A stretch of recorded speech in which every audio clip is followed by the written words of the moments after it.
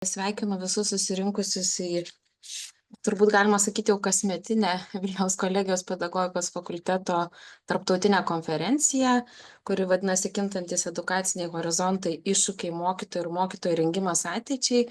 Tai čia susirinkę jau ne pirmą kartą o galbūt pirmą kartą, tai žinote, kad Vilniaus kolegija daug metų rengia mokytojus ir tikimės tai ir toliau daryti. Ir vykdami šioje srityje iš tiesų, domimės tuo, kas vyksta švietime ir tais iššūkiais, su kuriuo susiduria esami mokytojai.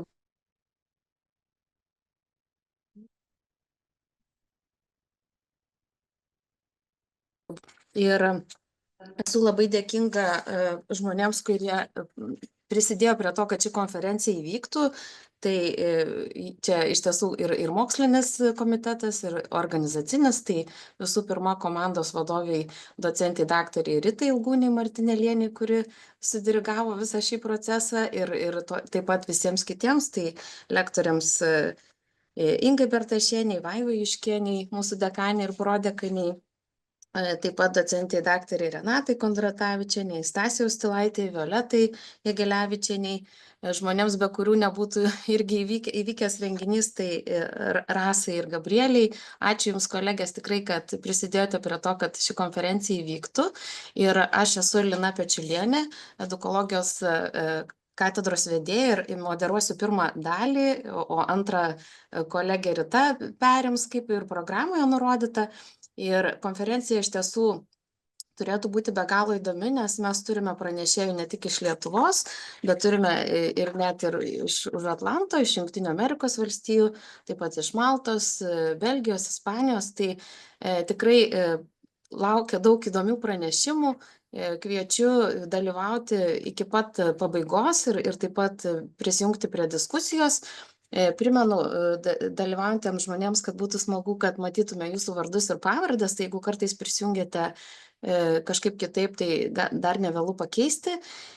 Ir pagal laiką, pagal situaciją matysime, kiek yra laiko, bet kviečiu, klausant pranešimų, pokalbių lange rašyti klausimus ir matydama, kiek laiko liko iki kito pranešimo, tikrai pasistengsiu juos užduoti pranešėjams, nes dėl didelio skaičiaus dalyvių, greičiausiai žodžiu nebus galimybės paklausti, bet aš įgarsinsiu tos jūsų klausimus, kuriuos rasiu pokalbių lange, tai labai kviečiu juos užduoti. Ir dabar žodį norėčiau suteikti Vilniaus kolegijos direktoriai, docentai daktarai Žymantei Jankauskienei. Prašau, direktorė, žodis Jums.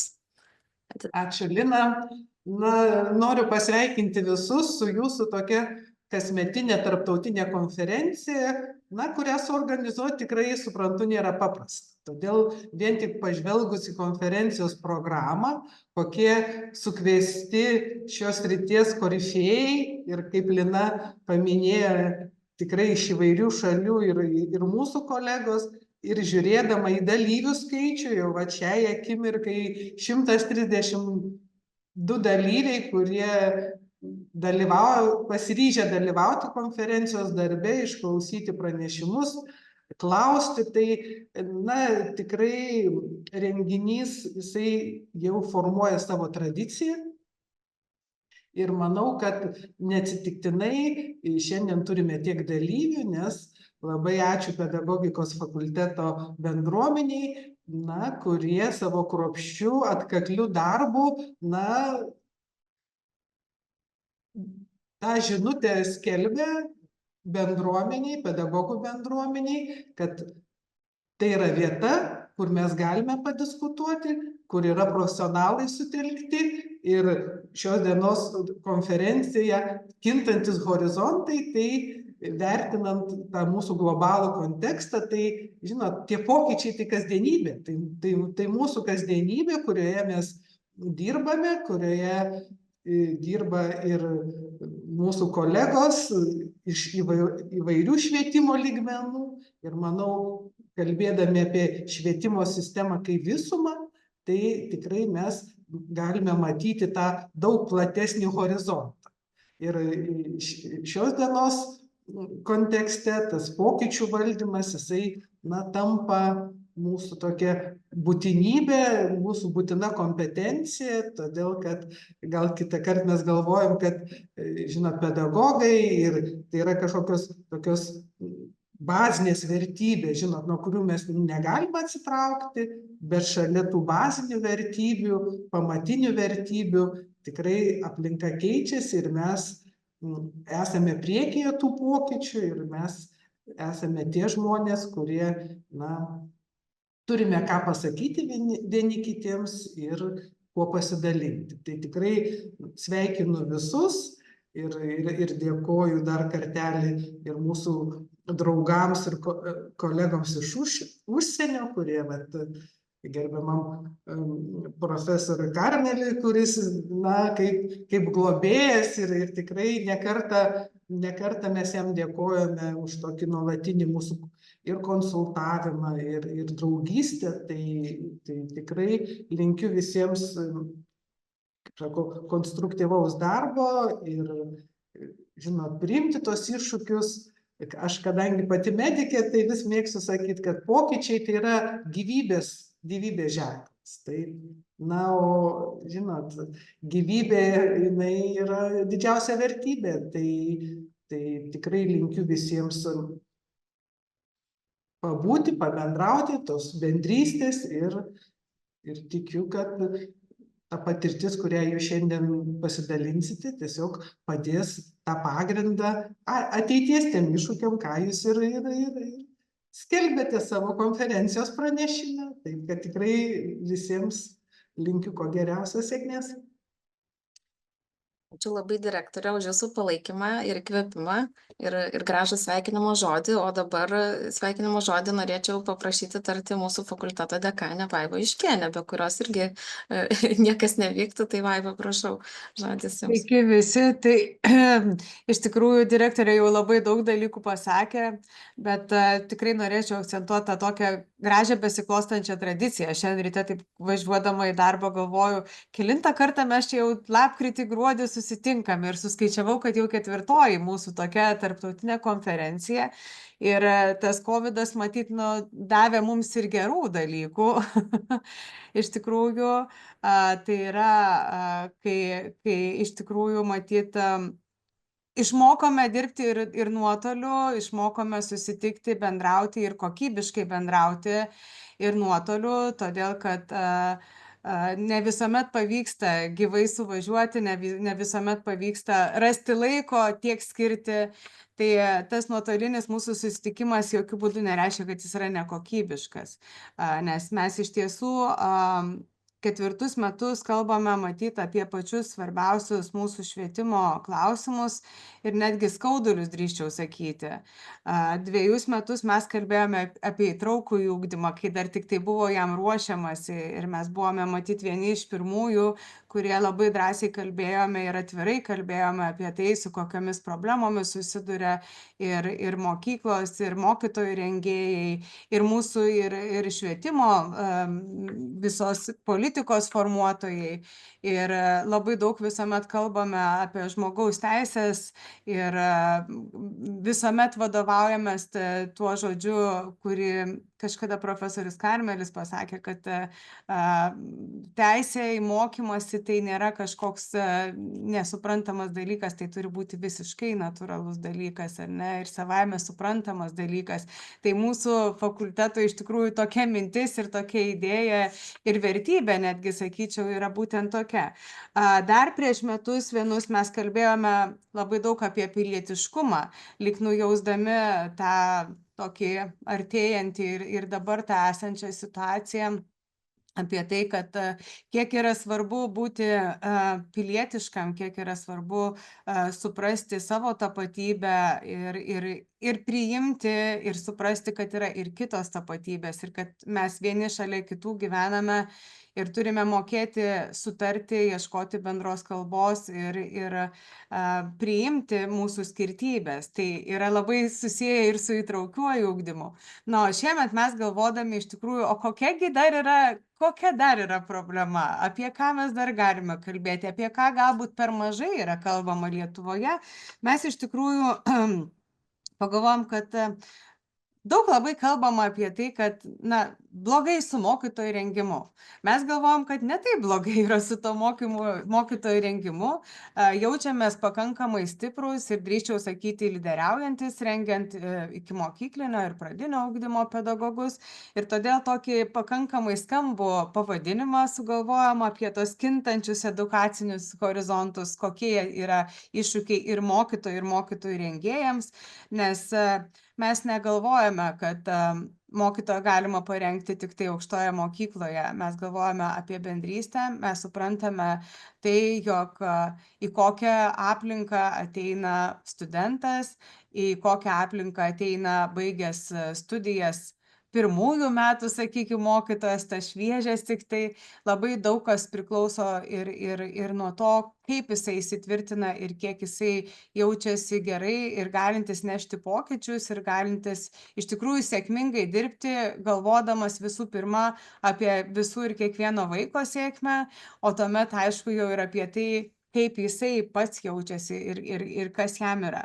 Tai šiandien tikrai labai daug ir įvairių temų, aš labai džiaugiuosi, kad iš tiesų visa puokštė didelė nuo Jungtinių Amerikos valstijų, kaip Lina sakė, ar ne, iki pat Lietuvos ir savo kontekstą mes pamatysim ir apie savo kalbėsim, bet mes negalime nekalbėti ir nematyti, kas vyksta pasaulyje, todėl kad tie pokyčiai jie visuomet ateina.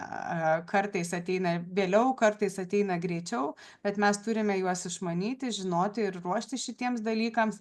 Na ir kaip aš sakau, kadangi esame matyti ta valstybė, kuri greičiausiai ir lengviausiai gali priimti pokyčius, nes mes nedideli, mums lengviau susitarti. Tai mums matyti ir reikėtų galvoti apie tai, kad tai, kas yra jau įprasta ir normalu, galbūt kitose pasaulio valstybėse ateina ir pas mus ir mes turime matyti irgi išmokti būti ir suprasti ir priimti ir bent jau žinoti tas tendencijas, kurios yra pasaulinės. Tai aš labai tikiuosi, kad šiandien iš tiesų bus labai turininga, labai įdomi konferencija. Aš labai džiaugiuosi, kad tikrai mūsų vardas jau iš to, kiek yra dalyvių, yra žinomas ir mes jau esame atpažįstami. Mums nereikia kažkokio papildomo labai didelio reklamavimuose. Jau žmonės žino, kur galima rasti gerą, kokybišką ir nemokamą turinį. Tai čia Vilniaus kolegija iš tikrųjų tokią savo pilietiškumo akciją drįsčiau ir socialinės atsakomybės akciją vykdo, dalindamiesi iš tikrųjų vertingais pranešimais ir vertingais pranešėjais iš viso pasaulio. Tai linkiu šiandien geros dienos, linkiu šiandien įdomios dienos. Kaip ir Lina sakė, tikrai labai skatinu ne tik tai klausytis, bet ir užduoti klausimų mūsų pranešėjams pokalbio langelyje, nes iš tiesų manau, kad kils klausimų, o jeigu ne klausimų, tai bent jau komentarų kažkokių tikrai galima būtų parašyti, nes visuomet mūsų moderatorė šauniosios Lina ir Rita ne pirmą kartą moderuoja, tikrai įgarsina tai, ką jūs sakote, ir pranešėjams taip pat visuomet yra malonu ir gera girdėti ir jūsų tą atgalinį ryšį. Tai dar kartelį geros, įdomios dienos, prasmingos, nepamirškime ir pertraukų, aišku, ir kaip aš sakau, per pertraukas nebūtina tik kavos gerti, kartais galima ir pavaikščioti ir pajudėti, čia apie mūsų jau sveikatinimosi dalykus. Ir kągi, tada matyt galim pradėti, galbūt truputėlį ir anksčiau, dar Linut gal ir mūsų tada pranešėjam dėl to ir dalyviams dėl vertimo, nes galbūt yra, nematau dabar tiek, galbūt yra ir užsieniečių, kurie prisijungia, nes gali būti, kad iš užsienio studentų. Yra, bet Rita pasirūpino, jau pasirūpino. laiškelį su informacija, tai tikiuosi, kad... Gerai, viskas, aš jau nebekalbu, linkiu visiems sėkmės ir tada jau toliau jau jūs. Ačiū labai, Vaiva, už tą apžvalgą tokią, ką mes esam nuveikę ir kokių dar turim lūkesčių ateičiai ir apie ką šiandien konferencija bus, tai tikrai labai jau nekantrauju išklausyti. Ir skubu pristatyti pirmą pranešėją, tai Tamara Šoli-Trachtenberg iš Ispanijos, Europos demokratinės kultūros ugdymo instituto. Labas rytas, Tamara, ar jūs girdite vertimą į anglų kalbą? Hello, Tamara. Can you? Hello there. Can you hear me well? Rita? Yes. Okay. Can you see the interpretation button, because the moderation will be in Lithuanian? So Yes, I have already activated the Okay. English. Okay. Thank you very much. That's kind okay, of that's you. great. Okay. So the floor is yours. We're looking forward. Okay, thank you. I'll try to share my presentation. If for some reason we have difficulties, I would, you have it, because we have some very challenging conditions right now in Valencia, which I will be sharing as well. I think you can see my presentation, right? Kaip matome, tik aš nežinau, ar lietuviškam kanale, čia techniniam personalui, girdžiu anglišką. Can you see the interpretation? Can you see my screen? I'm sharing the presentation. Yes, we see. Yeah. Okay, thank you very much. Okay, so thank you very much. Good morning, everyone. First of all, I would like to say how grateful I am to be able to take part in this significant conference, and congratulate the Vilnius colleague for this organization. My name is Tamar Trachtenberg, and I'm a PhD in education. I'm working for already 20 years in teacher education with a special focus on cultural diversity, inclusive education, and youth engagement. So for me, it's a real honor being part of this conference. In this presentation, I am sharing outputs from other colleagues as well, from Dr. Ana Casino, Maria Casino, which is an expert in inclusive education, very specifically in the context of gifted children, and Remedios Moril, who is an expert on teacher training in the itinerary of history teachers in secondary and secondary school education. I would like to start my presentation contextualizing, and I was actually very happy to listen to the contribution of the Dean, because she was talking about to which extent we need to prepare our future teachers, the pre-service teachers, to address questions of change and question of environment and circumstances. And I would try to go forward with this, but for some reason, okay. And this is our circumstances in Valencia at this point, because on the 29th of this month, there was a huge flood that devastated and destructed thousands of houses, many villages.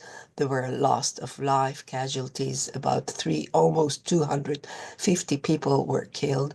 And our circumstances are absolutely a national catastrophe. And this has paralyzed the life in the Valencian community. And basically, we are having this is a disaster with a magnitude that impact all Spain. This is a national trauma. But the way we have chosen to address it is the way you see it here. And dear Rita and Dean, you were talking about the need to address changes and to address environment.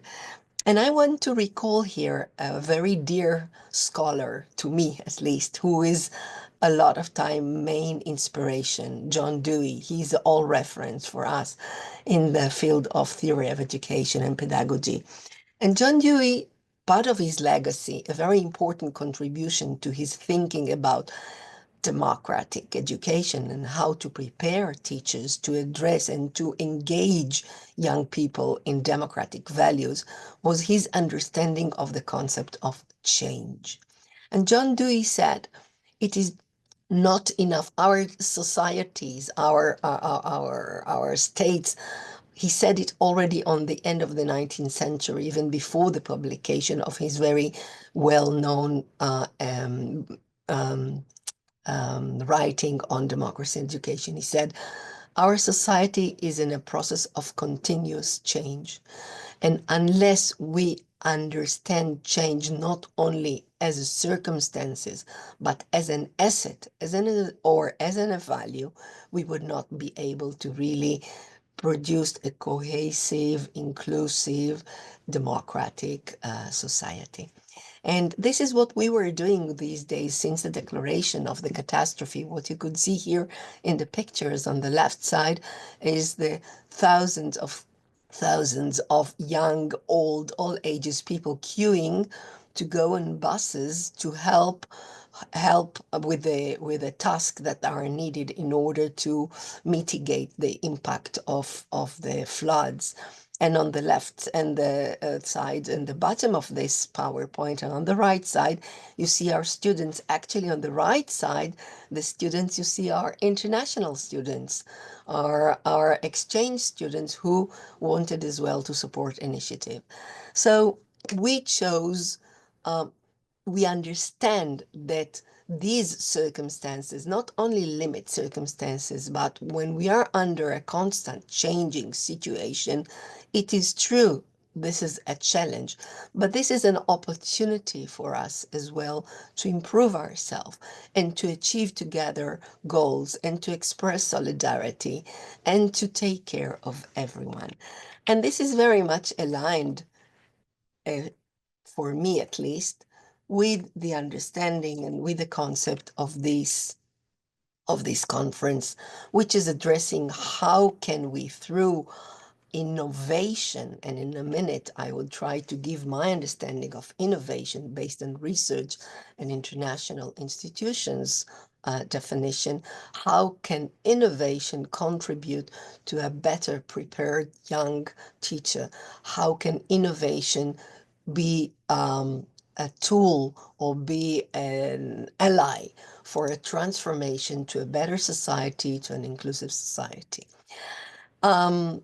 I want to clarify one aspect here, and this is that everything I would be sharing with you is obviously based on research and piloting of projects that we have implemented. At the same time, I don't like for this contribution to be very much research oriented or methodological oriented. I would like to really share best practices. So at the end of the presentation, you have our contact of the three co-authors of all this, the resource for publication if you're interested to go in depth into more research-oriented dimension, okay? So the work I would be sharing with you is based on a huge research contract, actually. We were assigned by the European Commission Joint Research Center. And the name of the project was Innovative, which is basically, if you elaborate, addressing educational needs of teachers in the European Union for inclusive education in a context of diversity. What was the reason the European Commission assigned us this project, and what was the aim? What was the aim of this work?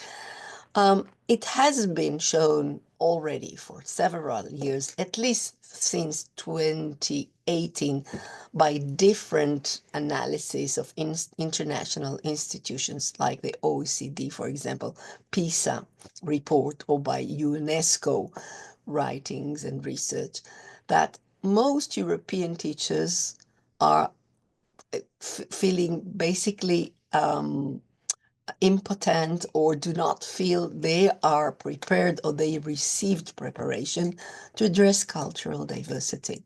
So in a way, most of them demonstrated feeling of helplessness, but a strong will to engage and to learn how to address cultural diversity.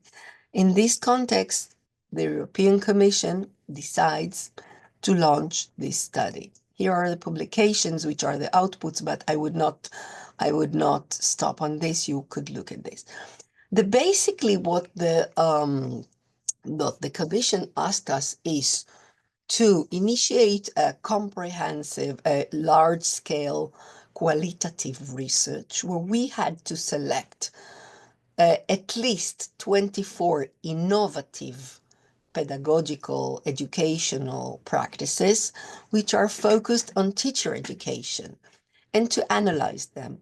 And while analyzing these practices, to extract from each practices the strength and to establish to what extent this practice achieved really preparing teachers to be interculturally prepared, and what were the elements that made this transformation or this formula be effective.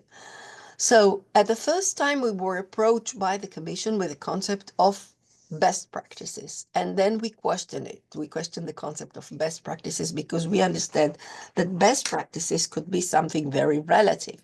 What we thought would be the right approximation is discussing innovative practices. Why innovative? Because when we discuss innovation, and I share with you here the definition, which is the OECD definition and some other expert. So definition means actually in being experimental in a disruptive, creative way, which means assuming elements of risk. It doesn't mean that we are risking and we are going to impact in a negative way, but being innovative means that we do have to pilot new approaches which intuitively or accidentally we implemented and were successful, and to learn how or what kind of achievements do we gain with this experience. So innovation in this sense, as the OECD states, actually occurs when teacher responds to the demands of reinventing and shaping their approach to teaching in the 21st century context, just as your colleague said before in the introduction. In this sense, what we did, we identified cases, we selected cases, practices that really deviated from traditional lecture model or let's say, teacher-focused approach in order to engage teachers or future teachers in the development of high-level skills such as critical thinking and creativity. So basically, what we were looking is for practices in teacher education that are reinventing and shaping teachers' capacity or competences, if you'd like, in the 21st century. So we were asked also, and this is a secondary, let's say, element that I would not be discussing today, but I do want to share. The Commission, when we were assigned the work for the identification of cases, said to us, listen, we have done a pilot research where we identified 8 dimensions where innovation could be taking place in the context of teacher education, okay? In the context of teacher education in the field that we were researching, which is teacher competence for intercultural competence of teacher.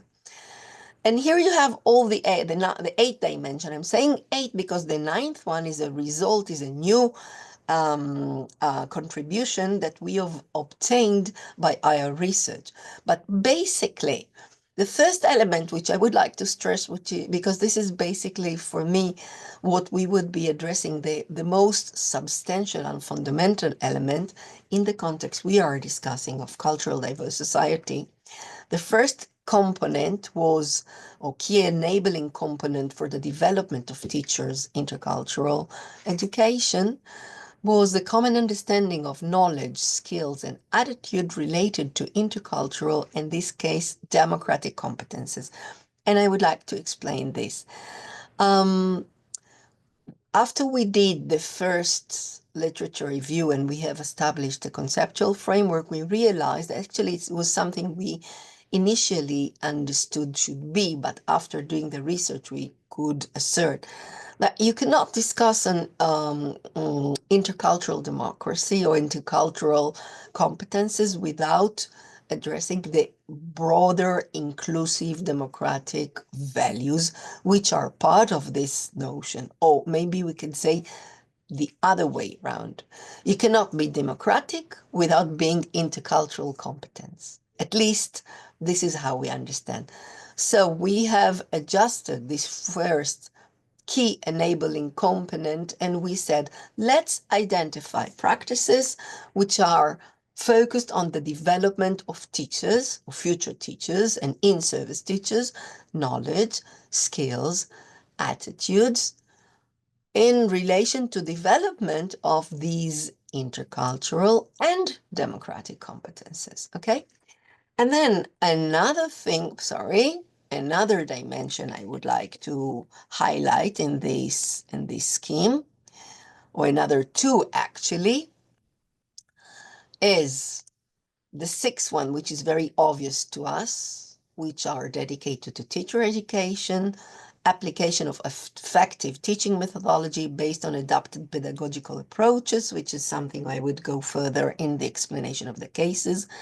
The whole school approach, which is the number 8 we were mentioning before, the community, it is absolutely fundamental to address the question of development of intercultural and democratic competences involving the whole community and providing future teachers and even in-service teachers the opportunity to interact with the community and to have interlocutors from the proper communities, minorities community, but not only minority community. And then the 9th element, which is the one we have added after we have finished the research, is a component which is absolutely fundamental and brings us to the discussion on the reference framework of competence for democratic culture, which is teacher educators with experiential knowledge about interculturality and diversity. And you would ask me, and what is this? What do you mean by that?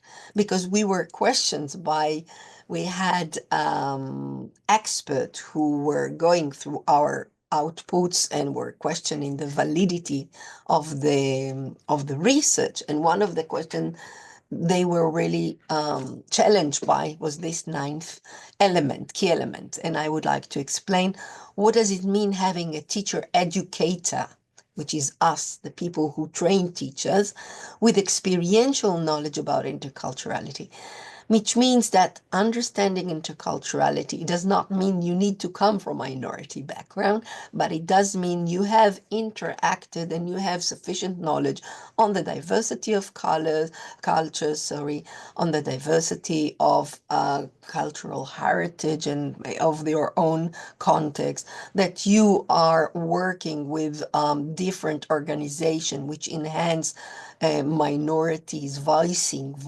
minority youth, minorities in general, and that you yourself are intercultural and democratic, competent teacher educators. Okay, so we went through different frameworks because we did not have to invent anything. All this information has been researched, have been elaborated, and have been introduced into conceptual frameworks by the UNESCO. You have here on the left side the UNESCO manual on the intercultural competence. When we have the cultural competence tree, we have in the center global competence framework, which was elaborated by the OECD. And on the right side, we have the reference framework of competence for democratic culture, which was elaborated by the Council of Europe. And for us, we have identified this framework as the ideal framework with the most coherent conceptual approach to the European Union understanding of values and priorities. And this was for us the reference to select the best practices, the cases. So what is this, I'll go back. What is this model of the reference framework of competence for democratic culture? I will give you a bit of background and I will explain. Council of Europe is doing a huge and significant work on educating for human rights, for human dignity, and a state of law.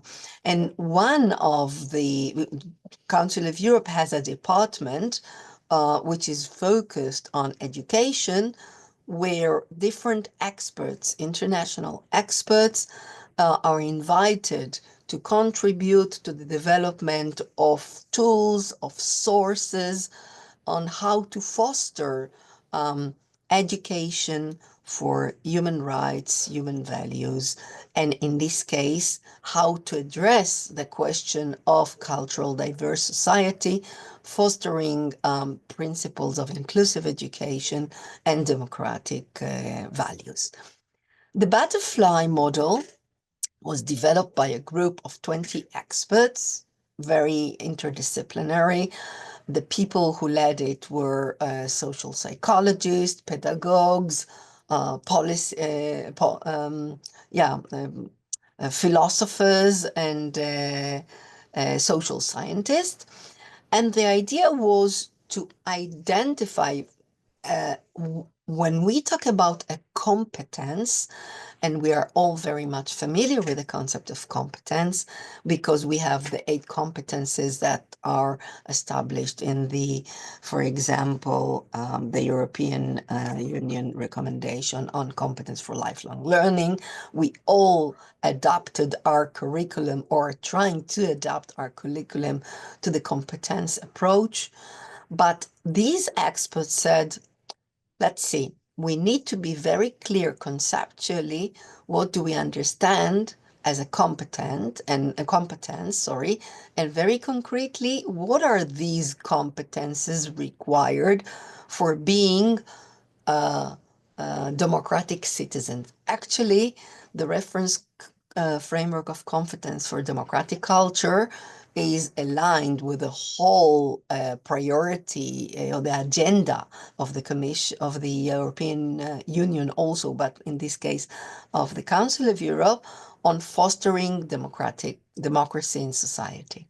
So as you can see, for the Council of Europe, for the expert, the development of competences for democratic culture requires 4 different dimensions to be enhanced.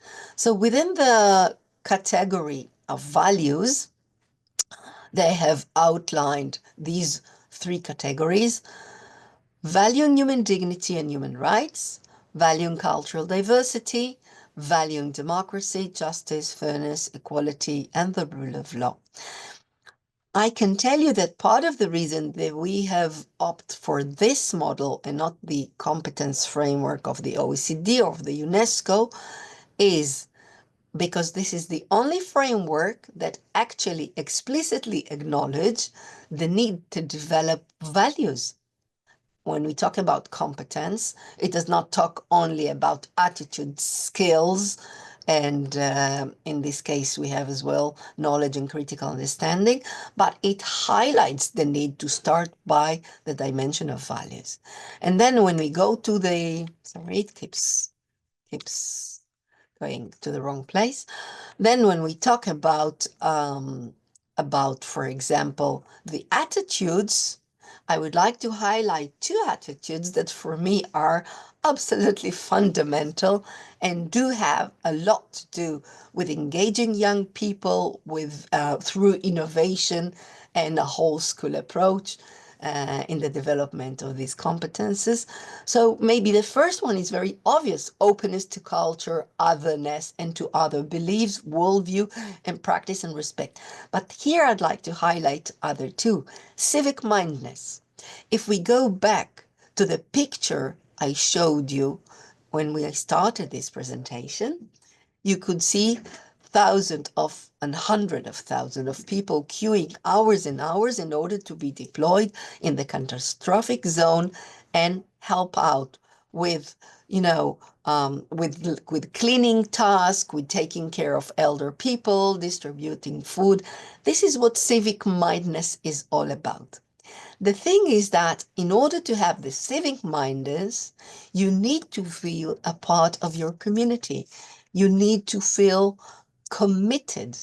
In order to be committed to your group, to your community, in order to develop the civic mindedness, it is absolutely fundamental, first of all, to be acknowledged and to be seen as part of.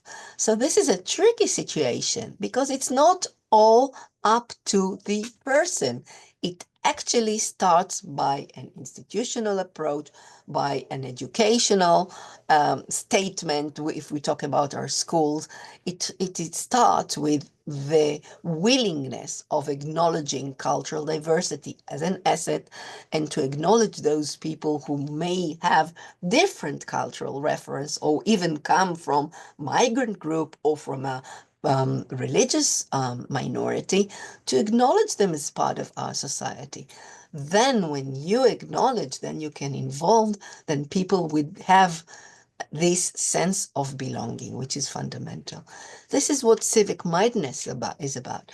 And then tolerance of ambiguity is another concept which I believe is highly important, and it is very much related to the development as well of critical knowledge and critical understanding of a comprehensive understanding of the world.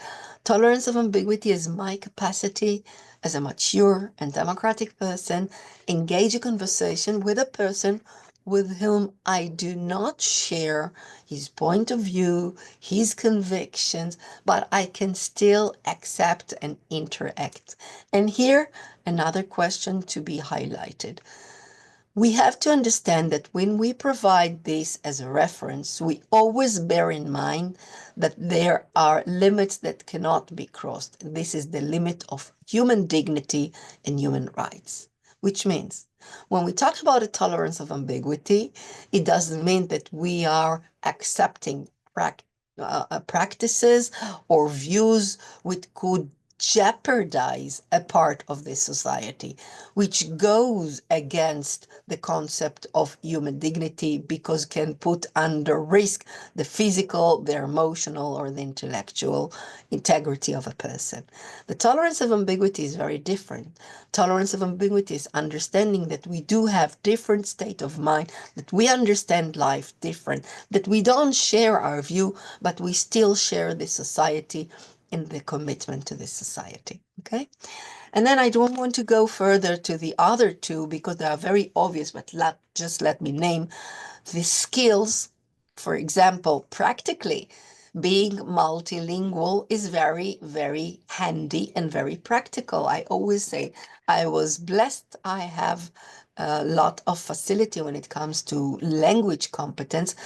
And what our students a lot of time do not understand, that learning a language is not an instrumental or technical learning process. It opens the door to different cultures, to different experience, to interact with people whom you would not agree, where you would have to withdraw your tolerance of ambiguity capacity, but it is the most enriching thing ever. So those skills that you have here can be easily incorporated and articulated within our curriculum, actually.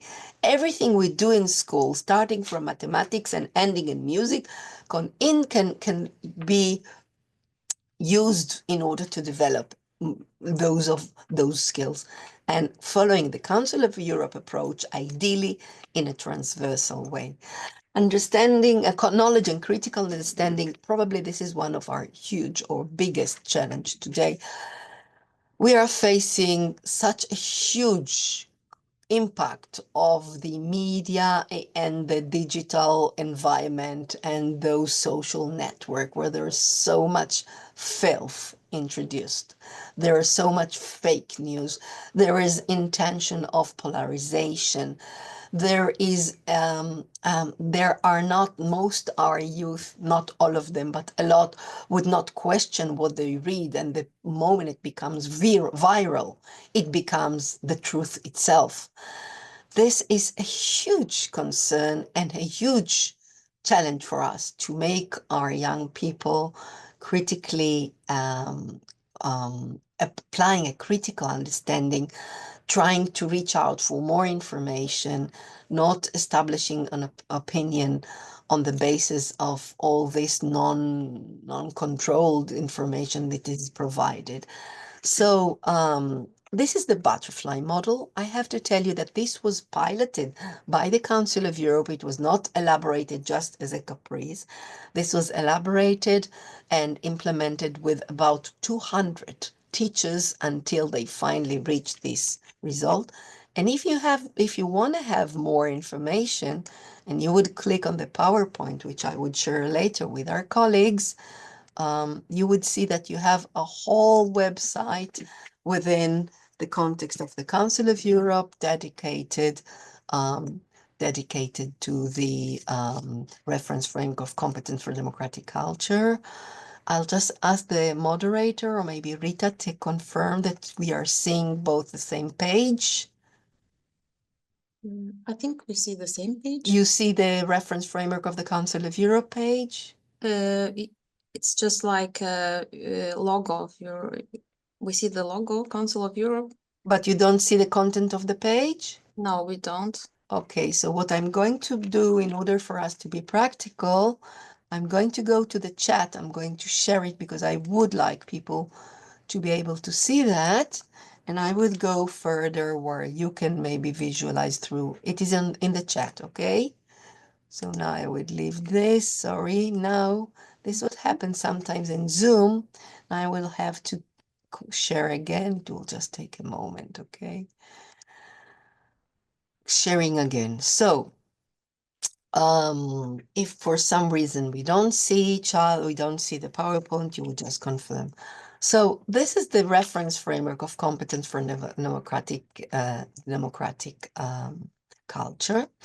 As I said, it was piloted by the Council of Europe, and I was very, very lucky to be invited to the part where the Council of Europe established an expert group for the training of in-service teachers on the RFCDC, as we call it.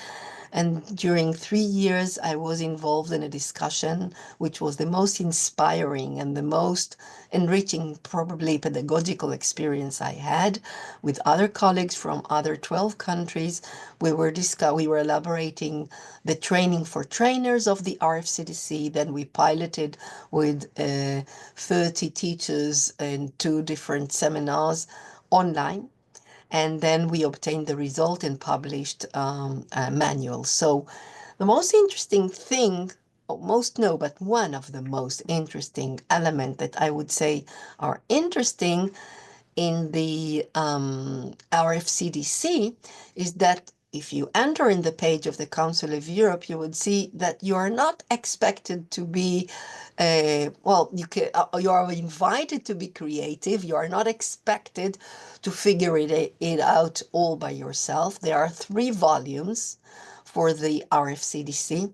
And the second volume is very, very interesting. It was developed by psychologists, by social psychologists and sociologists. And it offers actually a scale to measure, to measure and to establish to which extent the person, in this case students, let's say, are really developing intercultural and democratic competences. So each one of the elements in the 4 butterfly categories has its own scale, where through a formative evaluation, where you identified within the context of applying this, the grade to which the person actually developed this element or this competence.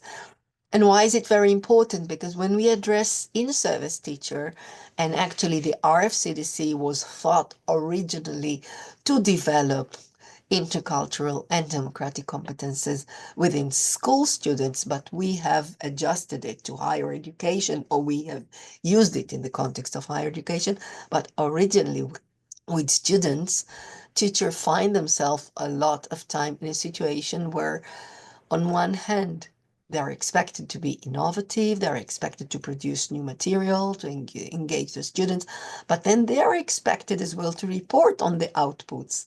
And they find themselves in a frustrating situation where they cannot measure the outcomes of the learning process. So in this case, if you are concerned with needing to report, if you need to report further to the qualitative evaluation, you have those rubrics with a scale, which will help you observe and identify to grade into which your students actually have developed this competence. Okay. At this point, I've explained our context, the innovative projects. Just reminding you, we were discussing about teacher training or future teacher training. I explained our conceptual approach of the RFCDC. Maybe I can just add, in order to be coherent with what I myself have established as common understanding, that not only we have chosen the RFCDC because of the butterfly, but because another two elements. When we talk about common understanding of cultural diversity, we thought it is no longer relevant to talk about cultural diversity, but we have really to discuss human diversity. Because if we are fostering and we are striving to the inclusion and the acknowledgement of each individual in this society, then the cultural, the cultural heritage of a person is very important. It shapes him, but partially, because we are all born in a certain context, but then we are assimilating a lot of reference in terms of values, attitudes, even skills, and critical understanding from our context, our surrounding. We can be a minority, a religious minority in a society. We still celebrate, for example, we can be Jews or Muslim and celebrate Christmas because it became our national identity referent. We can come from a migrant background and maintain our language. We are Chinese. We were born in a Chinese family, but we were born in Spain or in Latvia or wherever. And we feel very much attached and very much identified with the culture of the place. So, first statement, I think we need to discuss about how to address human diversity and not cultural diversity. We need to mainstream within the context of politics, educational policy, the discussion on cultural diversity, not in terms of migrant, but in terms of including everyone. So it is very, very important as well for us. So as I said, human diversity, mainstreaming the discussion. And the third thing we thought was very important, and it is present in all our cases, is developing sense of belonging, okay? Am I just asking the moderator if I'm okay with the time? Would you like me to leave some space for questions so far, or should I go further? It's up to you. Actually, we have a lot of time, so it's no problem. Okay, so let me advance a bit more, if it's okay, Lina, and then we can leave time for questions, okay? So now I would share with you example of two cases that we actually implemented ourselves on the grounds of the results we obtained of the research. And just want to share with you the elements that we took in consideration once we chose our cases. Okay, so what are the cases that we selected? We finally identified, after recollecting about 120 innovative cases in the context of teacher education, we have selected 21. There were 19 from Europe in general, not only European Union, and there were 2 from Canada and from the Canada and Japan, because they were absolutely innovative, absolutely coherent with what we were looking for. So we selected cases that prioritize an approach that emphasize the need to experience democracy rather than learning about democracy, providing experiential knowledge of interculturality. What do we mean by that? And this already brings us to a pedagogical approach to innovation when we want to develop IDC. IDC, intercultural democratic competences. Okay, it is very important to study our history. Actually, the recent history of Europe is still, unfortunately, very present in our today's life, our conflicts, our war. It's not enough to teach on history without entering and addressing the real challenges we went through, not introducing students in a learning situation where they can actually engage in a critical understanding if we want them to really to develop the commitment with, for example, human dignity and acknowledging cultural diversity as an asset. And I will give you an example. We all remember the case of the trial of Adolf Eichmann in Jerusalem. And we all know that Hannah Arendt, who came from a German background and was a successful social scientist and a journalist in the United States, was asked to do the report on his trial. And when Hannah Arendt present her conclusions in a book which is called Eichmann in Jerusalem, she comes out with a theory. And this theory is called the banality of evil. And what Hannah Arendt sustained, that was the most, I would say, shocking evidence for her when Eichmann was asked about his responsibility for the massacre of millions of Jews, of non-Jews, of gypsies, of political opposer. When he was asked, well, do you acknowledge your responsibility? You were in charge of the whole mechanism of the transporting of people to the death camps and to the genocide. He said, no, I'm really sorry, but I am not responsible because I only did what my administration expected me to do. It was not my direct responsibility. I even had Jewish friends at the time.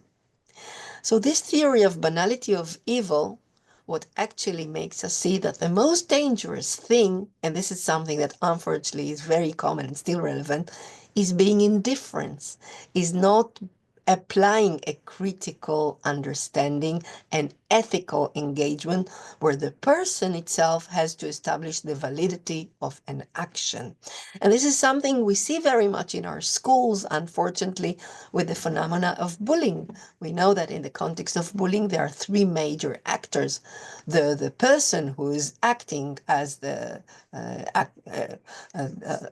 major of the action, then you have the victim, and then you have the spectator. And what Hannah Arendt came to tell us is that the role of the spectator is as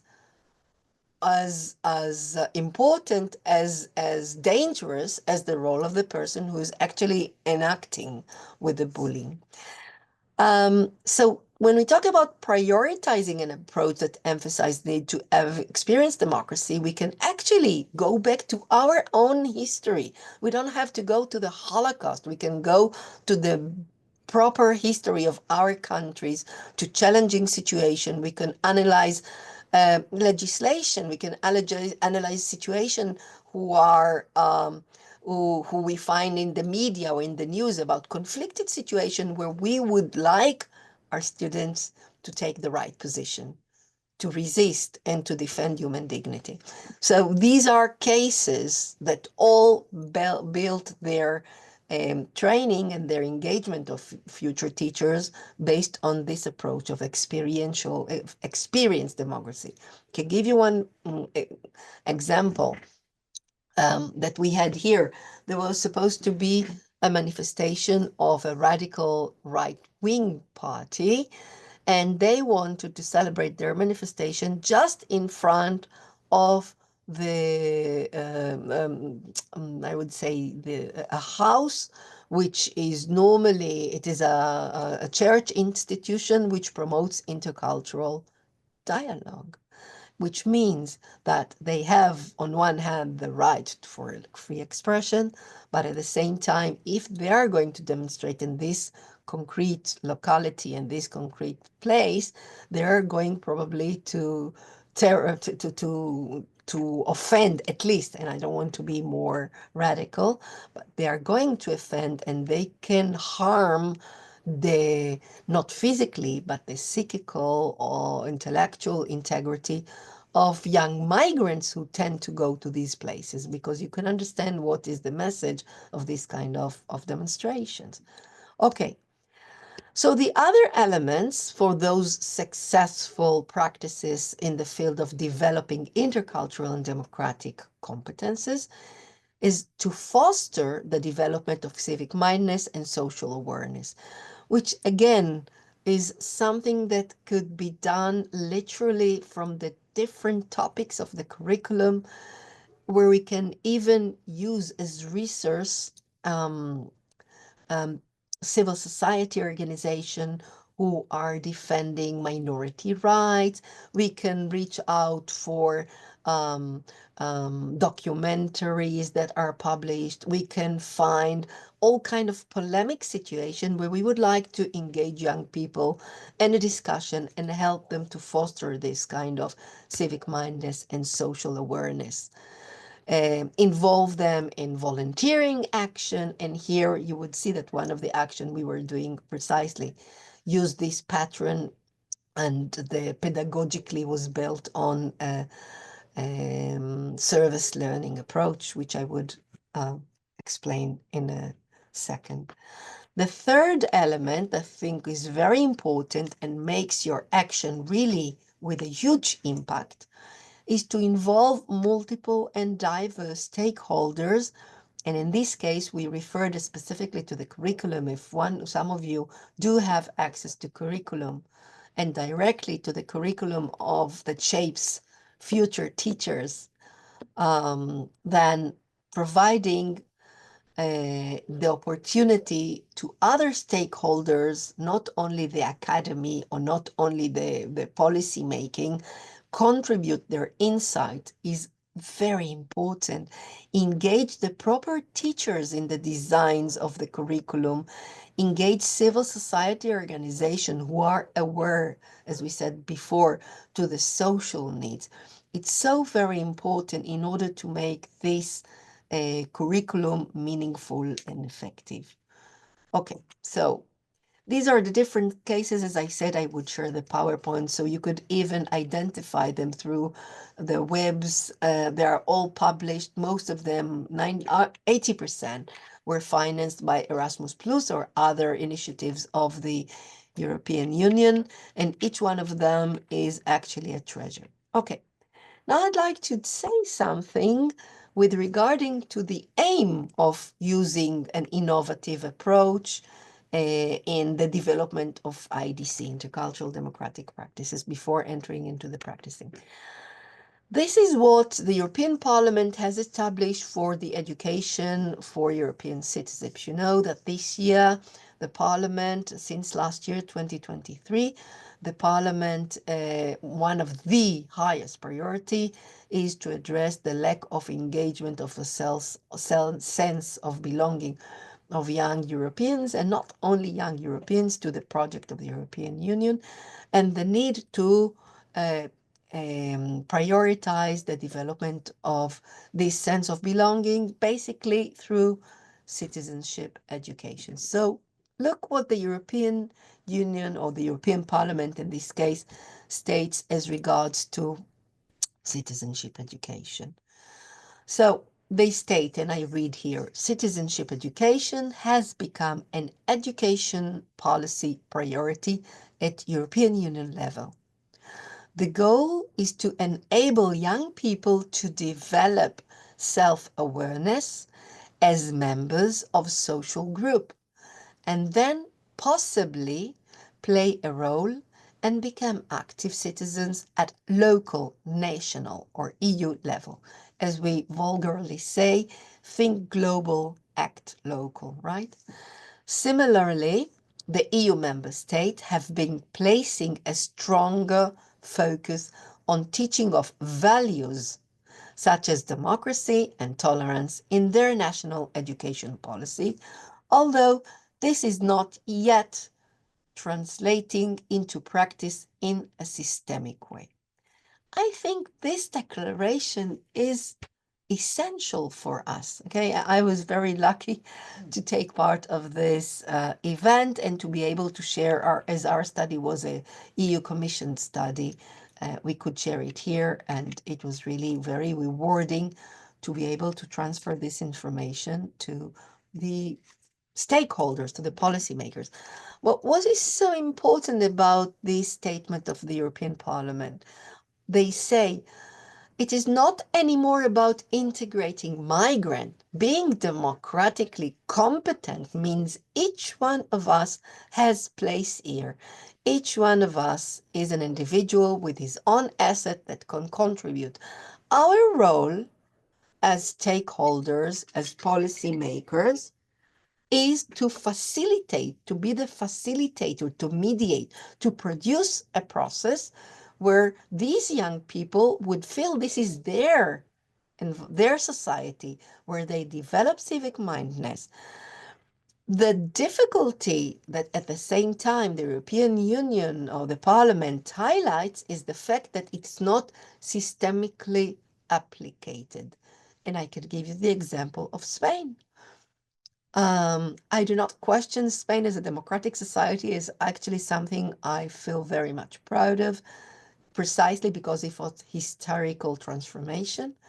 But we don't have citizenship education at schools.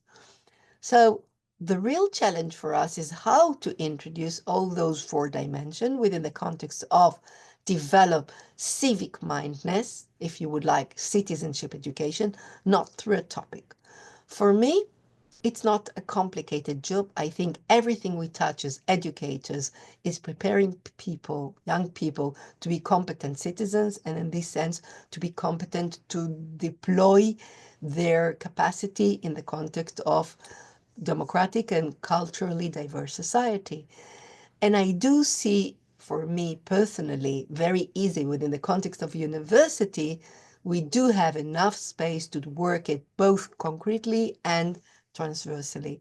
But it's true that in terms of school teachers, in-service teachers, this is still an issue or a challenge because they feel very much insecure.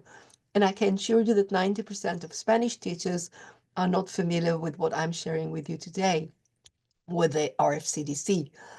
Although Spain adhered itself to the RFCDC agenda and is trying to introduce it within the teacher education, but still it is, still we have the problem of the disassociation between our university work, the teacher education work, and what is happening in the field. And this is a call for all of us to try to be more connected with what is happening at school and in the field, because this is where we can really significantly contribute. But then we have to be more humble. We have to listen to teachers. We have to listen to other education providers like non-formal education agency, and we can both learn from each other and together consolidate a proposal. Okay, so now I'm reaching the examples. I would just name 3 of them, and I would just open the floor if we still have time to address questions if you would like. This is a project focused or based or parts from the RFCDC of developing civic mindedness and social and civic mindedness and engagement of young people. With social education I would say workers that are not introduced into their training with us. They are 3-year students, so pre-service. They are doing the itinerary of social education and pedagogy. And this is a project we did with a high school which we collaborate quite intensively. And the idea was, it happened, the year was, it was 2 years ago, when the Ukraine conflict, when the Ukraine, with the Russian invaded Ukraine and the war started. And we thought we cannot ignore, although it's happening in another place in the world, these people are being prepared to address all kind of limit situation of conflict. We wanted to make them aware and to develop empathy and commitment with these kind of events, as actually Spain received a lot of migrants, more refugees, not migrants. And what we did, we, instead of, this is a topic which is called youth engagement, and we have switched the role. We gather them. It was actually my class, so it was very easy. We gathered all together and I asked them, what do you think you could do in order to bring the message of what is happening now in Ukraine and our obligation with the Ukrainian people to young people at schools, because they would suddenly find themselves with a lot of new refugees that might suffer from problems of communication because of the language. People would come traumatized. We need to be there in order to embrace them. And during the whole semester, they prepared, I would say, a seminar, a one-day seminar, where they've learned about Ukraine, where they have developed dynamics, non-formal education dynamics, where they have obtained information through interview with different families who arrived. And we celebrated an event in the university where we invited two groups of young school students, aged 14 to 16, where the protagonists were the students. My subject was youth engagement and non-formal education. They had, in order to prepare this, do all the reading. We did not sacrifice the curricula. They worked, but they were learning by doing. Then we celebrated the event, and they were so lucky, and you could see there in the center those two lovely Ukrainian girls, that one of the families I contacted and we actually adopted in the family in the university. One of them was involved in the Voice project in Ukraine before the war started. And so we actually asked her, we said to both young girls, we want to see Ukraine as you see it, not the destruction. We want to see the beauty of Ukraine. We want to see Ukraine culture. And she sang to us. We did some cultural presentation on the country. Her elder sister showed a PowerPoint she elaborated with her colleagues in school about Ukraine. So this is one example of something you could do. In this case, it was with school students and with university. Both worked separately in the context of their curriculum, because in the school they worked with the history and the geography class teacher on, and then they worked with music teacher as well. And in the university, they've worked with me, but basically then they self with their resources, I shared resources, and they themselves prepare the whole activity.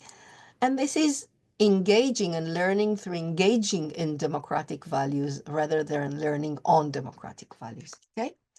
So another example, this is a project which is probably for me the highlight of everything we do.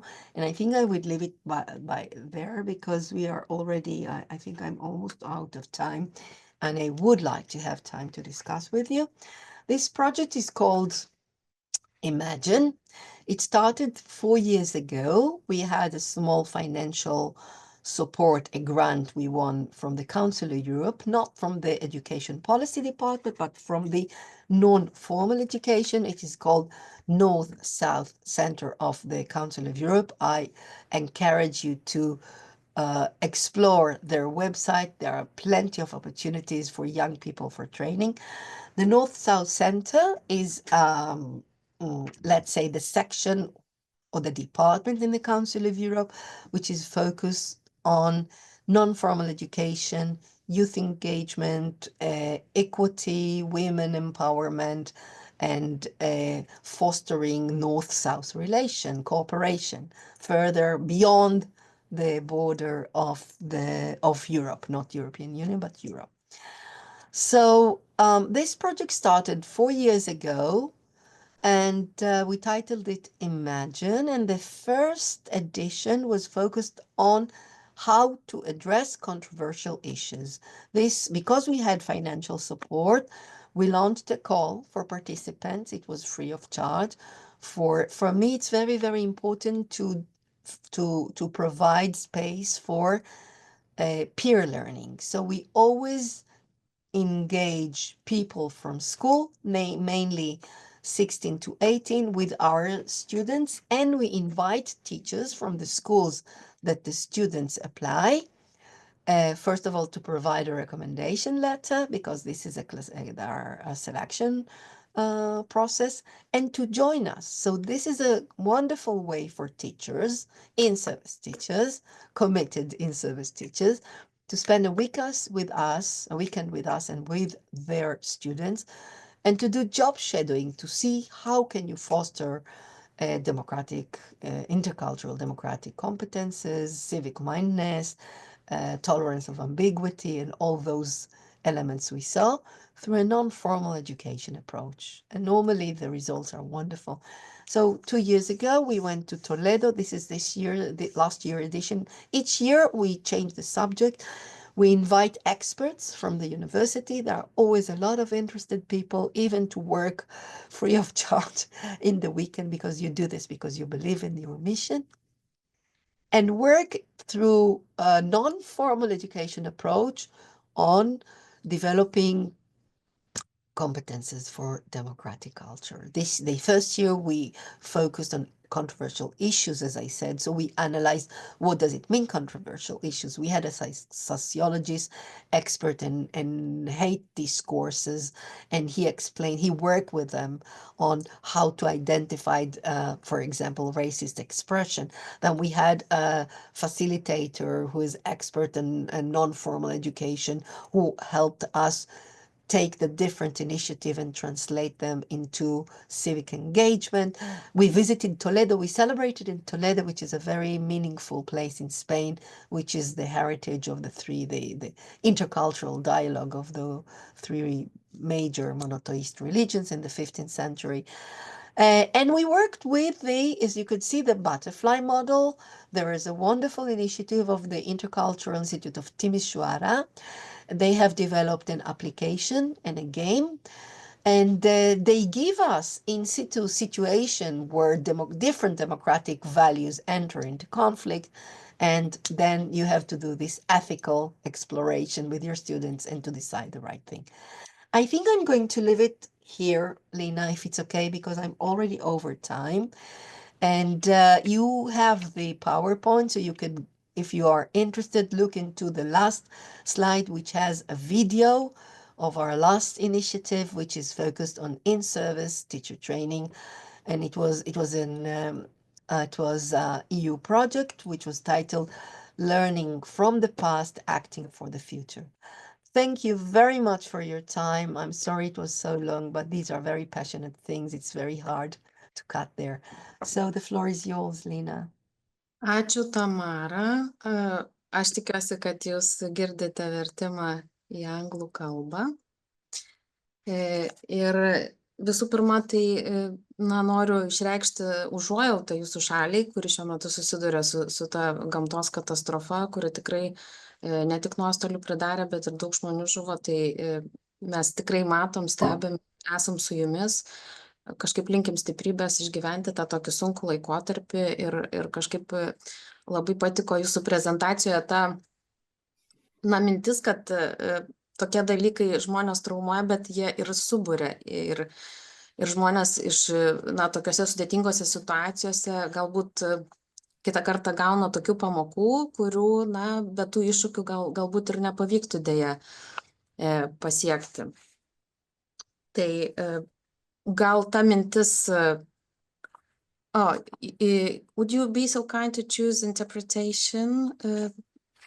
into... Yes, I do have it in English, but I don't hear anything. Is the interpreter active?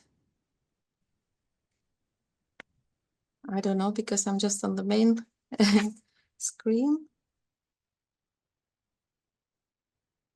Ar vertėjas... Yeah, now I can hear translation. Gerai. Tai tiesiog trumpai dar pasakysiu, kad tikrai labai užjaučiame jūsų šalį dėl to, kas nutiko ir tikrai stebime ir esam su jumis ir laikykite, siunčiam jums palaikymo žodžius ir tikrai kažkaip išgyventi tą tikrai nelengvą laikotarpį ir dėkoju už tą tokią viltį, už tą parodymą, kaip tokie iššūkiai gali žmonės ir sustiprinti. Ir sudaryti sąlygas galbūt tai visuomeniai, bendruomeniai pagalvoti apie tas tikrasis vertybės ir apie ką jūs kalbėjot. Ir labai ačiū, kad parodėt, kaip galima ugdyti būsimus mokytojus demokratijai, ne tik kalbant apie demokratiją, bet patiriant demokratiją. Tai demokratijos žodį dar šiandien girdėsim ne vieną kartą, dėl to, kad atrodo gyvenam demokratiniai visuomeniai, bet vis dar yra iššūkis. Demokratija patiria grėsmę. Kaip bebūtų netikėta, atrodo, kad kai tik užmiegi, tai blogis tikrai nesnaudžia ir stengiasi sugriauti tas demokratinės visuomenės vertybės. Tai ačiū Jums labai už tą visą informaciją. Aš irgi išsisaugojau tą nuorodą Jūsų, kad galėčiau vėliau pasižiūrėti, nes tikrai labai daug medžiagos matau yra, tai čia tik mažą dalį Jūs pristatėte. Tai labai dėkoju ir dabar žiūriu, galbūt yra klausimų, bet lyg ir nematau. Tai gal vieną tokį labai trumpą klausimą tada užduosiu pati. Kalbėdama su studentais dažnai apie pokytį, tą būsimiems mokytojams, mes su jais diskutuojame apie tai, kaip reikėtų gal transformuoti švietimą, ką jie nori atsinešti, kokį jie švietimą nori kurti. Ir jie susiduria galbūt su ta problema, kad jiems pristinga drąsos tame kontekste, kuriame jie yra. Ir jie tada sako, kad aš nežinau, ar aš turėsiu pakankamai drąsos dirbti kitaip ir elgtis kitaip ir atstovauti kitas vertybės, jeigu mano aplinkoje, mano darbdaviai, mano kolegos, jie nepalaikys manęs. Gal jūs norite, nežinau, kažkaip sureaguoti į tą tokią mano studentų išgyvenamą tokį rūpestį, ar ne, kaip ryžtis tiem pokyčiam, kai aplinkoje gal stokojama to palaikymo. Tikiuosi, kad pavyko išgirsti mano klausimą. Yes. Thank you very much for this question. And I think it's so important. And this is something that most of our students probably share. I think what is important for them to understand, and for us as well, that their values are everyone's values. Normally, there is a lot of, most teachers are afraid, actually, even in-service teachers, when they are in school, when you introduce new elements, you always feel resistance because systems are accommodating themselves, and it's very hard to take a step which requires, it's a risk. You do not want to risk what you have achieved. You cannot ensure the results, so it's you yourself feel unstable.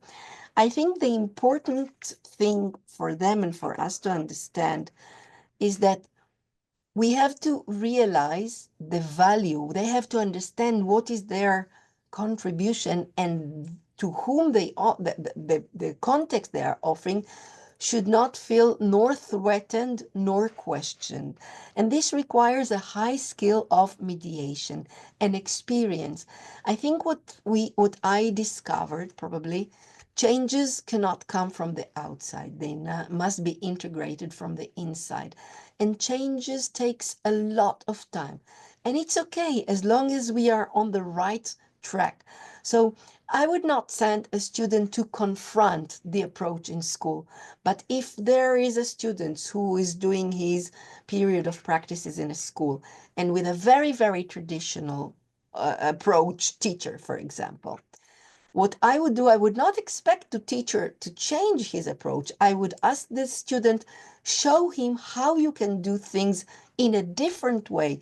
The moment he sees the results, he would come up. Don't ask him to do a Kahoot or to do any kind of something that might seems to him inconceivable or challenge his routine. And I think this is something that this is, in a way, I feel it is our responsibility as educators, teacher educators, because during years, the message we gave to our students and the message we received as students in school is, you cannot make a mistake. But if you think on the natural cause of things and you see, how does a child learn to walk? He falls so much time, he fell so much time until he finally needs to walk. But the difference between this natural biological process of a child learning to walk and our students is that we cannot permit ourselves jeopardize. We are in a position of responsibility. So there are certain mistake we can do, but we should start with our classes. They should understand that an exam could be repeated 100 times and it's not a big deal. The exam is the source for you as an individual to learn about your knowledge. It's not about the teacher to establish your capacity, your professionality. So there's a huge mentality change we need to do as teacher educators. We need to invite them to make mistakes so we can support. We need to invite them to, even if you, I'm very respectfully saying them, but to us to explore our mistake, because we are in a process, in a continuous process of learning. I think it's a change of our mentality.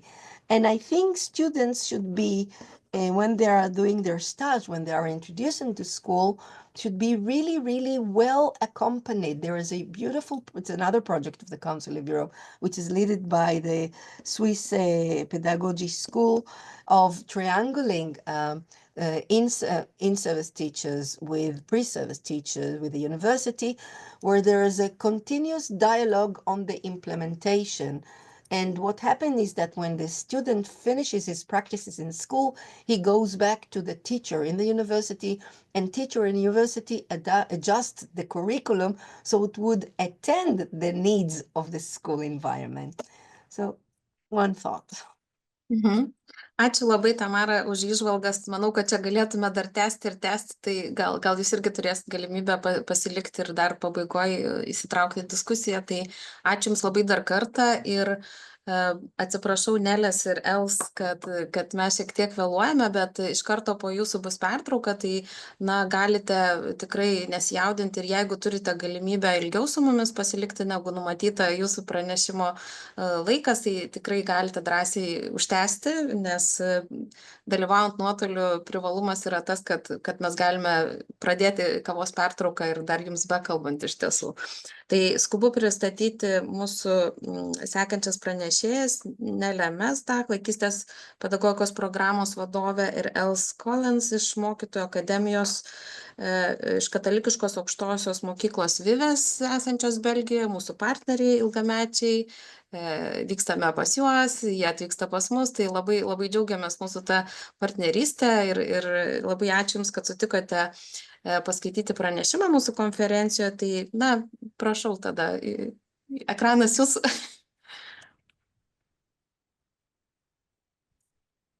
Tiesiog priminkite kolegiams, kada pakeisti skaidres. Gerai.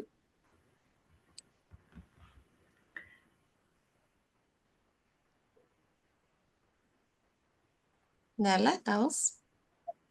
Can you hear me? I'm Els. Okay. Good morning. Good morning to all of you. Thank you for having us here. First of all, I really want to thank the previous speaker to share the ideas on the democratic framework for the competencies for democratic culture. Because they're very close to our project as well, and they actually are one of the bases of our project. So that's a very smooth, go from that presentation to ours. I'd like to welcome also my colleague Els. Together we will tell you something more about our task project. It's a teacher academy on sustainable communication. And we are aiming also for social change by introducing sustainable communication, by using and applying sustainable communication in our own life and in schools and in society. Because there, if we take little steps, as said before today, we can make a little change, and one step at a time we can make the difference. So the task project about sustainable communication, it's a teacher academy. It means it's a project from the European Commission that really focuses on teacher training, on teacher educators, on those who are guiding and taking the future teachers into account and make them stronger, make them resilient, make them agile teachers for the future, and give them the necessary tools and skills to be the teacher in their classrooms in our society. Next, please.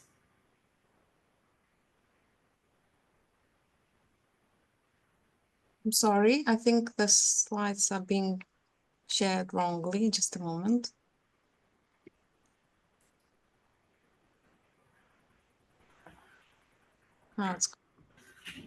Okay, thank you. I really want to start with our partnership. We already have 15 years of cooperation with your Vilniaus college, the University of Applied Sciences, and this is one of our main partners. Next to this, we are partners from 7 different countries, and we are 12 institutes. Most of them are pre-service or in-service teacher training institutes, meaning pre-service for new teachers, and continuous professional development for those institutes who are working on with the in-service teachers. So the countries involved are Germany, Belgium, Spain, Lithuania. I'm having a look to the different countries. So we have the ECOT Academy from Belgium. We have also the Pedagogische Hochschule Ludwigsburg from Germany. We have the Meraki project from Valencia in Spain. We have another partner in Spain related to in-service training in Murcia. We have the Vilnius College in Lithuania. We have also a partner in Portugal, connected to especially in-service training. Then from Romania, we have the University of Timisoara, as well as the one from Babes Baldoi. And then we also have a school. The school is centered in our overview of our partners, because we really want that connection with the teachers themselves. You will see throughout the explanation of our project, which is only in the middle. So we are still developing and trying to make, to realize what we're aiming for. And the school, there is a very important partner.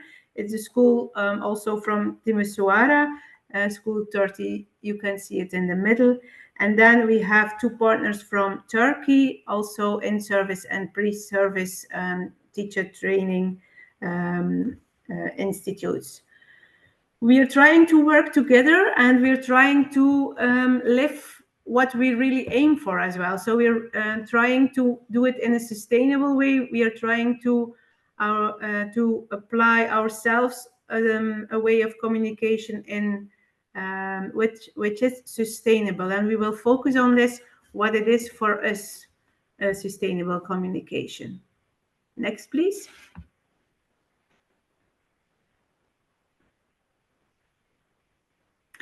Yeah, to start with, I really want to share with you why we started this project. We came together for 1.5 years and we were partners who really saw the same challenges.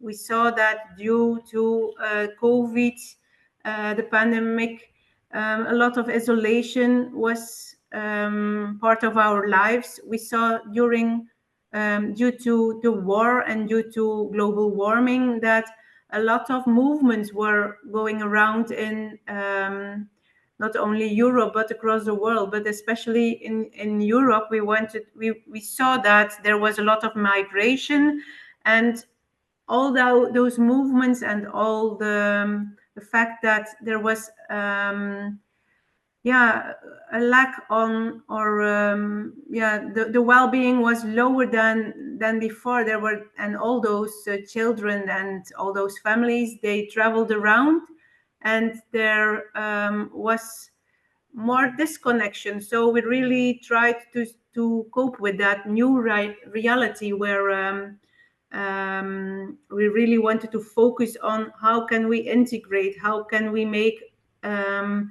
our schools, which are small societies, how can we make those schools a place where each one of us has a place. So that was the cause, the why we started this project. We, of course, together with Vilniaus College, we did a big literature study, and we came across several projects who were also focusing on social inclusion, on how to contribute to equity and so on. So the Horizon 2020 Brave project was really an inspiration for us, one of the inspirations for us, because there the focus was indeed on contributing to more resilience for teachers, where the project, the Brave project, was more on how can we as teachers give us tools to do it with the students and make them more resilient. The Teacher Academy we are working on was taking the same entrance. How can we make the teachers more resilient? How can we make them agile? How can we train and support them to contribute to more inclusion, to diversity, to a democratic way of living together? So there was a big need for teachers to be more skilled in it. And this we took from the literature and also own research we did in the different countries to see what are exactly the challenges, the struggles where teachers are that the teachers are facing. Next, please.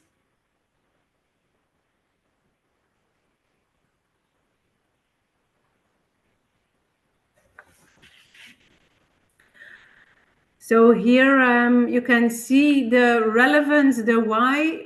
This is what we came up from our needs analysis together with Vico, that there were 7 big struggles that were highlighted by the teachers in the new, more diverse reality as it is right now.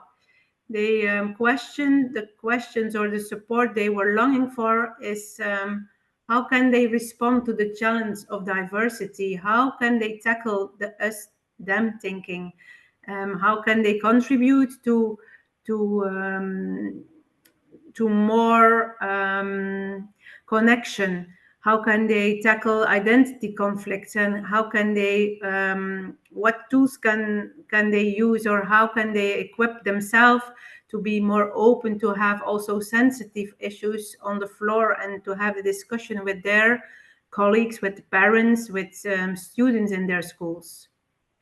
Another challenge they face was they really want to engage in dialogue with all stakeholders of schools, the children, colleagues, parents, and also external partners. How can we cooperate? Because dialogue and talking to one another, really understanding one another, is a first step to a bigger cooperation, and to really understand one another and to be able to live together. The third struggle they highlighted, or the literature and the research highlighted, was we really want to be stronger to contribute and install a safe life and learning environment in the classroom and at school. So this was also highlighted by the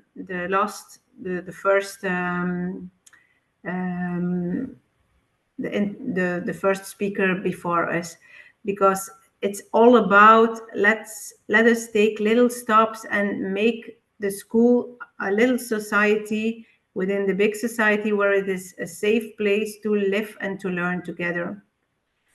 The fourth challenge that was highlighted was they wanted to cope also with poor social emotional competencies in the classroom and at schools. They want to grow also in social skills and improve the development of digital skills. And they really wanted to see how we as a European education area, how we can contribute to really learn from one another, because our schools are so diverse. We really need and we really long for sustainable cooperation along the different European states.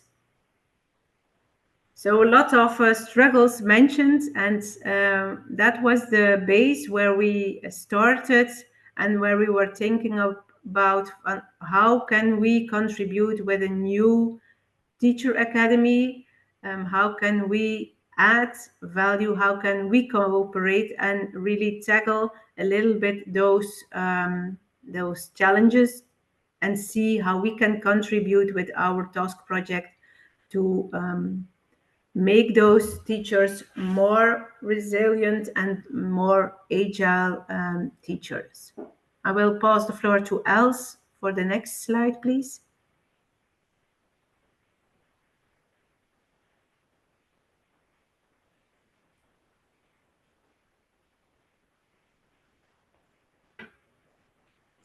Thank you, Nere.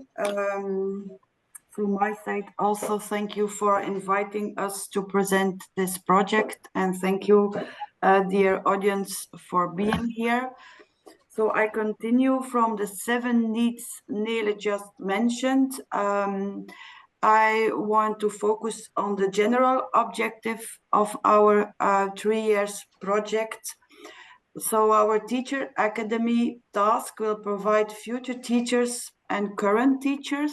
So there is a cooperation with necessary skills. The focus is on skills to become reflective and agile European teachers capable of preventing, eliminating violence, discrimination, polarization, exclusion, and bullying. So this is really a big challenge, and already mentioned by Dr. Tamar, we want to focus on skills and actions and experiences. Next to it, it's very important to be aware and to be a reflective teacher. We want to let grow teachers in IU identity and IU values through skill training and nonviolent, intercultural, and restorative communication. So we are convinced that nonviolent, intercultural, and restorative communication combined support future teachers in dealing with the challenges and the needs in the classroom and in the environment. So the PowerPoint is running a little bit. I don't know if this is meaning that I need to go quicker, but okay. So having those 5 important things, like we said, nonviolent, intercultural, and restorative communication connected with reflection, awareness, and cooperation, we summarize these skills as sustainable communication. So we want to stress that we call this sustainable communication constructs for stimulating social change. So just to stress this, if you go on internet and you look for the term sustainable communication, most of the time you arrive in an economical environment, but here we want to stress the social change, and of course it's related with economical and ecological changes. Next dia, please.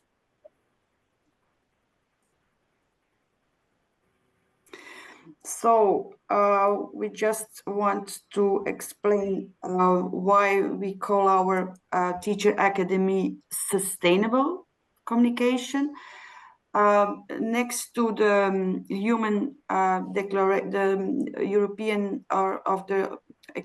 next to the Universal Declaration of Human Rights, existing already a long time from 1948. We have from 2015 the Sustainable Development Goals, next to the focus on the human beings and really the importance of humans.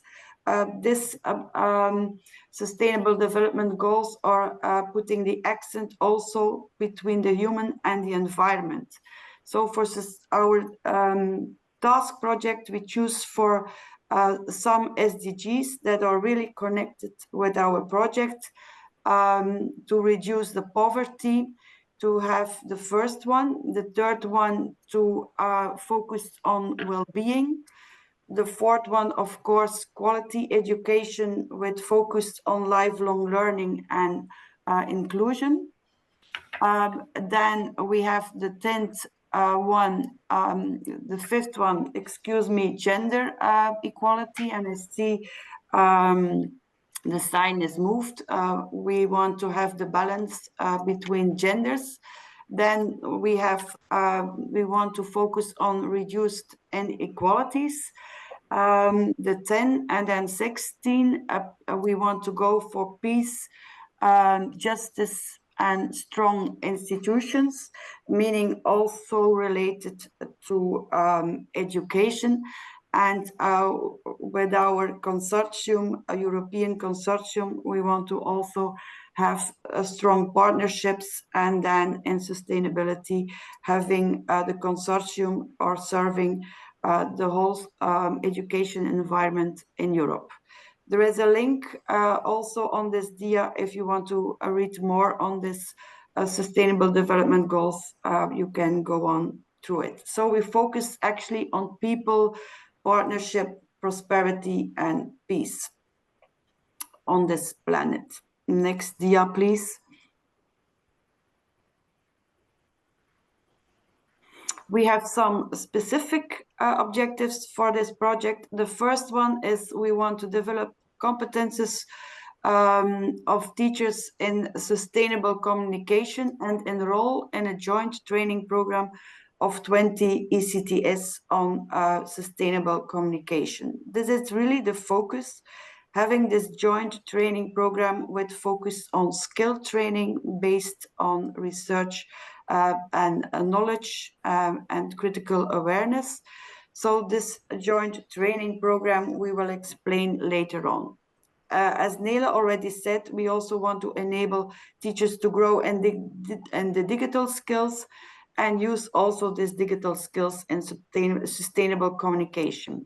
We also want to enable the mobility models, the learning paths, virtual, blended, and physical learning are integrated. And of course, we want to develop a European sustained and structured partnership, as already mentioned. And last but not least, we will also formulate guidelines for policymakers.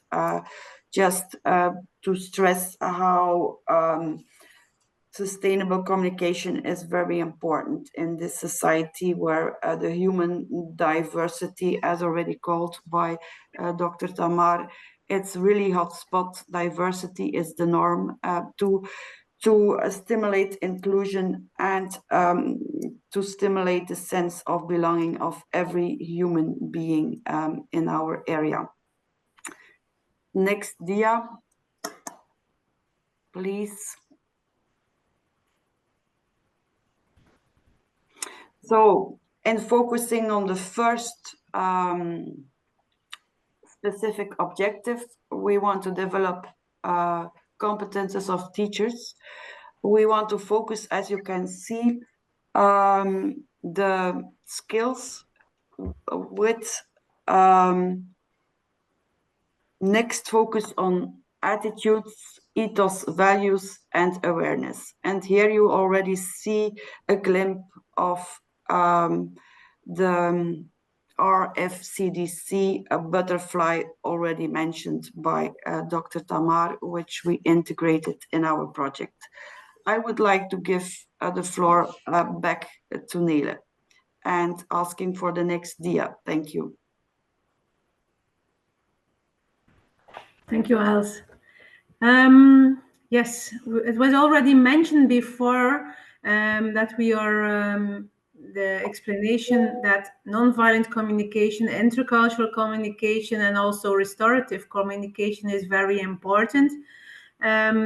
Therefore, while doing the research and the literature on literature, we as a consortium, we were saying that really sustainable communication, effective communication forms the foundation for fostering relationships and to really structuring also mini societies and societies. So therefore, within TASK, based on the research done, we have chosen 5 constructs that are the fundamentals of what we are developing and of what we are developing as a course of 20 ECTS, and which is of course then the base of what we call sustainable communication.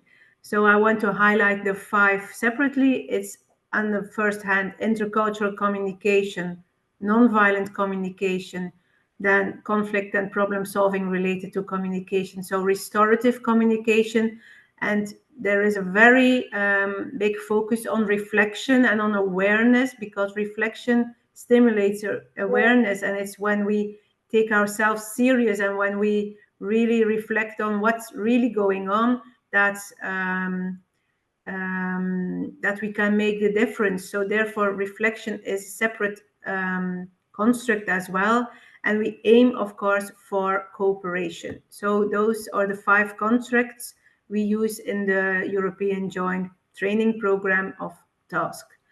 And of course, the aim is to provide future and current teachers sustainable communication skills, attitudes, values, knowledge, and critical understanding. And that can make the start of a social change we're aiming for. Next, please. Of course, when we were thinking about, we are really dreaming big and making that joint training program, and we were saying and discussing with each other if these are the constructs we really believe that are very important and which also is highlighted by literature and previous projects before, then what competences should we aim for?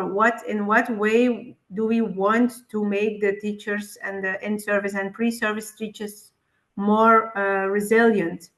So therefore, we used the framework, the reference framework of competences for democratic culture, and we have chosen some values, some attitudes, some skills, and some knowledge and critical understanding competences, which were selected to be the base also in developing then the training. So it's about human dignity and human rights, about valuing cultural diversity. We really want to strengthen the teachers in attitudes for respect and responsibility, aiming that we really want schools to be a place where everybody is welcome and everybody can come as they are. And then, of course, the skill training, skills of empathy, skills of listening and observing, skills of linguistic and communicative skills, also cooperation and conflict resolution skills. And then, of course, the reflection, because the knowledge and critical understanding, it's really with a very big link to reflection, knowledge and critical understanding of the self, and then also of language and communication. So these were the competences we have chosen from earlier work just to base our joint training on. Next to these competences, you can see on the next slide that we also aim for some digital competences. And those digital competences, we integrate them within our joint program. So you can see here the overview of the framework of European framework of digital skills.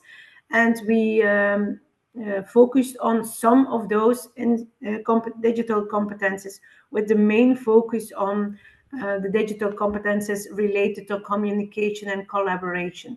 You see it interacting through digital technologies, sharing through digital technologies, engaging in citizenship through digital technologies, collaborating through digital technologies, also netiquette and managing digital tools.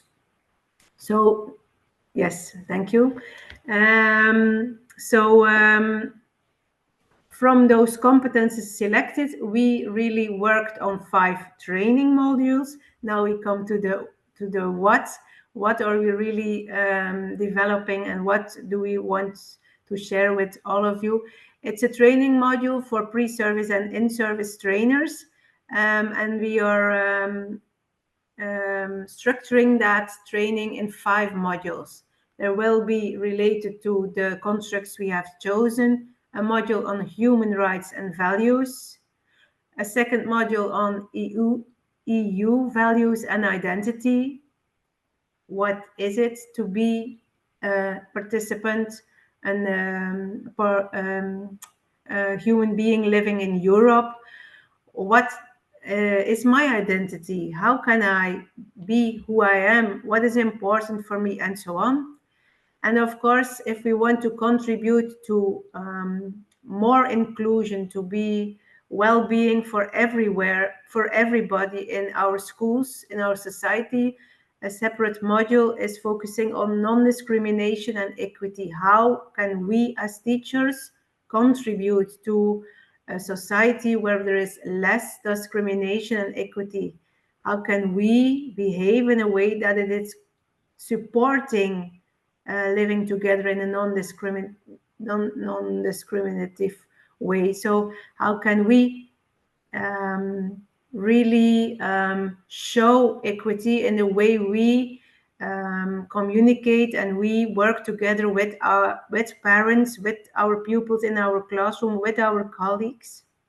And of course, because to be able to practice this, it's very important to understand ourselves. Why am I doing what I'm doing?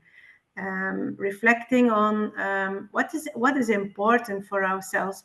What is going on in me if I'm triggered, if I'm in feeling that I'm really frustrated in something, or if I have doubts about things. So it's the 4th module on understanding ourselves. And then, of course, if you first learn to understand yourself, then there's also the possibility that the other human being, you can understand him or her also better. And this will be the base to indeed come to module 5, which is a module on dialogue. How can we dialogue with each other, even if it's very tricky, or even if it's not safe? How can we keep the dialogue go on, and how can we support or stay in connection and live together in the schools, in our school setting, cooperate with colleagues, cooperate with the students, ask what they need, tell what we need, and then in that way make this environment a safe place for living and learning together. So you can see also the integrated digital skills, integrated digital competences, which we will take with us in the way we structure this training program, and Els will tell you there more about it in the next slide. Thank you, Nele. So we choose those five modules where we for sure integrate the competences and the constructs. and that will be also our impact research. But next step we did, we are really making a kind of a real curriculum development with a transnational consortium with different disciplines, colleagues with different disciplines, with different perspectives, being a teacher trainer, being a researcher, all together. So it was really a big challenge. We took our time step by step, toe by toe, to find 3 objectives per module, and to start, of course, with those objectives. What do we want as objective? Here you see them. We won't read them step by step, but we choose for 3 objectives per module, and also the integrated digital competences you can see.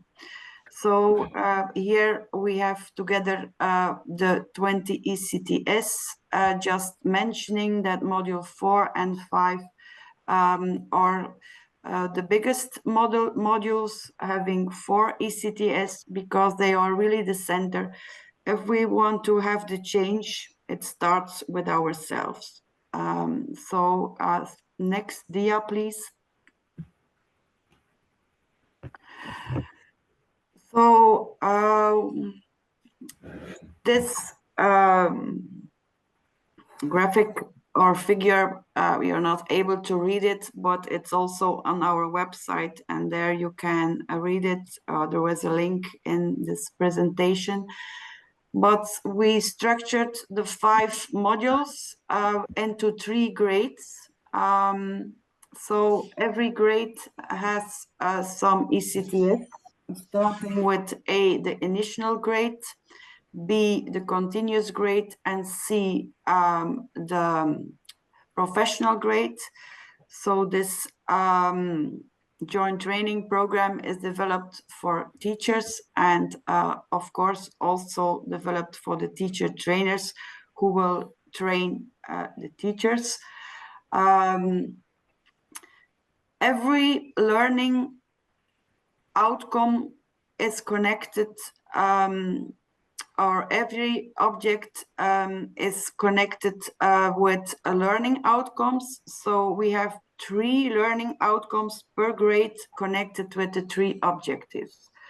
So every objective is coming back in every grade, but in another way. We use the taxonomy of Bloom, and is explained in every grade. We took really some months to finalize this, and also to upgrade this to the European norms in writing learning outcomes. Next dia, please.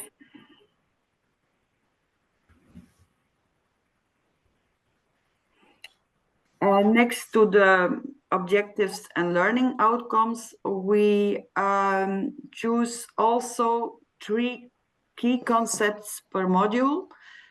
Here you see them. So for the human rights and values, we really focus on the universal and key values. Being really aware, we are talking about we are talking about human beings, human diversity, also about the implementation of human rights and the awareness around it, and human rights in the digital era, because we are more and more living in a digital world, and it's also very important to reflect the universal rights connected with this topic. For the EU values and identity, the focus is on identity. It's already mentioned. If we talk about identity, we talk about multiple identity. Still, as teachers, sometimes we are eager to focus on one identity. For example, teachers are saying, oh, the Ukrainian kids in my classroom, or that kid has ADHD. So in this in this module, it's really about a multiple identity, looking at a human being as a whole person, the universal layer next to the cultural and the individual layers.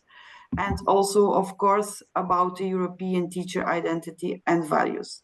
Module 1 and 2 are really close to each other. They are connected, but they are also focusing on the awareness of the values and identity, as already mentioned,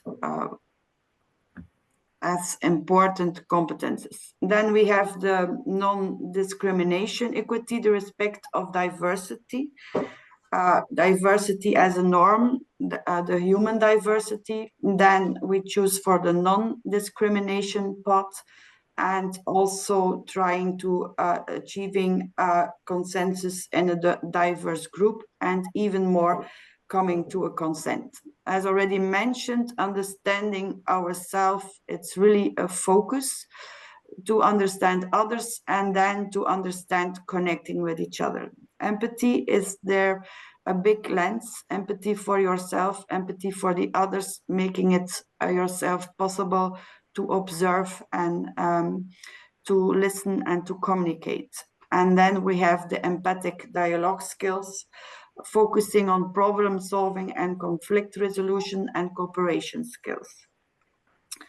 So these key concepts are worked out through our EU joint training program, and we are fully working on this at the moment, and it's really a giant to work out this with a transnational consortium, and we do it step by step, and sometimes it's powerful, sometimes it's positive, sometimes it's frustrating, but we go on and we try to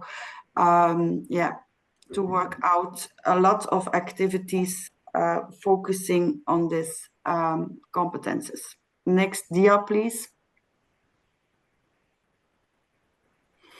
So we are working on a manual and a toolkit as outcome.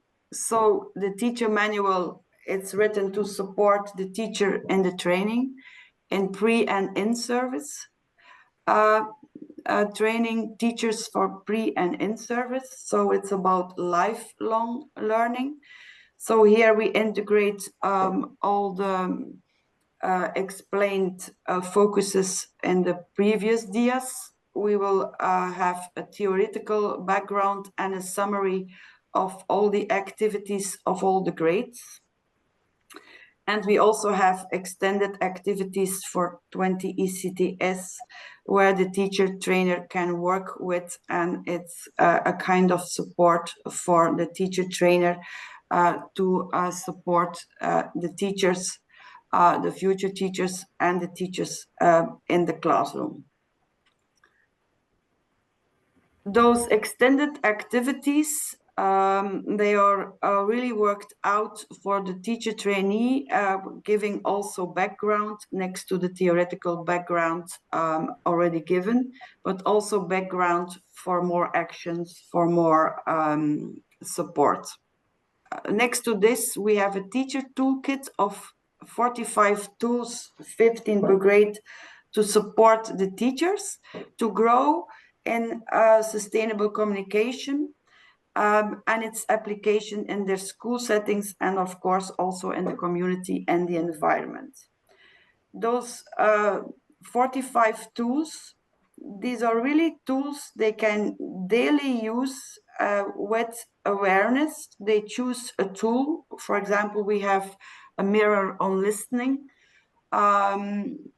They can print out that tool, put it in the classroom, and looking at it, thinking, okay, today I will focus on this shades of listening, and I will try to grow in this, because as a teacher, I'm used to talk the whole time. Now I will focus on listening, meaning I shut up and I listen really what is going on in my classroom, or I really listen what is going on with the parent instead of saying my things, my opinion. And we also develop an e-learning environment Moodle. So all the materials for the teacher trainer and for the teacher will be in the Moodle environment. At this moment in the middle of the project, we are making the structure of the Moodle. And at this moment also of this project, we finished the workout of grade A. And we are now focusing on grade B. So we can go to the next dia. So of course, in developing the materials in the consortium, that's one. We want also, we have the aim to deliver a joint training program with high quality. It's also a standard and a norm to receive the European micro-credentials. That's why we do testings in an itinerary process. We have a teacher board next to the consortium. It's a board of 70 teacher trainees from the 7 countries already mentioned: Belgium, Germany, Portugal, Turkey, Lithuania, and Spain. So 10 teacher trainers from each country are in this teacher board. So it's a big group of 70 teachers. We come together 3 times a year with a supervisor from the consortium, and we explain the project, and we also present activities where the teacher board can give feedback. And next to this, we also have really intensive testings. We had already the testing in June in Spain for grade A, where 21 teachers of trainers of the teacher board were selected to join the testing of grade A. We got a lot of feedback, and we integrate this feedback in approving grade A. Next month, we come together in Vilnius, in Vico. Thank you for receiving us, to do the test of grade B. And again, 21 or even more, we hope, teachers of the teacher board, teacher trainers are applying to test that grade B. Again, we will approve this. Out from all the suggestions we got from the testing periods in Spain and in Lithuania, next to the meetings of the teacher boards in the national way and also in a European way, they meet in groups. So it's again on communication and understanding each other online. We will also approve the development of grade C. So next to the teacher board as advisory board and critical friends, we also have a community of practice, also an advisory board and critical friends, but now teachers, as teachers are the cornerstone of our society and the cornerstone also of the schools and environment. We have we have about 25 teachers per country who said, okay, we want to be a critical friend on this important joint training program on sustainable communication. This means we have a group of 175 teachers who are also coming together in a national way and also in a European way in small groups of 25 when they are coming together in a national way, and about 20 when they are coming together in a European way. Also with them, we discuss the program and we also give them the teacher toolkit. So now in this period, the 175 teachers of the community of practice received the first 15 tools we developed for the teacher toolkit. So they will reading them, they will do the tryout in their classroom and in the school environment when meeting parents, children, meeting the neighborhoods. They will do the tryout and they will give feedback what is working and how do we need to improve those tools, because they are really related to skill training and also to grow in awareness and consciousness and reflecting. So now this is going on, and for grade A and for grade B, we also have a test in the next coming period next year. So this is to approve the quality in finalizing the materials.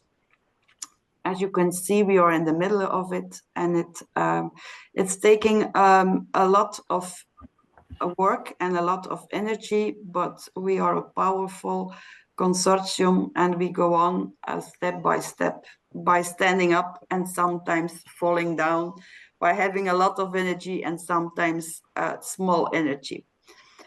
Next dia, please. So, as already mentioned, we will have 3 grades, and those 3 grades will be certified by micro-credentials. So grade A, the initial training on sustainable communication, will be a micro-credential, the same for grade B, and the same for grade C. So everybody is starting with grade A, then grade B, and then grade C. And you can see we have in each grade 3 learning paths. So it's starting in grade A with face-to-face, blended, virtual, and then we're going on with virtual, blended, face-to-face, and again, virtual, blended, face-to-face. The timing will be explained in the next dia, but we use the taxonomy of Bloom to make differences between grade A, B, C, because in all the grades, all modules are there with activities, and all the competences are integrated on the initial, continuous, and professional level. Next dia, please. So during also this project, we will also pilot the whole EU joint training program. It's part of the capacity building. And of course, being together already with the teachers, trainers, and the teachers in the testing, it's also already capacity building. So 42 teachers. This means 6 teachers, about 6 teachers of every country will have the honor to follow the 10-month, it's really a long joint training program, the 10-month joint training program starting in May 25, ending in March 26, where, as you can see, we start with grade A, then grade B, and grade C. And you also see how credits are divided related to the physical meeting. It's 1 week, so it's 2 ECTS. The blended week, it's a mix of a national physical meeting, European synchronous meeting, and asynchronous activities. And the virtual period, it's 1 little synchronous meeting in small groups of European teachers. They choose their own time and they choose their own moments. And then asynchronous exercises, they get from Moodle, they read them, they try to integrate them, and then they do the tryout in their schools. So to grow in their skills, and it's coming back in a different path or in grade B and C. So if you use the QR code, you arrive on the website, and there you see the full explanation of the program. So the piloting during the program is now for 42 teachers who are now in the community of practice and are already aware of this project. So then we have the next dia with a small summary with a film we can listen to or look at.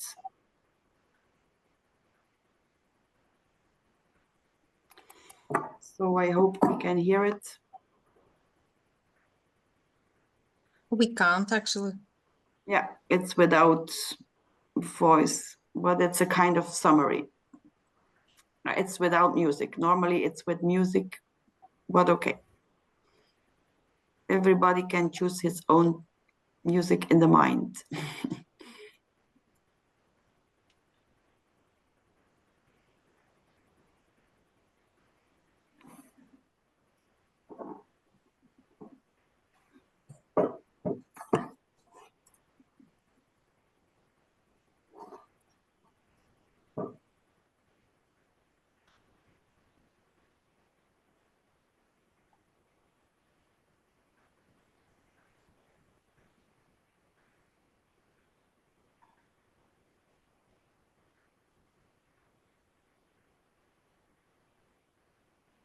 Thank you. We can go to the next dia.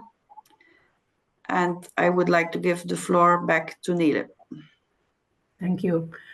So the piloting of the 20 CTS, it's really the start of this 3 micro-credentials, and we are also working on a sustainability plan.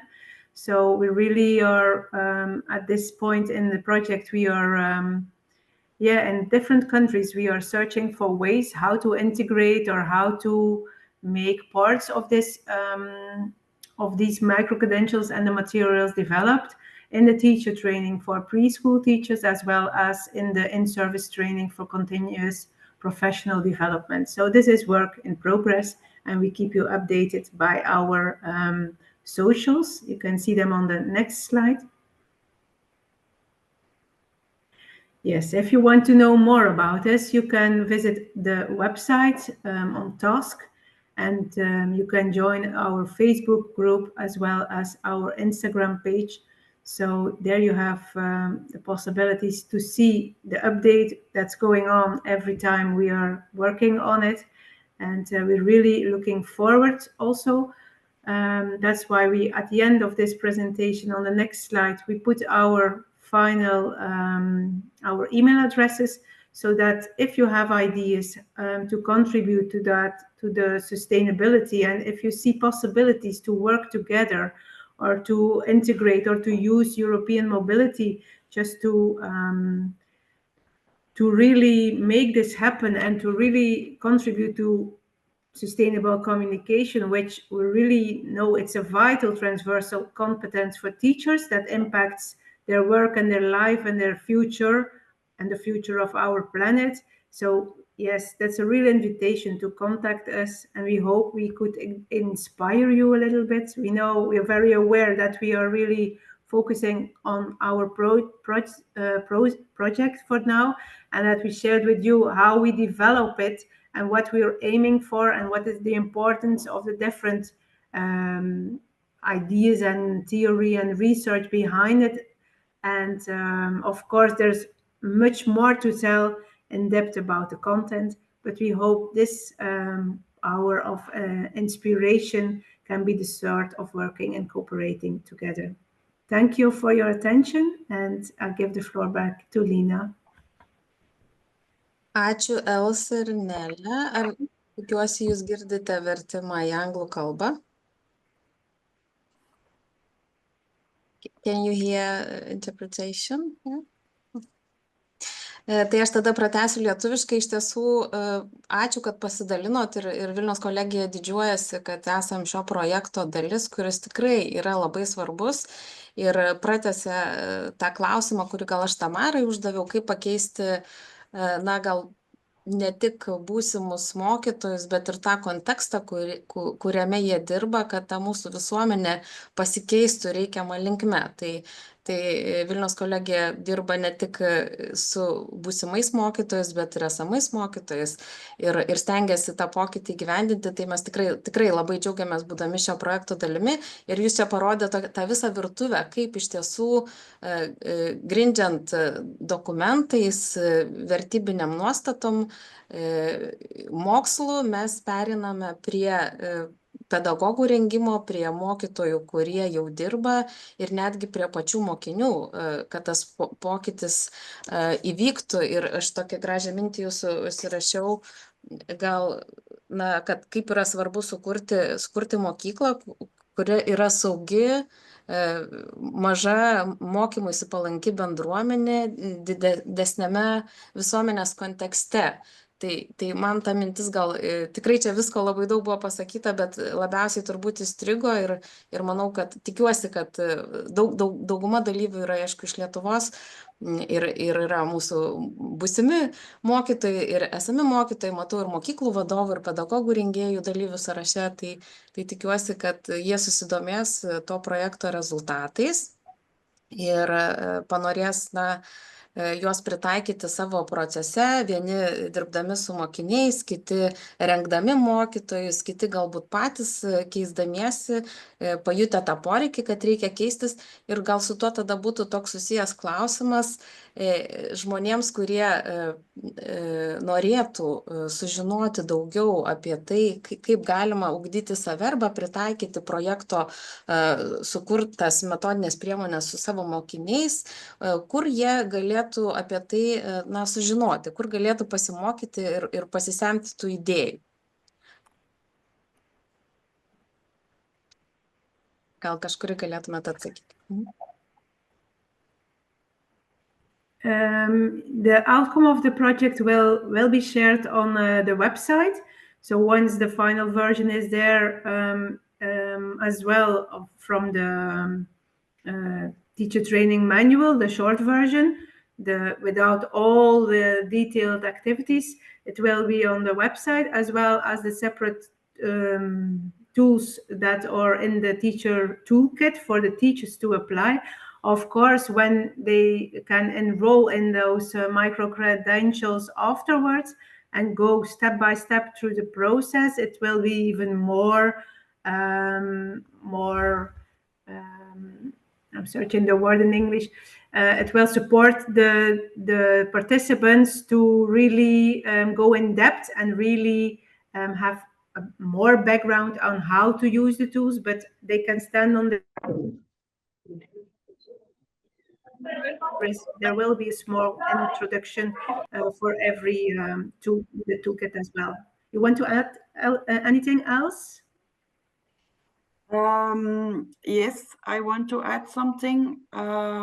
We are working on a sustainability plan on this moment right now. So we will search for other institutions, other universities out from whole Europe and even the world, in which way they want to cooperate, and maybe also write another project also to support this teacher academy on sustainable communication. But as the efforts now are really still on developing the curriculum are there, we do the startup. So if any one of you is interested to think how we can manage this and how we can keep this training alive and also update this training, you're very welcome. Ačiū Jums labai ir už pakvietimą prisijungti ir pasidalinti ir toliau sekti projekto eigą ir naudoti tai, kas bus sukurta.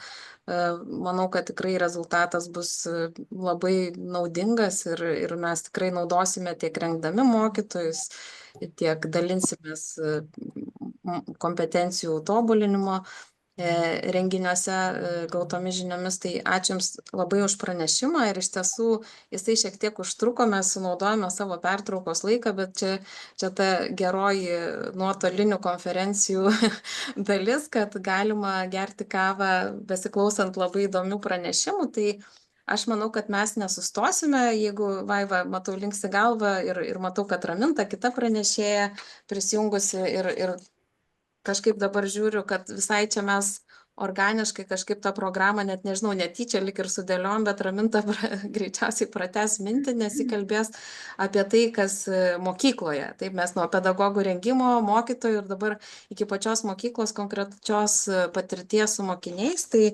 pristatau buvusią savo kolegę, o dabar partnerė, ar ne, Raminta Rupšienė, kuri atstovauja mokyklą Saulės Gojos ir yra pradinio ugdymo vadovė. Ir Raminta kalbės apie debatus mokykloje kaip kelią į kritinį mąstymą ir aktyvų vaikų pilietiškumą, ar ne, Raminta? Tikrai taip. Perduodu tau žodį ir ekraną ir laukiam tavo pranešimo.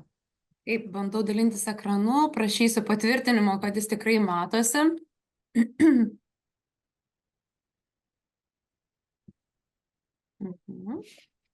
Matom, puikiausiai. Tai laba diena visiems, labai malonu ir tai iš tiesų didelė garbė būti šios konferencijos dalimi, kartu su jumis ir klausytis pranešimų ir įsijungti į pranešėjų ratą, pristatant tai, kuo gyvena mūsų mokykla, Saulės Gojaus mokykla. O gyvename mes tuo, jog ieškome nuolat, kasdien ieškome tų inovatyvių ugdymo metodų ir būtent siekdami užtikrinti mūsų ugdytinių įsitraukimą ir motyvaciją. Taip, mano pranešimo tema - debatai mokyklą, kelias į kritinį mąstymą ir aktyvų pilietiškumą, bet pradėti aš norėčiau truputėlį iš toliau. Norėčiau sugrąžinti į tai, kas Lietuvoje yra, na tikrai jau šiais metais galbūt mažiau, bet pastarieji 2 metai buvo labai aktyviai aptarinėjami. Tai yra bendrųjų ugdymo programų atnaujinimo procesas. Ir štai mes jau įgyvendiname šiais metais pilnai tiek lyginės, tiek nelyginės klasės atnaujintas bendro ugdymo programas. Pokyčio priežasčių yra tikrai ne viena ir aš jokių būdų nesiekiu jų apžvelgti šiame pranešime, tačiau galvodama apie tą būsimą mokytoją ir net galvodama apie tuos taip pat mokytojus, kurie šiuo metu dirba mokyklose, norėčiau paskatinti, pasidomėti tais metodais, kurie galbūt nebuvo taip aktyviai traukiami ir naudojami mūsų pačių praktikoje, jeigu jau esame mokytojai, arba mūsų studijų metais, kuomet mes tik studijavome ir ruošiamės tapti mokytojais. Tai manau, kad šiandien moksleivis ar bestudijuojantis jaunuolis, planuodamas tą savo profesinį kelią, jau turėtų atsižvelgti į tai, ką ir kaip jam teks ugdyti peržengus mokyklos klasės duris. Mano tikslas yra atkreipti jūsų dėmesį į vieną konkretų naujųjų programų, Lietuvos bendrojo ugdymo programų pasikeitimą ir tiesiog pasidalinti mokyklos patirtimi, įrankiu, kuris padėjo įgyvendinti tuose atnaujintose programuose numatytus ugdymo tikslus. Tikiuosi, kad pristatymas bus vertingas ir naudingas visiems susirinkusiems. Taigi, grįžtant prie bendrųjų ugdymo programų, ar ne, joms pasikeitus iš esmės fundamentalus tas pokytis atsirado pasikeitus požiūrį į ugdymo tikslą. Kągi mes ugdome? Ilgą laiką gyvavo žinių kaip pagrindinio ugdymo rezultato, kaip pagrindinio mokymo ir mokymosi rezultato akcentavimas. Dabar jis yra keičiamas nauja kryptimi, atsiranda naujas ugdymo sistemos rezultato akcentas. O ta kryptis yra platesnė, nes skaidoma žinių, gebėjimų ir vertybinių nuostatų apimantis kompetencijų ugdymas. Tapo svarbu ne tik, ką žmogus žino, kokias žinias įgijo, bet tapo svarbu ir kaip šiomis žiniomis jis geba naudotis. Pokytis ugdymo programuose atneša ir naują požiūrį į ugdymo turinį.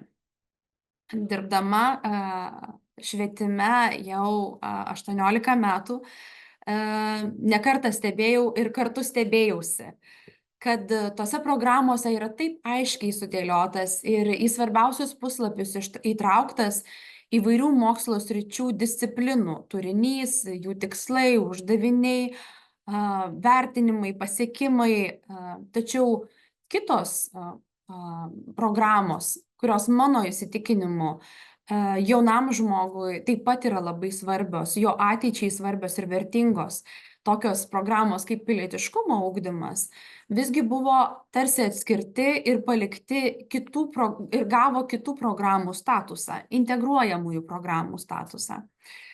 Tarsi suprasti turėtumėm, jo kažkada kažkas kažkaip turėtų atrasti vietą, turėtų atrasti laiką ir būdą, kaip tas integruojamasis programas įgyvendinti mokykloje.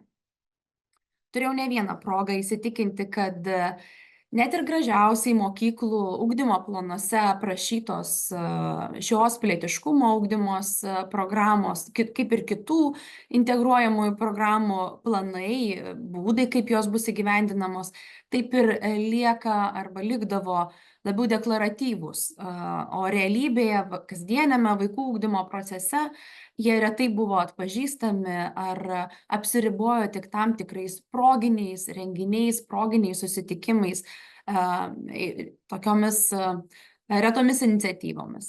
Todėl aš iš tikrųjų manau, kad tas reikšmingas pokytis ir yra, kad lygiaverčiai kitom 6 kompetencijom, kurios atsirado Lietuvos bendrojo ugdymo atnaujintose programuose, lygiaverčiai pažinimo, komunikavimo, kultūriniai, kūrybiškumo, skaitmeniniai, socialiniai, emocinės ir sveikos gyvensenos kompetencija atsiranda ir pilietiškumo kompetencija.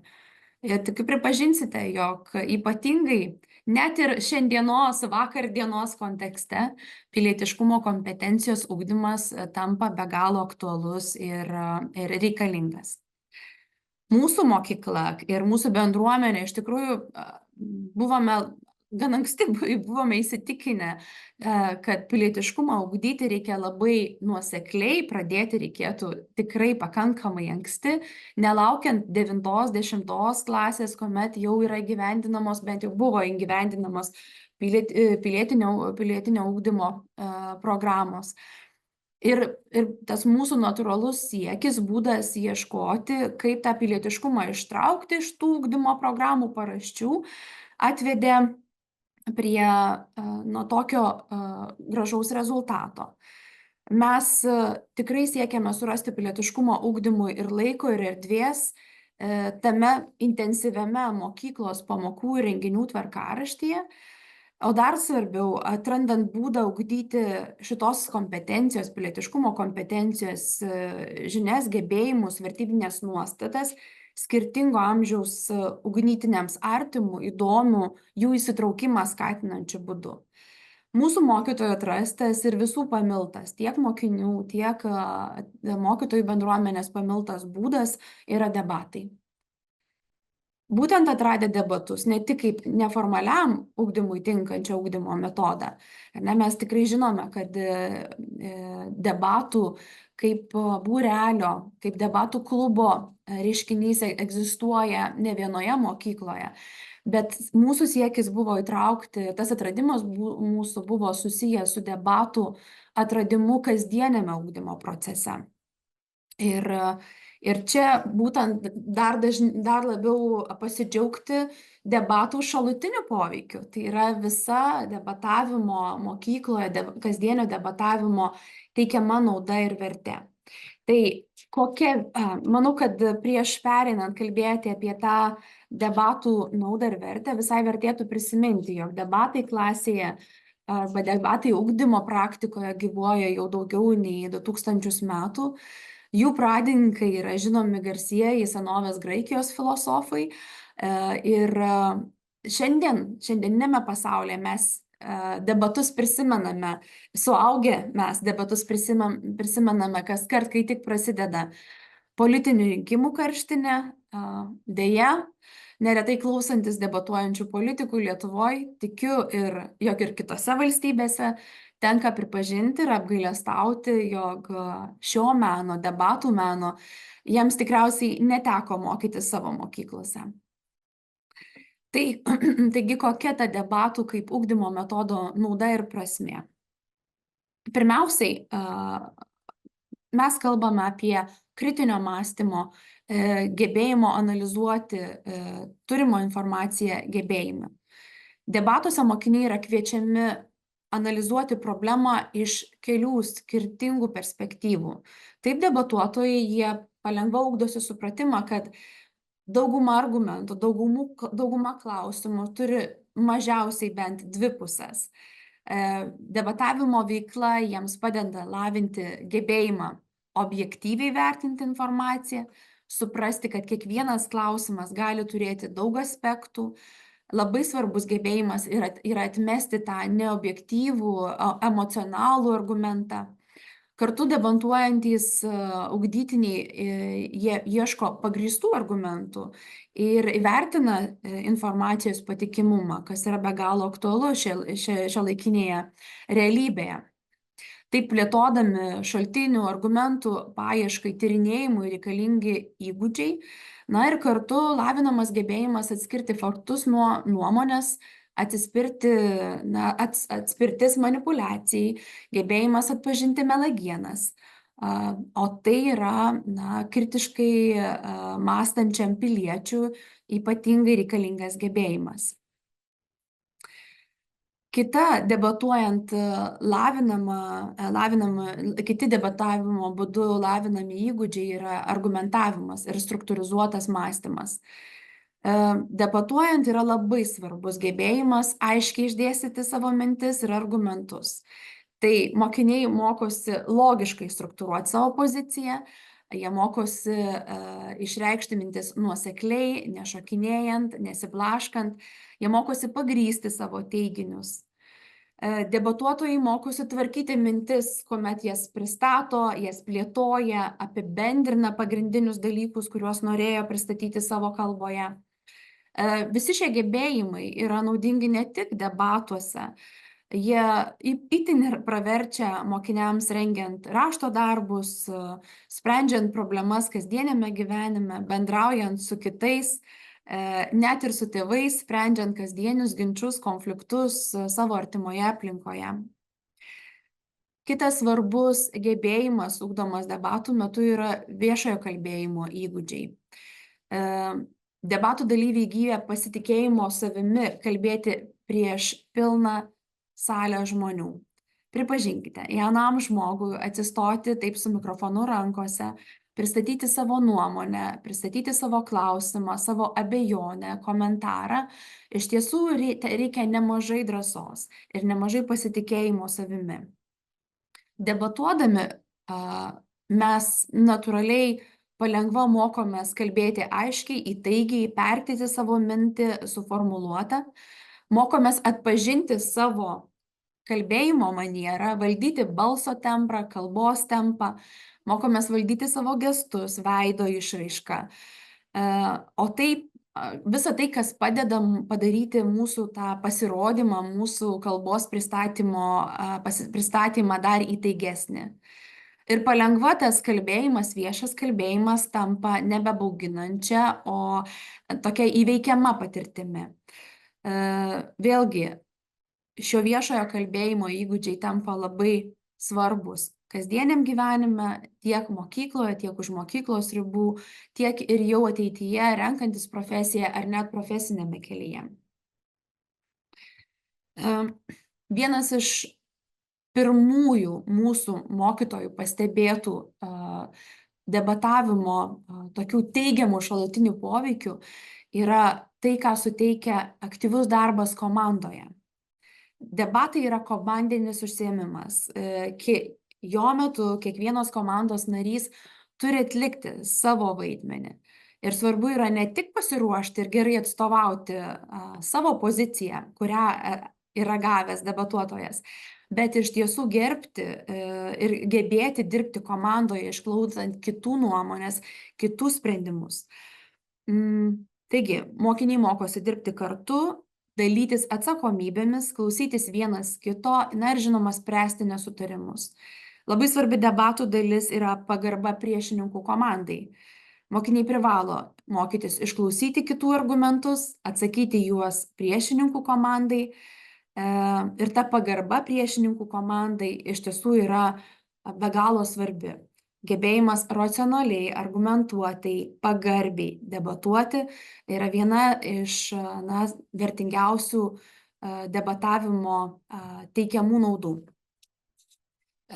Kasdien mums tenka diskutuoti su žmonėmis, su kurių nuomonė mes nebūtinai pritarėme, kurių nuomonė mes nebūtinai turime lygiaverčią nuomonę savo pusėje.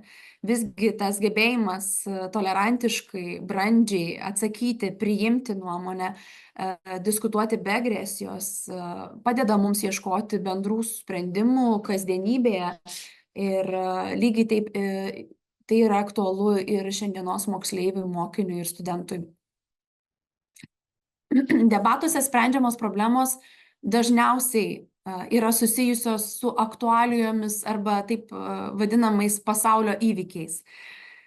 Ir tai sukuria galimybę mokiniams progą praktiškai pritaikyti jau turimas arba debato eigoje įgytas žinias. Proga suteikia pamastyti, o kaip realiam gyvenime galime spręsti iš kur iškilusias problemas. Tai lavina jų gebėjimą kūrybiškai mąstyti, gebėjimą ieškoti netradicinių sprendimų.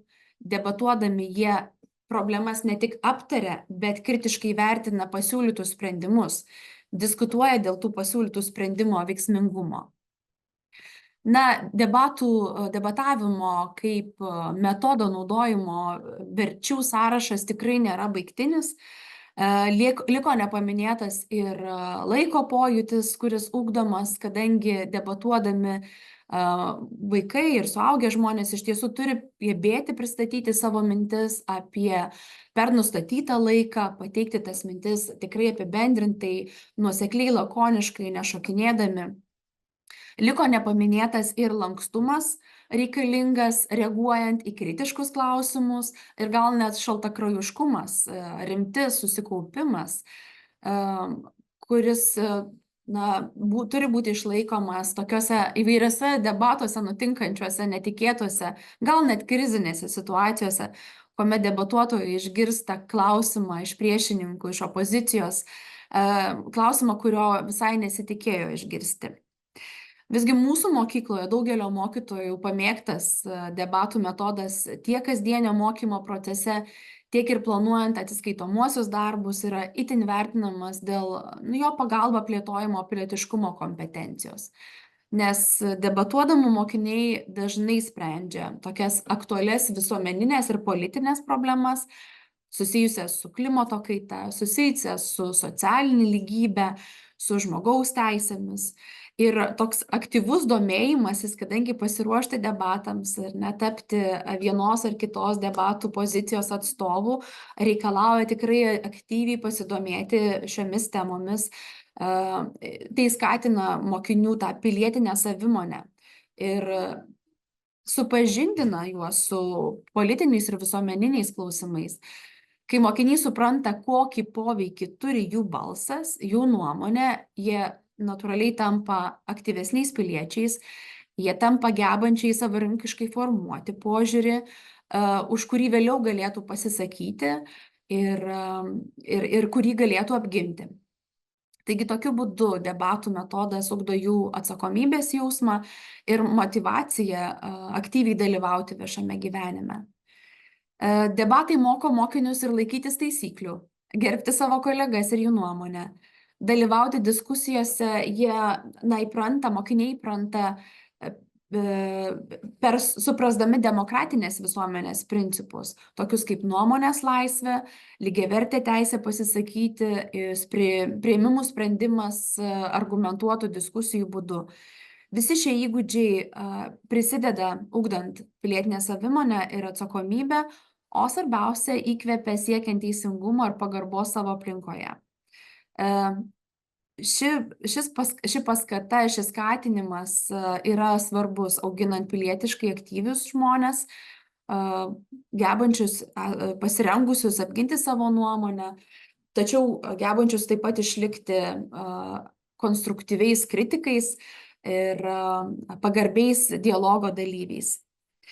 Saulės Gojaus mokykloje debatų iniciatyva prasidėjo iš anglų kalbos mokytojų iniciatyvos.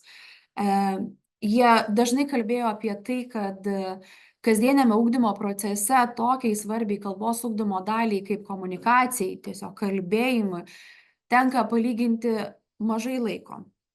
Ir nuolatos galvojo, kaip galėtų sukurti erdvę, vietą, laiką, formą, kuri įgalintų mūsų mokinius pristatyti, įdarbinti savo bilingvistinėje aplinkoje išugdytus anglų kalbos kalbinius gebėjimus. Ir palengva ši mokytojų iniciatyva klasės ribose tapo tokia praktika, kuri išaugo ir į gražų kasmetinį renginį, sutraukiantį visą mokyklos bendruomenę. Labai manome, jog yra itin svarbu, kad debatuose dalyvautų ne tik tie, kurie jau pasitiki savo anglų kalbos ar bet kurios kalbos viešaisiais kalbiniais įgūdžiais, kurie nesibijo auditorijos. Svarbu, kad dalyvautų visi. Ir būtent manau, kad debatai yra puikia forma, todėl kad debatų formatų įvairovė yra be galo plati. Ir jeigu vienose debatuose gali dalyvauti vos 6 asmenys, tuo tarpu kiti debatų formatai numato iki 14 vaidmenų. Kiekvienas tas vaidmuo, jis pareikalauja skirtingų gebėjimų, skirtingo pasirengimo, skirtingų įgūdžių ir tai suteikia progą tam galbūt ne taip drąsiai prieš auditoriją besijaučiančiam asmeniui, mokiniui, pagal savo galimybės, pagal savo pasirengimą prasmingai įsitraukti į debatų procesą. Palaipsniui atradome ir tai, jog debatuoti gali ne tik mūsų vyriausieji mokiniai. Debatuoti gali ir tikrai labai nori ir jaunesnio mokyklinio amžiaus vaikai. Atradome ir tai, kad mokiniai yra pasirengę ne tik atlikti tyrimą pagal pateiktą temą, ieškoti šaltinių, ieškoti statistikos, bet jie patys taip pat gali ir pasiūlyti jiems patiems labai aktualių socialinio, politinio, ekologinio, to paties tvarumo konteksto debatų temų. Mūsų mokiniai jau debatavo tokiais klausimais, kaip ar 16-mečiai turi teisę balsuoti, ar mobiliųjų telefonų naudojimas skatina tvarumą, ar nusikalstamą veiklą įvykdžiusio nepilnamečio tėvai turėtų būti baudžiami. Šios ir kitos temos iš tiesų buvo sugalvotos, sumąstytos pačių mokinių, reaguojant į to meto visuomenės aktualijas čia Lietuvoje ir visame pasaulyje. Atradome dar ir kitus dalykus debatuodami, kad tai puikus būdas ne tik kalbų mokymosi pamokose naudoti, puikus metodas naudoti kalbų mokymosi pamokose, bet ir visose kitose įvairiausiose disciplinuose. Nuo dorinio ugdymo pamokų, socialinio ugdymo pamokų, gamtamokslinių, bet ir įvairiausiose kitose, net ir fizinio ugdymo pamokose. Na, be abejo, mums didelė paspirtis ir padrąsinimas tęsti debatų metodo naudojimą, plėsti debatų metodo naudojimą buvo sėkminga Erasmus Plus programos paraiška, kuris suteikia galimybę išplėsti debatavimo praktiką, mūsų naudojimo debatavimo praktiką kitose užsienio valstybių mokyklose ir kartu patiems pasistiprinti, atrasti tuos atsakymus į klausimus, kuriuos galbūt patys keldavome sau, organizuodami debatus pamokoje ar organizuodami debatų renginį mokykloje. Tai dabar tiesiog trumpai dar norėčiau pristatyti tuos mūsų jau įvykusius, būtent Erasmus Plus projekto rėmose įvykusius debatavimo mainus arba debatavimo vizitus į kelias skirtingas valstybės. Pirmasis vizitas vyko į Vokietiją, į mokyklą esančią Dauborn miestelyje. sau visą laiką sakėme, kad partnerių ieškosime tokių, kurie jau turi debatavimo patirties, tačiau ši mokykla neturėjo jokios patirties ir visgi labai sudomino mus savo turimą motyvaciją. Labai greitai suorganizavome mobilumą, labai greitai pradėjome bendrauti klasėmis nuotoliniu būdu. Mokiniai prisistatė vieni kitiems, pradėjo siūlyti temas debatams ir supratome, kad tikrai tai yra puikia galimybė mūsų 14-mečius, 15-mečius sujungti bendrai debatavimo patirčiai su mokiniais, kurie galbūt dar neturėjo tokios praktikos. Džiaugiamės, kad sėkmingai įvykęs mobilumo vizitas ir sėkmingai įvykęs debatų renginys tikrai sulaukė didelio susidomėjimo ir pačioj mokykloje, didelėje mokykloje, jų bendruomenėje. Turėjome žiūrovus, klausytojus tiek iš tėvų, tiek iš mokytojų. Ir būtent paskatinti šios patirties mūsų partneriai tęsia debatavimą ir jau šių mokslo metų pabaigoje vėl grįžta pas mus dar vienam debatavimo patyrimui. Tai, kaip ir sakau, tas debatavimo virusas tapo gerąja prasme užkrečiamas. Ir ta mūsų patirtis paskatino mokytojus įtraukti naują metodą į jų kasdienį ugdymo procesą. Kiti mūsų partneriai yra Pamplonos mokykla Ispanijoje. Partneriai vėlgi susirado mus dėl mūsų pasiūlyto projekto tikslų, juos sumotyvavo mūsų noras debatuoti kasdienėme ugdymo procese, įtraukti tai į pamokas, turėti ne tik kaip renginį.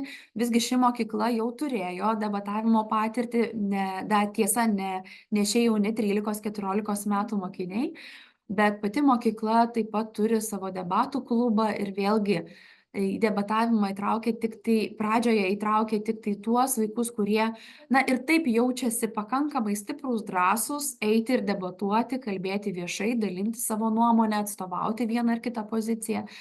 Todėl manome, jog šis mobilumas buvo vertingas mums, sužinant, kaipgi tie debatų klubai veikia iš arčiau, bendraujant su mokytojais, kurie debatų klubus įgyvendina jau gerą 10-metį, bet lygiai taip mūsų partnerių mokiniams, kurie pajuto, kad debatuoti gali kiekvienas, kad yra tiek daug skirtingų vaidmenų, kad prie debatų prisidėti galiu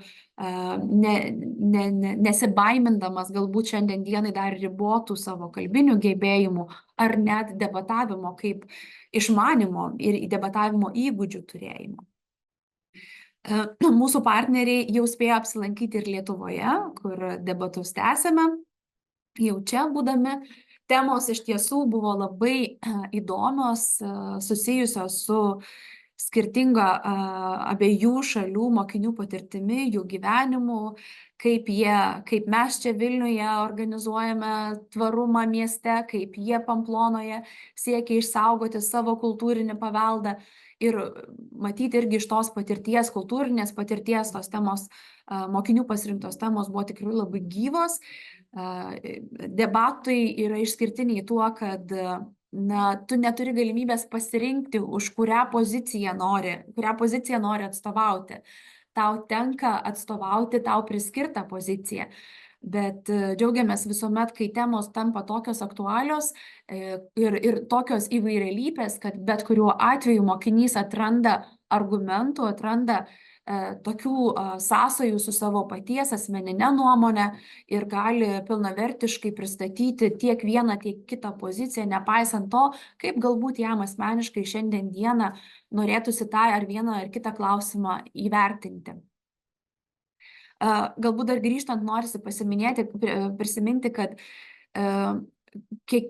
visų 3 mobilumų metu ir Vokietijoje, ir Ispanijoje, ir čia jau ispanų viešnagės Lietuvoje metu mes visuomet labai stengiamės vaikus įtraukti ir parodyti jiems, o kur gyvenimegi tie debatai vyksta. Tai buvo ir kelionės į savivaldą, susitikimai su savivaldos atstovai, lankymasis jų posėdžiuose, stebėjimas, kaip pristatomos nuomonės, Lygiai taip įvairių debatų pavyzdžių analizė čia Lietuvoje ir užsienyje, suaugusių debatuotojų kalbų analizė ir vertinimas.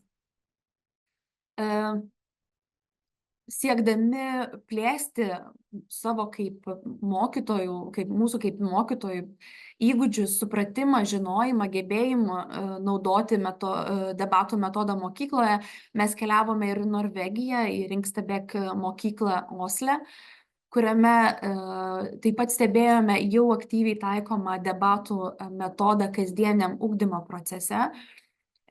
Diskutavome su mokytojais, kuo jis yra išskirtinis ir kokias naudas ir vertes mokytojai Osle mato ir kuo mes galime pasidalinti, kokią praktiką galime pasidalinti iš savo pusės. Ši viešnagė įvyko visai neseniai, tai mokytojų entuziazmas šiuo metu yra pačiam aukščiausiam taške. Ir net nebejoju, kad vos grįžę po atostogų mokiniai vienaip ar kitaip jau turėjo kažkur apie kažką debatuoti. Na, projektas nesibaigė, mūsų laukia dar vienas mobilumas, tai nekantriai ruošiamės dar vienai kelioniai į Vokietiją, į Wiesbaden miestą, kuriame taip pat nešime debatų virusą į mokyklą dar neturinčią debatavimo patirties ir dar nesinaudojusią debatų metodų nei kaip renginių, kaip neformalaus ugdymo forma, nei kasdieniam metodų pamokoje.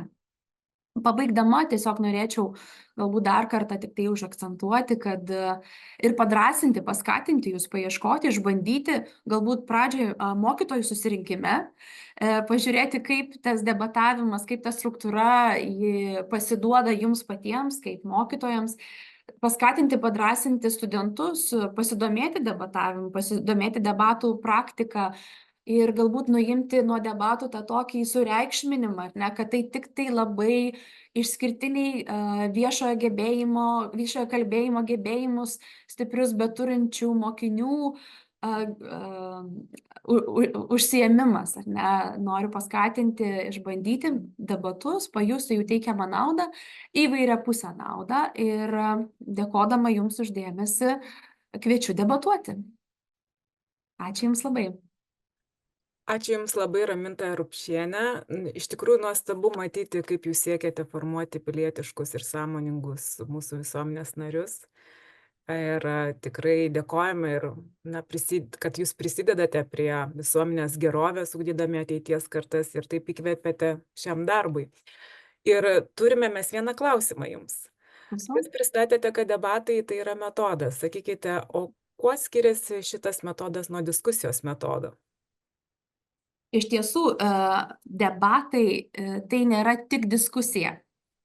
Diskusija tai reiškia, kad mes tikriausiai apsikeičiam, naudojame tikriausiai tas pačias demokratinės vertybės arba tą pagarbų bendravimo būdą, išklausom vienas kitą, pateikiam savo nuomonę.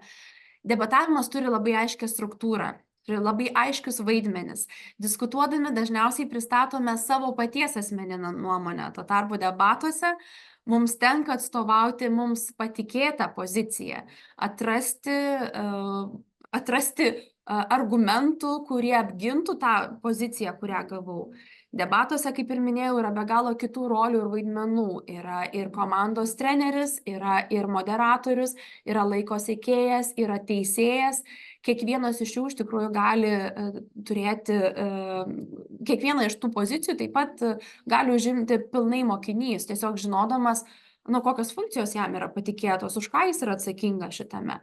Tai aš sakyčiau, kad diskusija ir debatai, debatai tarsi yra kitas diskusijos žingsnis, jie yra savai panašus ir integruojasi vienas į kitą, bet debatai yra daug labiau struktūrizuotas, labiau apibrėžtas ir kažkuria prasme mokiniams netgi ir saugesnis būdas. Jis turi baigtinę pradžią, turi labai aiškią struktūrą, eigą, seką, ir tą baigtinį tašką, kada jie baigėsi ir skelbiami debatų nugalėtojai. Tai dėkoju Jums už atsakymą. Ir labai tikimės, kad Jūs tęsite šį darbą ir debatuosite savo mokykloje ir skleisite galbūt savo gerąją patirtį kitoms mokykloms. Ačiū Jums. O aš taip įsibroviau į moderavimą dėl to, kad iš tikrųjų Lina moderavo ir moderuos toliau, bet įsibroviau dėl to, kad sekantis pranešimas būtent ir mūsų gerbiamos kolegės Pedagogikos fakulteto edukologijos katedros vedėjos Linos Pečiulienės pranešimas. Noriu paminėti, kad Lina nesenai apsigynė socialinių mokslų srities edukologijos mokslų krypties daktaro disertaciją. Ir disertacijos tema buvo tapsmas mokytojo kaip profesinio identiteto formavimosi patirtis. Ir jos pranešimas labai intriguojantis, nes jinai atsakys, kas padeda, o kas trukdo tapti mokytoju šiandien. Tai, miela kolegė, prašom dalintis, jeigu turite pranešimą. Taip, pabandysiu pasidalinti, padėkit man susigaudyti, ar matot tinkamą vaizdą. Matome jūsų desktopą, o dabar matom pranešimą. Dabar pranešim. Gerai, tai ačiū labai. Ačiū Rita tikrai už pristatymą ir priminimą apie tą mano didelį darbą. Tai nepaslaptis, kad šis pranešimas bus grįstas tą mano kelionę 5 metų ir tyrimų, bet kviečiu susidomėjusius tiesiog susirasti tą disertaciją, nes ji vieša prieiga ir galima ją paskaityti. O aš noriu šio pranešimu galbūt atskleisti kažkiek ir to, kas yra parašyta, bet ir dalykų, kurie galbūt neparašyti ir kitų kampų šiek tiek juos pateikti. Tai pasistengsiu sutaupyti gal pertraukos laiką, kad mūsų vertėjai galėtų pailsėti ir tada keliauju prie savo pranešimo. Gal čia galima kažkaip taip nuimti, kad mažiau trukdytų. Tai, na, visų pirma, pati dirbdama toje srityje mokytojų, ir mes šiandien girdėjom apie tą mokytojo identiteto reikšmę, kaip yra svarbu suvokti, kas tu esi, nes tai labai stipriai veikia tavo pasirinkimus. Tai matydama visus iššūkius, švietimo reformos pokyčius ir tuos žmonės, kurie ateina būti mokytojais, kurie turi motyvaciją, aš galvojau, tai kasgi veikia jų patirtį, ar ne, kaip jie tampa mokytojais.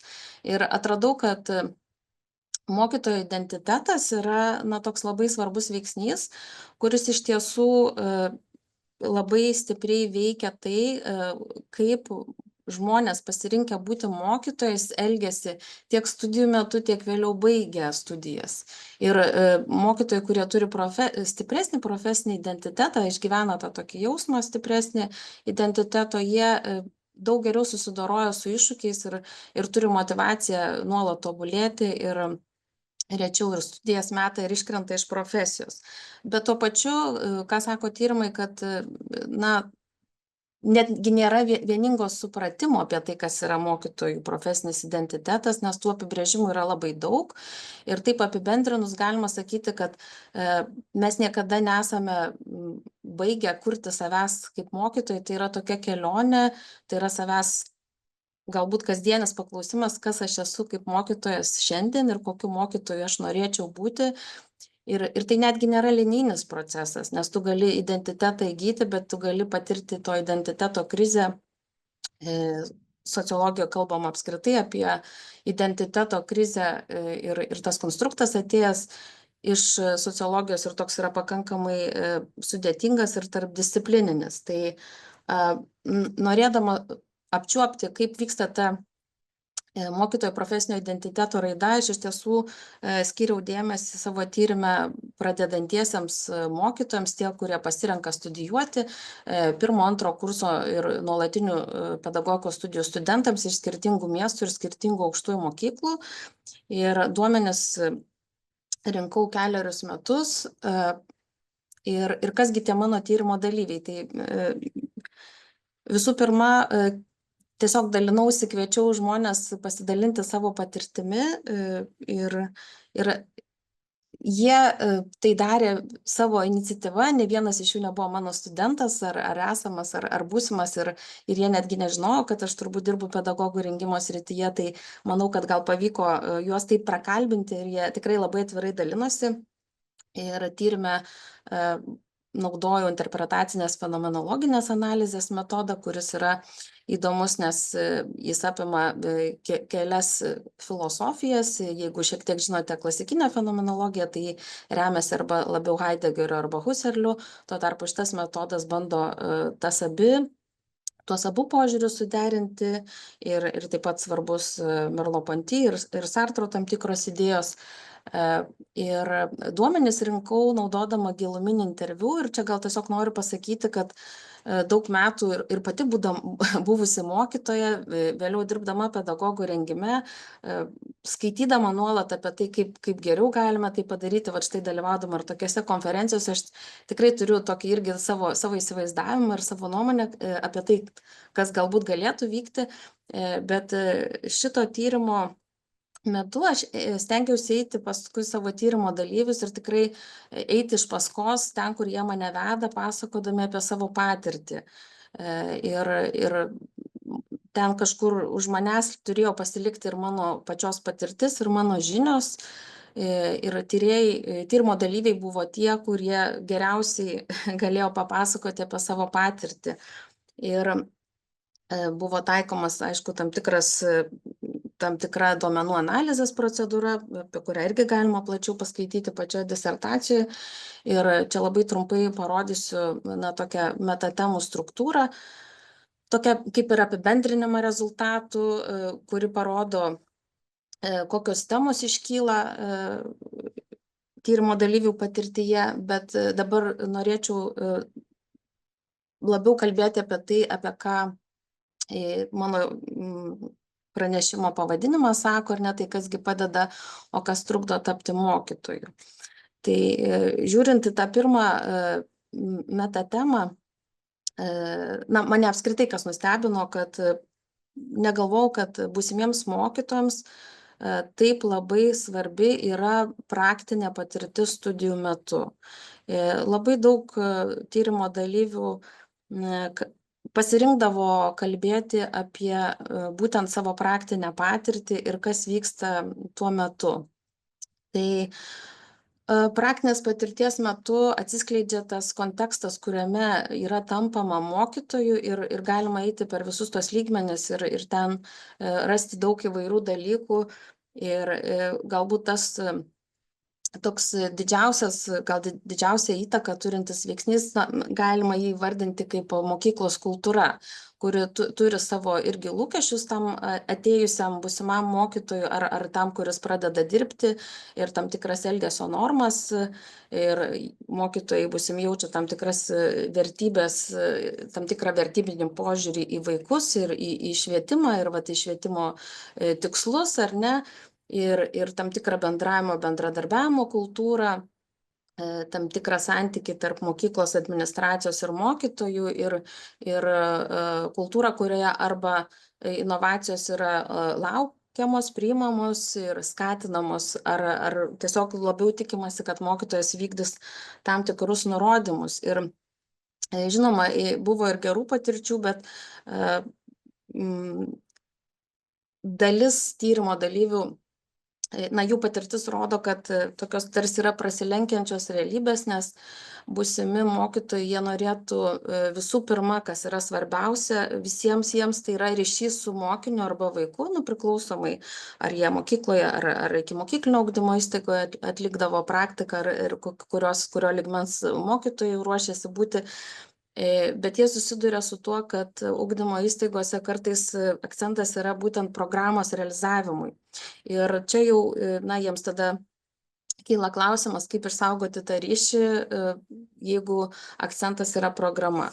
Taip pat nustebino irgi pakankamai sąmoningas noras dirbti įtraukiai. Čia irgi šiandien kalbėjom ir apie demokratinės vertybės, apie kultūrinę įvairovę. Jie galbūt daugiau tyrime kalbėjo apie specialių ugdymosi poreikių vaikus, nes Lietuvoje mes esam dar tikrai gana homogeniški, mažai turime tos kultūrinės įvairovės, lyginant su vakarų šalimis, tokiamis kaip, pavyzdžiui, Belgija ar kitos šalis. Tai gal jie tiek neturėjo galimybių susidurti su ta kultūrinė įvairovė, bet su specialių poreikių vaikais tikrai, ir juos tikrai trikdė ir jų pasirinkimą tapti mokytoju kaip pasakyti taip, na, sukėlė jiems tokią įtampą ir privertė susimastyti, kaip reikės dirbti traukiai toje kultūroje, kurioje tie ypatingi kitokie vaikai, na, jie nėra matomi kaip vertybė ir mokytojai galbūt kitą kartą nežino arba nenori dirbti traukiai. Ir jiems taip pat svarbu dirbti kūrybingai ir lankščiai, o įstaigose kartais norima iš jų tiesiog, kad būtų tvarka ir prioritetas tiesiog laikymasis higienos normų, o ne kažkoks gal kartais ir ne visai tvarkingas laikinas ar ne kūrybiškumas. Tai jie girdi, Lietuvoje dabar dedama daug pastangų, kalbama apie mokytojo profesijos prestižą, skatinamos studijos tam tikrose kryptise skiriant stipendijas ir jie girdi ir stodami, jie tai jaučia, jie nerimauja, kad gal galima ir neįstoti dėl to, kad yra skatinamas stojimas į pedagoginės studijas, o jie stoja dėl to, kad turi aukštą motyvaciją. Bet tuo pačiu atėję į ugdymo įstaigas, jie kartais mato, kad nėra kam dirbti ir ugdymo įstaigose į darbą priimamas bet kas. Tai, na, tos realybės iš tiesų tada prasilenkia ir jie sako, kad bet kurį kitą darbą dirbant, norint įsidarbinti, na, tu turi bent jau gyvenimo prašymą atsiųsti, o čia tiesiog nori, kad tu ateitum ir dirbtum ir visiškai net nesidomima tavimi kaip žmogumi. Tai juos iš tiesų labai trikdo. Ir aišku, toj patirtyje iškyla daug reikšmingų žmonių, kurie irgi turi jiems tam tikrą įtaką. Tai, kaip aš ir minėjau, svarbiausia tai vaikai, mokiniai, ryšys su jais ir visais atvejais, kai tas ryšys užmezgamas, tai tie būsimi mokytojai ir pajunta tą pašaukimą ir tokį patvirtinimą to savo pasirinkto kelio teisingumą ir tai juos motyvuoja, net kai jie susiduria su sunkumais. Bet juos iš tiesų trikdo tai neretai mokinių ir vaikų tėvai, kurie mato galbūt mokytojų bejėgiškumą, susidūrus su tėvų nepamatuotais lūkesčiais ir jie tuomet patys reflektuoja, kad jiems turbūt trūksta tų kompetencijų ir jie nerimauja, kaip reikės dirbti su būtent vaikų mokinių tėvais. Patys mentoriai, kurie visada lydi būsimus mokytojus praktikos metu, buvo irgi labai įvairūs. Vieni prisidėjo prie jų identiteto stiprinimo, padrąsindami, sakydami, kad tu tikrai būsi mokytojas, aš jau matau, patarimų kažkokių duodami, bet tuo tarpu buvo taip pat mentorių, kurie nenorėjo dalintis, nenorėjo įsileisti ir netgi, kaip viena pranešėja sakė, kad gali pavyzdį parodyti būsimas studentas, tai šito tyrimo viena dalyvė pasidalino tokia patirtimi, kad jinai vedė pamoką ir po kurios mentorė paprašė, kad ji daugiau į praktiką tiesiog neateitų ir ji buvo sutrikusi, nežinau kodėl. Ir vėliau jos kolegė pasakė, kad vaikams ta pamoka labai patiko ir tai mentorė labai supykdė ir todėl ji nenorėjo, kad tu daugiau ateitum. Tai net ir tokių dalykų dėja nutinka, labai gaila. Ir aišku, būsimi studentai susiduria ir su įstaigos vadovais, administracija ar pagalbiniu personalu.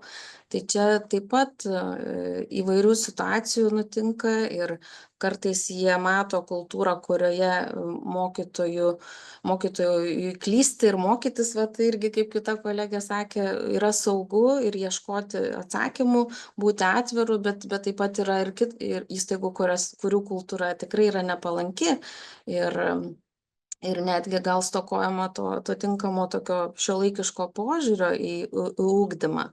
Ir čia pavyzdys yra iš praktikos iki mokyklinėje ugdymo įstaigoje, kur tikrai studentui pasirinkusią mokytojo kelią, ta pirmos dienos patirtis tikrai šokiruoja.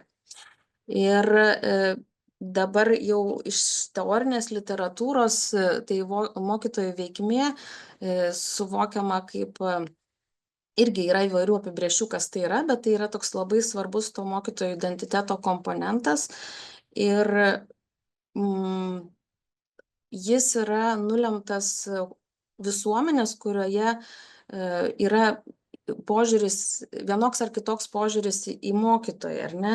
Kaip mokytojas supranta, kokia jo galia yra ir tarkim, dešiniai pusėje, čia tyrimas atliktas Suomijoje, kur mokytojai supranta save kaip būtent tuos pokyčių nešėjus ir tuos atsakingus nepamirštame pasaulyje, apie ką mes ir šiandien konferencijoje kalbam, bet yra šalių, kur mokytojas savo tą laisvę pasirinkimo mato tik tai labai siaurai, kaip kažkokį pasirinkti vadovėlį ar vieną ar kitą metodą klasėje ir už klasės ribų mokytojas visiškai neturi jokios įtakos visuomeniai.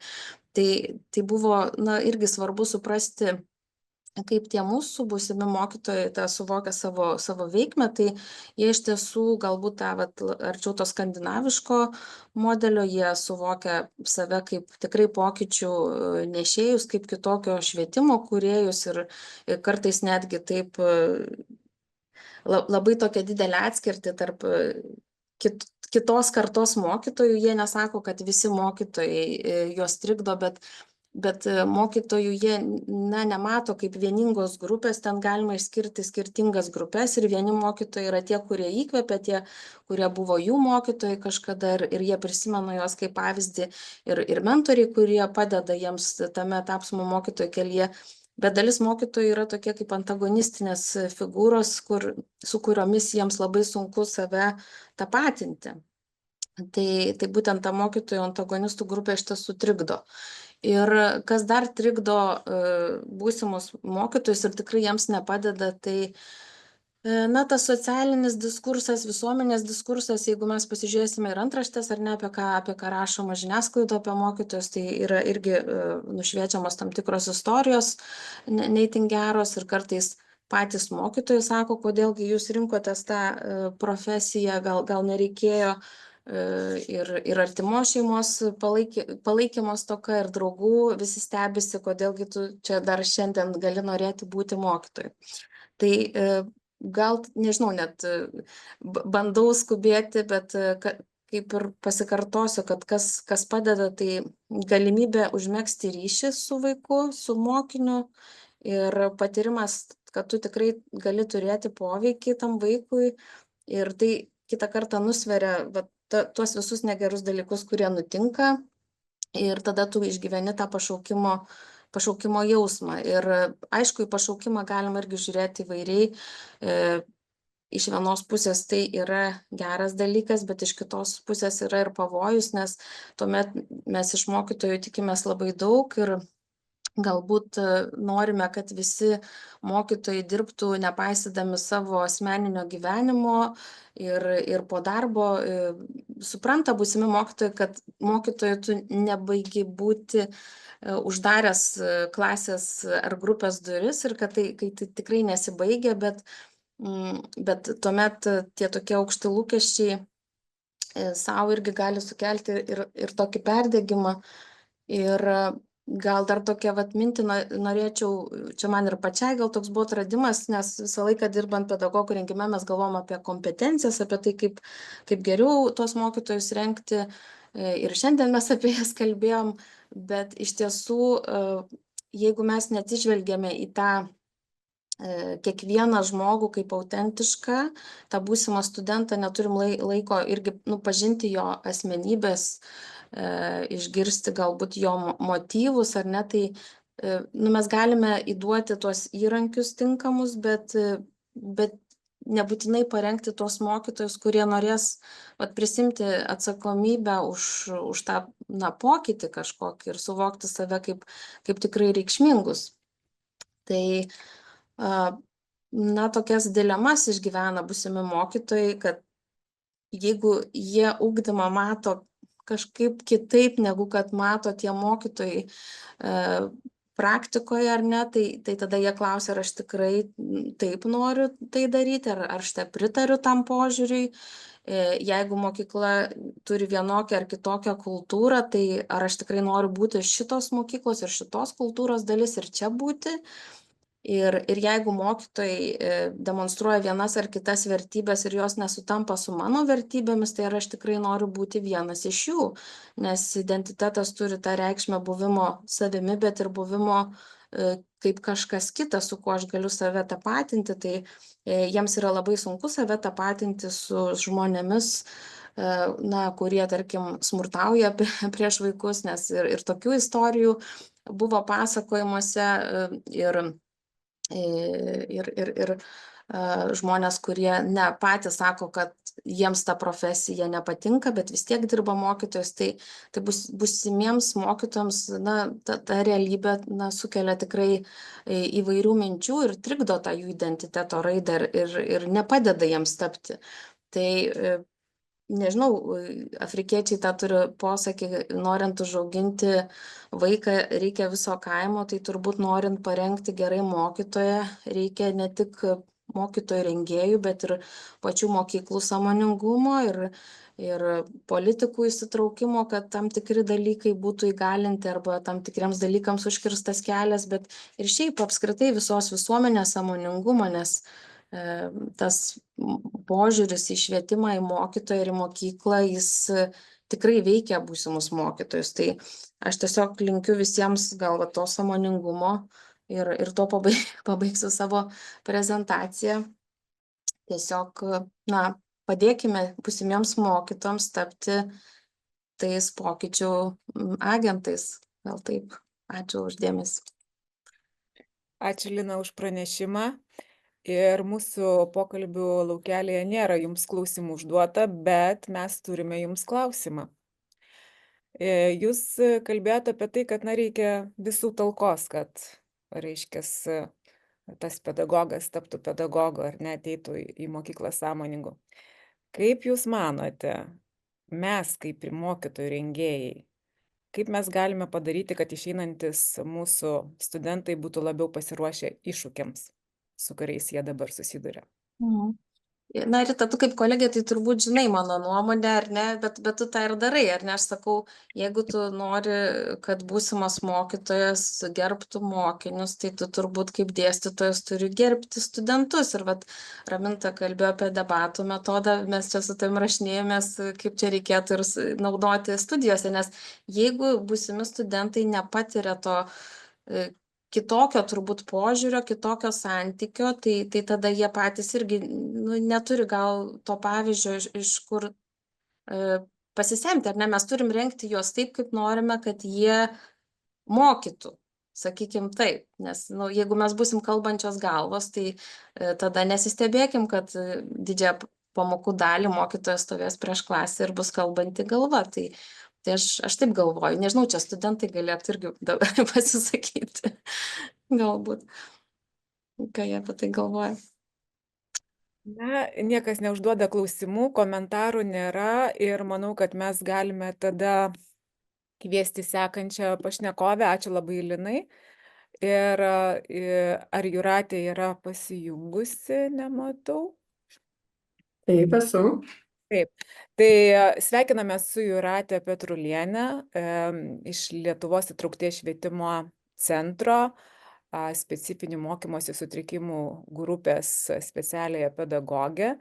Ir jinai pristatys temą, kuri yra labai dabar inovatoriška, labai daug apie ją kalba patys pedagogai, labai domisi šią temą.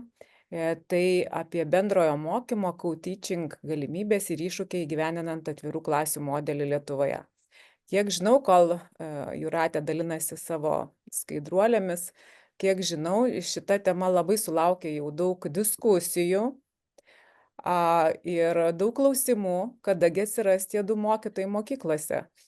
Tai manyčiau, kad šie klausimai bus ir jums, gerbiama Jūratė, pateikti po pranešimo. Gerai. Taip, tai aš turiu kaip ir kokį gerą pusvalandį laiko, ar ne, pakalbėti iki pertraukos, tai pasistengsiu neužtempti, kad vis tik vertėjai pailsėtų. Tai va, taip, tai nauja tema ir iš tikrųjų susilaukianti dabar labai daug dėmesio ir aš to labai džiaugiuosi, nes matau, kad to kiek potencialo ir kiek galimybių gali atnešti tas bendrasis mokymas arba angliškai co-teachingas, iš tikrųjų galimybės yra labai didelės. Tai va, tai mes įprastinis tas terminas ar ne yra mums labiau tas co-teachingas, tai yra apie dviejų mokytojų darbas kartu klasėje. Jeigu ieškosite literatūros šią temą, tai anksčiau buvo vartojami kiti terminai. Dabar yra bendrasis mokymas, o jeigu kalbėsim apie, nežinau, netgi porą metų prieš, tai galite rasti tokių terminų kaip komandinis mokymas arba mokymas bendradarbiaujant. Tai tiesiog jeigu reikės kažkokios literatūros medžiagos lietuvių kalba, tai galite ieškoti su kitus terminus vartojant. Gerai, aš truputėlį taip irgi iš toliau pradėsiu pirmiausia apie tai, kad apie terminologiją, kurią mes vartojam, atrodo, kiekvieną dieną ir ypač kalbėdami mokyklose, ar ne, tai yra 4 terminai: segregacija, integracija, atskirtis ir įtrauktis.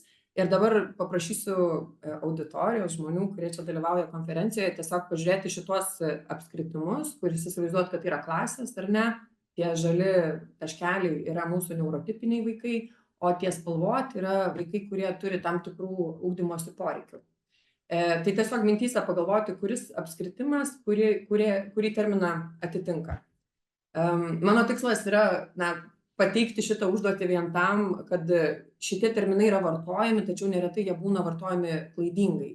Todėl norėtųsi suvienodinti tą terminologiją ir kuo mažiau klysti, turbūt kalbant apie įtrauktį, integraciją ir kitus modelius. Tai va, tai jeigu mes kalbėsim apie šituos visus 4 terminus, tai iš esmės jie atspindi tam tikrus švietimo modelius, kurie iki šiol iš tikrųjų tebėra dar visai pilnai taikomi mokyklose. Tai nėra kažkas, kaip sakant, tas, kas liko praeityje, dėja, bet mes dar tebeturim visus šitos modelius taikomus. Tai jeigu mes imsim A paveikslėlį, ar ne, tai mes kalbam apie atskirtį.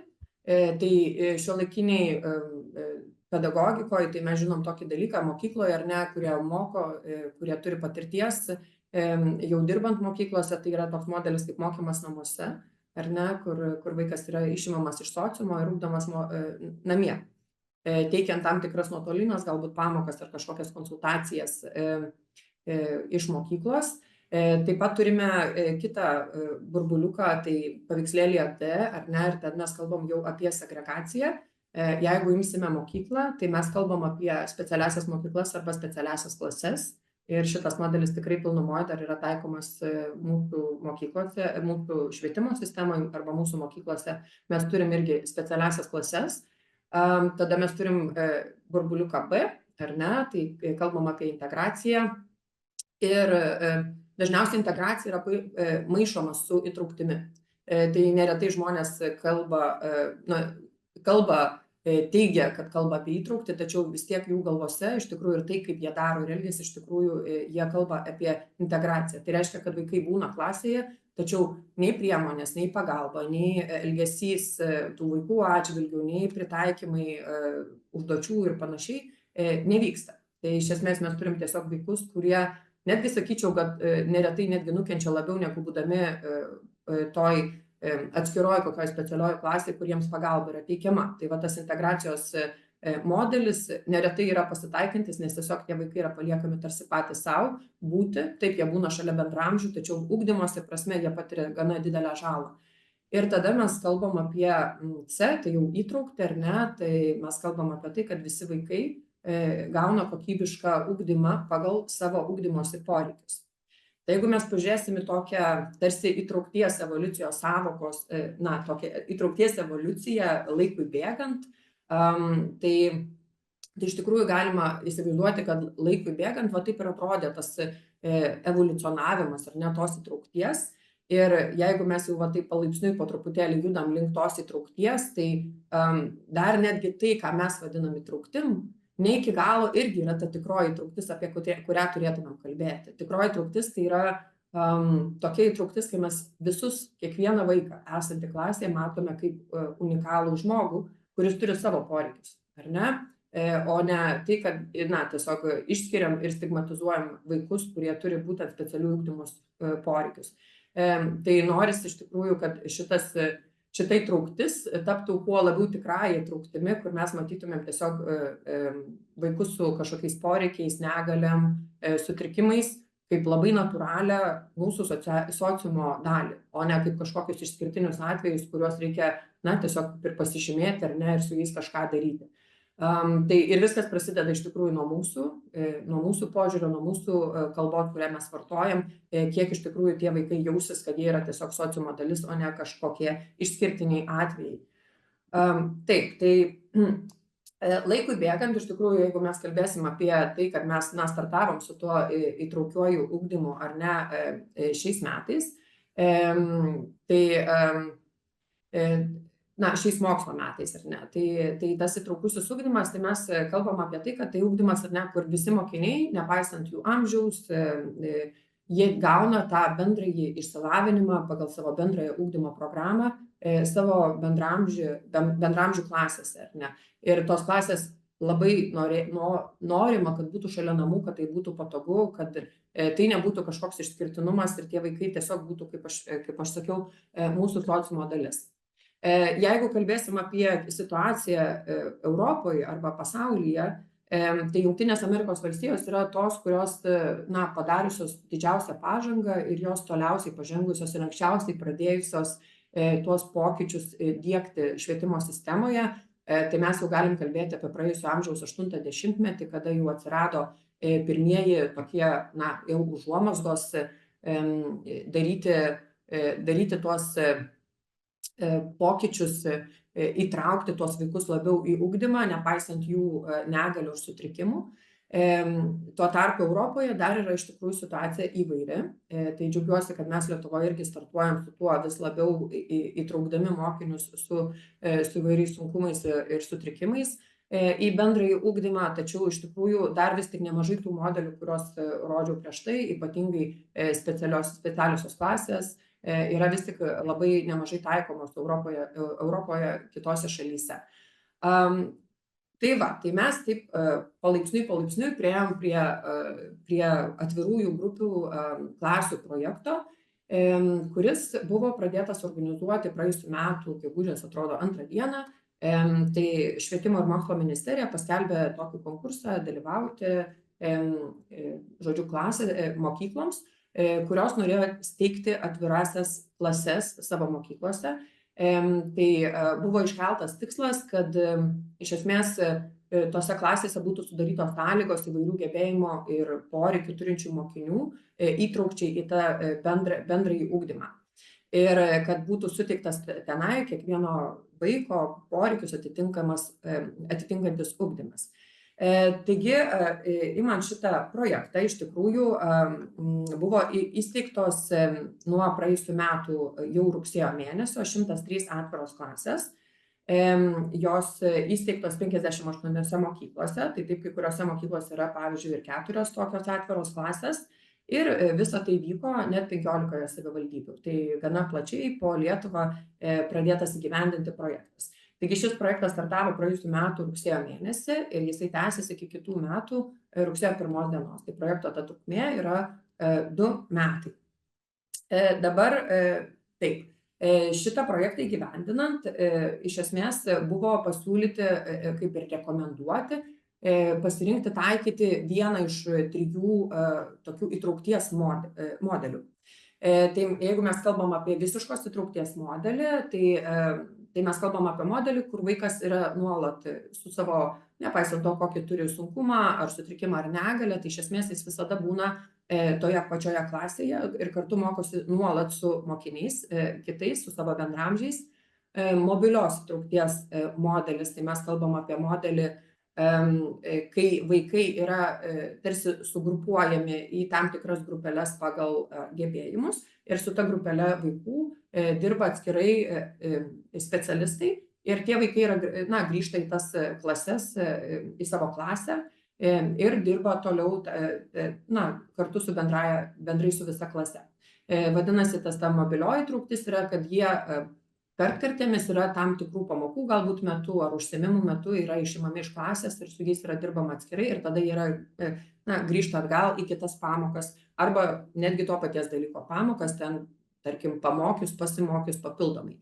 Na ir srauto įtraukties, tai yra toks labai rečiau galbūt žinomas ir naudojamas modelis. Tai srauto įtraukties modelis yra, kai mes turim, pavyzdžiui, visas 9 klases, ar ne, ir mes tada renkam tokį tarsi srautą iš, pavyzdžiui, 4-9 klasių ir tas srautas yra sudaromas tokia tikslingai, pavyzdžiui, mokytis lietuvių kalbos ar, tarkim, matematikos, to dalyko, kur, žodžiu, yra poreikis vėlgi galbūt pagilinti žinias, galbūt pasivyti, galbūt pasimokyti iš anksto ir tas srautas mokosi atskirai, o po to grįžta į savas klases. Tai tas srauto įtraukties modelis iš tikrųjų rečiausiai, gal mažiausiai taikomas mokyklose būna, bet iš tikrųjų tai irgi yra viena iš opcijų, kaip tą įtraukti, didinti ir skatinti, neišimant vaikų iš sociumo, tačiau tik tai retkarčiais juos, kaip ir išimant tik tam tikrose pamokose arba tik tam tikrų tikslų. Tai čia grafikė pavaizduota šitų 103 klasių pasiskirstimas, kokius modelius jie taikė. Tai, kaip matom, 46 klasėse buvo taikytas visiškos įtraukties modelis, 44 klasėse mobilios įtraukties modelis ir 13 klasių buvo taikytas srauto įtraukties modelis. Taip, tai man pasirodė visai įdomu pamatyti, kaip pasiskirsti apskritai, kokios klasės dalyvauja, dar vis dalyvauja šiame projekte. Tik šiais metais jau jie yra paaugę viena klase. Tai čia dalinuosi praėjusių metų ataskaitos duomenimis, kai jie startavo, kokios klasės startavo šitame projekte. Tai matom, kad vis tik daugiausia klasių buvo iš pradinės pakopos. Tai jeigu paimsim dar ir prieš mokyklinį ugdymą, tai iš esmės iki 5 klasės tai netgi buvo 70 klasių, tai reiškia netgi 2/3 klasių buvo pradinio ugdymo, o likusi dalis tai jau nuo 5 iki 9 klasės. Taigi šiuo metu vyriausi dalyvaujantieji yra 10-tokai, tačiau kaip matom, iš tikrųjų tų vyresnių klasių nėra tiek daug ir daugiausia vis tik šitą atvirų klasių modelį pabandė ir dar vis bando pradinių klasių mokytojai. Taip, ir galima pamatyti vėlgi, kad vis tik pradinių klasių mokytojai taikė ir taiko vis dar labiau tą visiškos įtraukties arba mobilios įtraukties modelį, o srauto modelis, matom, kad taikomas vis tik daugiau vyresnėse galbūt klasėse, ypatingai, pavyzdžiui, 5 klasėje, bet aš turiu tokį, pagal duomenis, kiek matau, tai yra tos mokyklos, kurios tiesiog, pavyzdžiui, jų yra kelios klasės dalyvaujančios šitame projekte, tai jie būtent šitą srauto modelį ir labiau taikė. Taip, tai viena iš sąlygų šitame projekte dalyvauti buvo tai, kad šitose klasėse privalo ir privalėjo ir dar vis privalo dirbti 2 mokytojai. Todėl mes prieinam prie šitos temos, taip iš tolėliau, bet tikslas mano ir noras iš tikrųjų pasidalinti apie bendrojo mokymo galimybės ir iššūkius, su kuriais susidūrė mokytojai atvirose klasėse. Taip, tai pirmiausia, aišku, reikėtų aiškiai suvokti, kas yra tas bendrasis mokymas. Tai kai mes kalbam apie bendrąjį mokymą, tai mes kalbam apie koordinuotą mokymo praktiką. Kai 2, o gali būti ir daugiau mokytojų, tuo pačiu metu dirba su heterogeniška mokinių grupe bendrojo lavinimo klasėje. Tai norisi atkreipti esminius momentus į sąvokas būtent šitas, kurios apima šitą terminą bendrasis mokymas. Tai mes kalbam apie koordinuotą praktiką. Tai reiškia, kad 2 mokytojai jie kartu ir planuoja, ir kartu ruošia medžiagą, jie kartu ją moko ir kartu vertina. Tai, žodžiu, yra koordinuota praktika tarp 2 specialistų. Mokymas vyksta tuo pačiu metu. Tai reiškia, abu pedagogai tuo pačiu metu yra klasėje. Mes nekalbam apie tokį modelį, kad kai vienas ateina, duoda rekomendacijas ir po to atsitraukia. Pavyzdžiui, specialusis pedagogas gali taip elgtis, ar ne? Tačiau mes kalbam apie tuo pačiu metu 2 mokytojus esančius klasėje ir atsakingus už visą ugdymo procesą kartu. Taip, heterogeniška mokinių grupė, tai jeigu mes jau kalbam apie bendrąjį mokymą, mes turim klasę, kuri pasižymi įvairovę. Ar ne? Tai reiškia, nėra skirstymo pagal gebėjimus, nėra skirstymo pagal sutrikimus. Mes kalbam apie tai, kad žiūrim į klasę kaip į vieną visumą ir galvojam, kaip su tais vaikais dirbti ir kokius metodus taikyti, kad visi vienodai gautų kokybišką ugdymą. Na ir kas gali būti tas antrasis mokytojas, čia klausimas, kurio sulaukiu labai dažnai. Tai iš esmės, jeigu imsim vėlgi užsienio patirtį, tos mokyklos, kurios taiko įtraukųjį ugdymą jau seniai, kur jau turi daug patirties, tai jie tos antrosius mokytojus iš tikrųjų ne tik tai kaip ir išnaudoja resursus visai kaip gali. Tais antraisiais mokytojais būna ne tik tai pedagogai arba specialiai pedagogai, kaip galbūt įprasta yra girdėti, matyti, tačiau jie pasitelkia ir logopedus, ir psichologus, ir socialinius pedagogus, ir fizinio lavinimo mokytojus, ir bibliotekininkus. Tiesiog stengiasi išnaudoti visą spektrą žmonių, būtent panaudoti ir išnaudoti tos resursus, kad ta kokybė būtų kuo aukštesnė.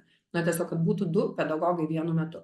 Netgi yra taip, kad imant netgi mokinio padėjėjus, jeigu nėra vaikui toks poreikis, kad tas mokinio padėjėjas būtų visą laiką nuolat šalia, ar ne, tai mes galim kalbėti apie tai, kad netgi mokinio padėjėją galima įtraukti labiau į šitą procesą ir vykdyti bendrąjį mokymą, negu tie, kad jisai padeda tik tai konkrečiam vienam vaikui.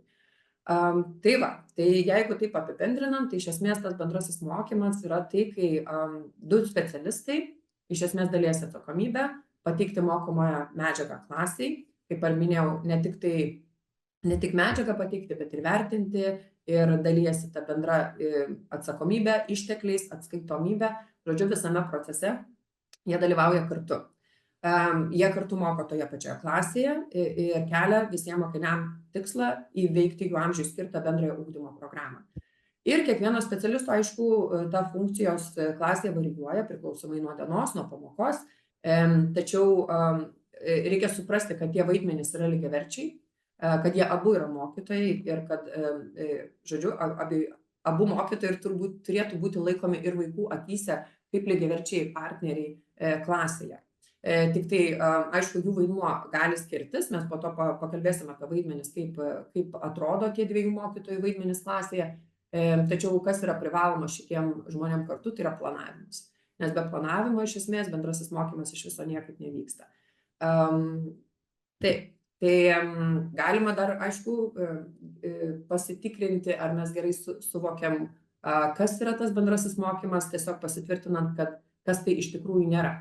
Pirmiausia, galbūt daug kas įsivaizduoja, kad tiesiog antrasis mokytojas, kuris atlieka mokinio padėjo vaidmenį, tai yra prieina ir padeda kai kuriem vaikam, kad tai yra bendrasis mokymas, ir tai iš tikrųjų nėra bendrasis mokymas, nes mokytojas antrasis turi atlikti kitas funkcijas, o ne mokinio padėjo vaidmenį. Tai tiesiog, kai antrasis mokytojas tiesiog būna klasėje, stebi procesą be kažkokios konkrečios veiklos, tai irgi nėra bendrasis mokymas. Taip pat bendrasis mokymas nėra specialių ugdymosi poreikių turinčių mokinių sugrupavimas ir išėmimas ir pamokų, kol su jais dirba specialusis pedagogas ar logopedas, arba tiesiog tų poreikių ignoravimas, tiesiog tikintis, kad ateis specialistas ir, žodžiu, pasirūpins tais vaikais ir paduos užduotis ar ten kažką su juo nuveiks. Tai mes kalbam taip, kad tai tikrai nėra bendrasis mokymas. Taip, jeigu pagalbos trūksta bet kuriam mokiniui susidūrusiam su mokymosi sunkumais, ir mes turim iš tikrųjų komandą, mes turim 2 mokytojus dirbančius klasėje, tai vėlgi mes kalbam, kad bendrasis mokymas nevyksta. Na ir mokymas naudojant senosius mokymo metodus, kai mokytojas dirbdavo vienas, tai irgi yra tokia slidi riba, kaip nenuslysti ir nepradėti tiesiog taikyti tokiu būdu, kad vieną dieną moko vienas, kitą dieną tiesiog moko kitas. Tai iš esmės mes taikom tą patį būdą, tarsi būtų vienas mokytojas klasėje. Taip, ir bendrasis mokymas iš tikrųjų turi tokius 2 pagrindinius esminius tikslus. tai pirmiausia sudaryti didesnės galimybės visiems mokiniams gauti diferencijuotą kvalifikuotų specialistų mokymą ir užtikrinti mokiniams su mokymosi sunkumais, sutrikimais ar negale galimybę mokytis pagal bendrojo ugdymo programas ir naudotis specialiai parengta mokomąją medžiagą bendrojo lavinimo klasėje. Tai yra, žodžiu, kad bendrasis mokymas tai nėra tik tai apie specialių ugdymo poreikių vaikus. Bendrasis mokymas kelia pirmiausia tikslą suteikti galimybės visiems mokiniams pagerinti savo ugdymąsi. O specialių ugdymosi poreikių vaikai, kadangi yra įvairovės dalis, natūraliai jie gauna irgi tą patį kokybišką ugdymąsi iš 2 specialistų. Taip, grįžkim prie to mūsų atvirųjų klasių projekto. Kaip atrodė tas antrojo mokytojo darbas tose atvirose klasėse? Tai iš esmės matom, kad 84% iš tikrųjų antrųjų mokytojų tose atvirose klasėse buvo tiesiog pedagogai. Tai varijavo iš tikrųjų, galbūt labiausiai skiriasi pradinė pakopa nuo tos vyresnės pakopos, nes pradiniai pakopai tai didžioji dalis tų antrųjų mokytojų buvo tiesiog pradinio ugdymo pedagogai. Taip pat, o vyresnėje klasėse nemažai tokių buvo mokytojų, tiesiog lietuvių kalbos mokytojai atliko tą antrojo mokytojo, užėmė antrojo mokytojo poziciją klasėje. Ir tik 16% iš tikrųjų antraisiais mokytojais buvo švietimo pagalbos specialistai. Ir vidutinis antrojo mokytojo etatinis krūvis buvo pusę etato, tai reiškia pusę laiko klasėje būdavo 2 mokytojai. Taip, tai jeigu remiantis užsienio patirtimi, tai dažnesnis reiškinys yra tai, kad antrasis mokytojas būna specialusis pedagogas. Mūsuose, aišku, suprantame, kad turim iš tikrųjų trūkumą švietimo pagalbos specialistų, tai turbūt dėl to atvirųjų klasių projekte iš tikrųjų vis tiek didžiąją dalį šitų specialistų pozicijų užėmė patys pedagogai, ar ne. Tačiau ateities vizija, ar ne, jeigu mes kalbam apie perspektyvas, kaip turėtų keistis, vizija, kaip turėtų keistis tas mokymas klasėje, tai iš tikrųjų švietimo pagalbos specialistai turėtų irgi tapti mokytojais kartu tose klasėse, kur jie ateina. Ir tikslas turėtų būti ne vaikus pasiminėti iš klasės ir eiti su jais atlikinėti atskirai užduotis ir mokyti kažkokių įgūdžių, kas nėra blogai. Tačiau tikslas turėtų būti, kad specialiai pedagogai ateitų į klases ir dirbtų pačiose klasėse. Ir taikant ypatingai bendrąjį mokymą kartu su pedagogu, planuojant pamokas, kad specialusis pedagogas yra įtraukiamas bendrai į ugdymą ir įneša savo indėlį, atneša ženkliai daugiau naudos ne tik specialių ugdymosi poreikių vaikams, bet ir visai klasiai. Taip, tai norėčiau vis tik pasidalinti ir pakalbėti tokias iš tos praktinės pusės, kaip atrodo tos galimybės 2 mokytojams dirbti kartu klasėje, gal kažkam bus jau tai girdėta ir matyta, tačiau daliai turbūt ne, tai labai norėčiau pasidalinti modeliais, kurie yra taikomi, kai 2 mokytojai dirba kartu vienoje klasėje. Tai jie vadinami įtraukios klasės valdymo modeliais ir jų yra 6 pagrindiniai modeliai. Jeigu kažkur literatūroje matysit ir užtiksit, kad jų yra šiaip daugiau, dažniausiai jie įkrenta į kažkurią iš šitų kategorijų, nes šiaip jau apibendrinant ir iš kelių šaltinių, ieškant medžiagos, tai iš tikrųjų vis tik apsistota ties 6 pagrindiniais modeliais. Tai pirmasis modelis būtų vienas moko, kitas stebi, antrasis vienas moko, kitas padeda, trečiasis modelis mokymas komandoje, ketvirtasis mokymasis stotelėse, penktasis mokymas paraleliai ir šeštasis alternatyvus arba pakaitinis mokymas. Ir dabar trumpai, negaištant labai daug jūsų laiko, apie tai, kas tai yra per modeliai ir kaip jie taikomi klasėje. Tai mes, jeigu kalbam apie vienas moko, kitas stebi, tai turim tai, kad vienas mokytojas iš tikrųjų dėsto mokomąją medžiagą, o kitas mokytojas organizuoja ir įgyvendina stebėjimo ir duomenų rinkimo procedūras, kurios tos surinktus duomenis iš esmės tada abu mokytojai turi peržiūrėti, aptarti ir su tais duomenimis turi būti daromi tam tikri po to žingsniai, kas vyksta po to su tais duomenimis, kuriuos mes surinkom, ar ne? Tai, žodžiu, tas duomenų rinkimas turi būti labai labai tikslingas, kad ne šiaip maždaug nepasiruošiam pamokai ir čia vienas pasėdės ten gale ir kažką paveiks. Principas tas, kad tu konkrečiai turi žinoti, kokius duomenis rinki tos pamokos metu. Ir šis modelis turėtų būti retkarčiais naudojamas tiesiog, kai atsiranda poreikis. Koks tikslas tokio modelio? Tai peržiūrėti mokomąją medžiagą, įsisavinimo medžiagos, galima stebėti savo kolegą, žiūrėti, kaip jiems sekasi naudoti vieną ar kitą strategiją, kaip sekasi mokyti vaikus kažkokiu vienu ar kitu metodu, ar ne. Galima žiūrėti, kiek mokinių įsitraukia į pamoką.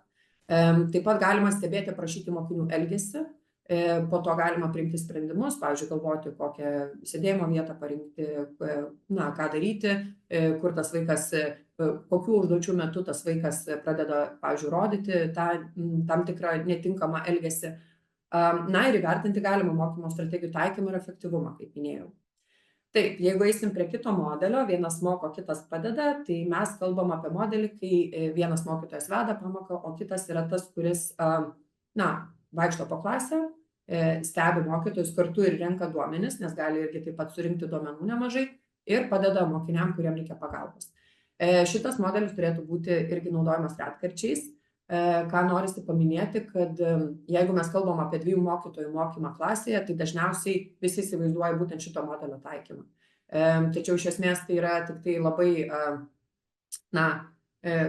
turėtų būti taikomas jisai nuo 5 iki 10% laiko, kai dirba mokytojai 2 klasėje, o ne praktiškai kiekvieną pamoką, nes tikrai piktnaudžiaujama gana šituo modeliu ir pagal duomenis gal net 70% laiko yra būtent taikomas šitas modelis, nes jis nereikalauja daug pasiruošimo, yra įprastas modelis, kurį mes įprastai netgi dabar galima stebėti taikomas mokyklose, kaip, pavyzdžiui, tą asistuojamą, tą asistavimą ar ne, tą pagalbą teikia specialusis pedagogas. Koks tikslas yra šio modelio? Tai pirmiausia, rinkti duomenis apie mokinių mokymasi, stebėti, ar mokiniai supranta mokomąją medžiagą, ar ne, padėti tų sunkumų patiriantiems mokiniams ir padeda irgi stebėti mokinių elgesį, nes tai yra papildomas šaltinis ir netgi sureguliuoti mokinių elgesį, kai yra papildomai žmogus, kuris gali padėti vaikui grįžti į save ar ne, nurimti, galbūt atsitraukti truputėlį iš mokymosi ir po to grįžti atgal. Tai iš tikrųjų gali būti nemaža pagalba tam mokytojui, kuris tuo metu yra tas, kuris moko klasę, dėsto tą mokomąją medžiagą. Taip, turim mokymą komandoje, tai yra gal ne taip ir dažnai matytas modelis, tai modelis apima 2 mokytojus, kurie iš esmės yra nuo pradžios iki galo atsakingi už mokomosios medžiagos pateikimą klasiai visos pamokos metu. Tai, žodžiu, abu mokytojai tuo pačiu metu moko tą pačią mokomąją medžiagą, tiesiog pakeisdami vienas kitą, turėdami savo dalį, kurią jie moko, ar ne, ir pritaiko savo mokymo stilius, gebėjimus. Ir šitas modelis jau turėtų būti naudojamas kartais, jau dažniau negu prieš tai 2 minėti. Koks tikslas? Tai pirmiausia, dalintis atsakomybę už visą procesą. Paįvairinti mokymasi, todėl kad šitas modelis iš tikrųjų yra aktyvuojantis ir vaikai mėgsta, kai mokytojai kartu, kai 2 mokytojai veda pamoką, tikrai jie labiau įsitraukia. Galima panaudoti kelias strategijas, pavyzdžiui, jeigu vienas mokytojas moka paaiškinti vienu būdu, o kitas mokytojas kitu būdu, tai yra labai didelė nauda, pavyzdžiui, pasimti specialų pedagogą, kuris galėtų parodyti kitą būdą, kaip galima atlikti užduotį arba kokią strategiją panaudoti, kad palengvinti mokymasi ne tik specialių ugdymosi poreikių turintiem vaikam, tačiau ir kitiem vaikam, kurie irgi galbūt sunkiau supranta kažkokį mokomąjį dalyką. Ir tuo pačiu, kai tos skirtingos strategijos ir naudojamos, tai iš tikrųjų tikslą galima kelti tokiu būdu pagerinti mokomosios medžiagos supratimą. Taip, 4. mūsų modelis yra mokymasis stotelėse. Tai mokytojai iš anksto paruošia 2 arba daugiau stotelių ir prieš pamoką mokiniai yra suskirstomi grupės. Grupės pirmiausia yra ne pagal gebėjimus skirstomos, mes kalbam apie heterogeniškas grupės, kuriuose yra vaikai tiesiog atsitiktinė tvarka suskirstomi į, dažniausiai sakau, būna 2 grupės. Ir stotelės dažniausiai būna organizuojamos taip. Yra viena stotelė, kurioje dirba vienas mokytojas, kita stotelė, kurioje dirba kitas mokytojas, ir trečia stotelė būna tokia savarankiško darbo, kai vaikai jau turi pakankamus įgūdžius ir gali atlikti užduotis savarankiškai. Netgi turėtų būti tas skatinimas, kad vaikai patys nueitų ir dirbtų toje stotelėje savarankiškai.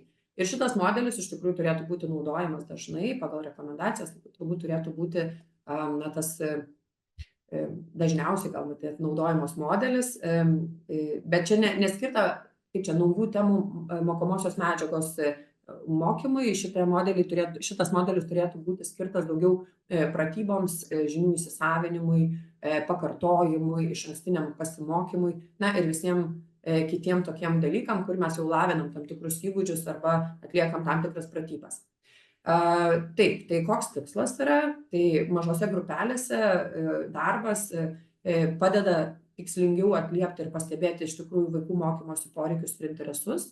Taip pat tikslas yra suvienodinti, gali būti keliamas tikslas suvienodinti mokymosi lygį, pagilinti žinias, skatinti savarankišką darbą, organizuojant tą savarankišką stotelę, pasidalinti planavimo ir mokomosios medžiagos pateikimo krūvį. Nes darbas turėtų vykti taip, kad pavyzdžiui 20 minučių dirba vienas mokytojas ar net su viena grupė, tada grupės rotuojasi, yra skirtos tarkim 5 minutės tai rotacijai ir tada kita 20 minučių dirba su kita grupė mokytojas, vėl dėsto tą patį turinį. Tai žodžiu, mokytojai turi pasiruošti iš esmės pusei pamokos ir jisai dirba 2 kartus, žodžiu, moko tą pačią mokomąją medžiagą, tiesiog skirtingom 2 grupėm. Taip, ir turim dar mokymą paraleliai. Tai kai mes suskirstom mokinius į vienodo dydžio grupės, 2 grupės, ir tada kiekvienas mokytojas per tiek pat laiko moko tą patį turinį, bet pateikimo būdas, strategija, metodas gali būti kitoks. Ir grupės nesirotuoja. Tai reiškia, vienas mokytojas turi savo grupę tai pamokai, kitas mokytojas turi savo grupę ir žodžiu, jie moko tą patį dalyką. Tiesiog pasiskiria turbūt kiekvienas kokį būdą naudos. Gali būti ir grupės truputėlį parinktos pagal tai, koks būdas ir metodas yra tinkamesnis kuriam vaikui. Ir žodžiu, vyksta paralelinis mokymas. Ir šitas irgi būdas turėtų būti naudojamas dažnai. Tikslas – efektyviau pateikti mokomąją medžiagą. Tai netgi rekomenduojama tokį metodą taikyti tada, kai mokymosi turinys yra sudėtingas. Tai reiškia, kad aš turiu mažesnę grupę vaikų, aš galiu atidžiau stebėti jų poreikius, atidžiau stebėti, ar jie įsisavino kokybiškai medžiagą ir tada atliepti tos poreikius, diferencijuotai pateikti tą mokomąją medžiagą, ir pagerinti tą mokinių mokomosios medžiagos įsisavinimą. Ir šitas modelis taip pat gali būti skirtas paįvairinti pamokas. Be abejo, jisai turi savo iššūkių, nes mes kalbam apie fizinės erdvės tada sunkumus, tačiau kai kurie mokytojai, žinau, kad taiko tokį būdą, kad tiesiog išeina į kitas patalpas su kita grupelė, arba jeigu jau nėra galimybės to daryti ir taikyti šitą modelį, tai turbūt reikia galvoti apie kitus grupavimo būdus, kaip pavyzdžiui stotelės arba alternatyvų mokymą. Tai alternatyvus arba pakaitinis mokymas, tai yra modelis, kai dauguma mokinių lieka didelėje grupėje, o dalis mokinių dirba mažoje grupelėje. Ir abu mokytojai laikosi to paties pamokų plano, žodžiu, maža grupelė dirba, irgi gali dirbti ties tuo pačiu dalyku, tačiau jiems yra taikomas kitokia strategija arba kitoks metodas pateikiant medžiagą.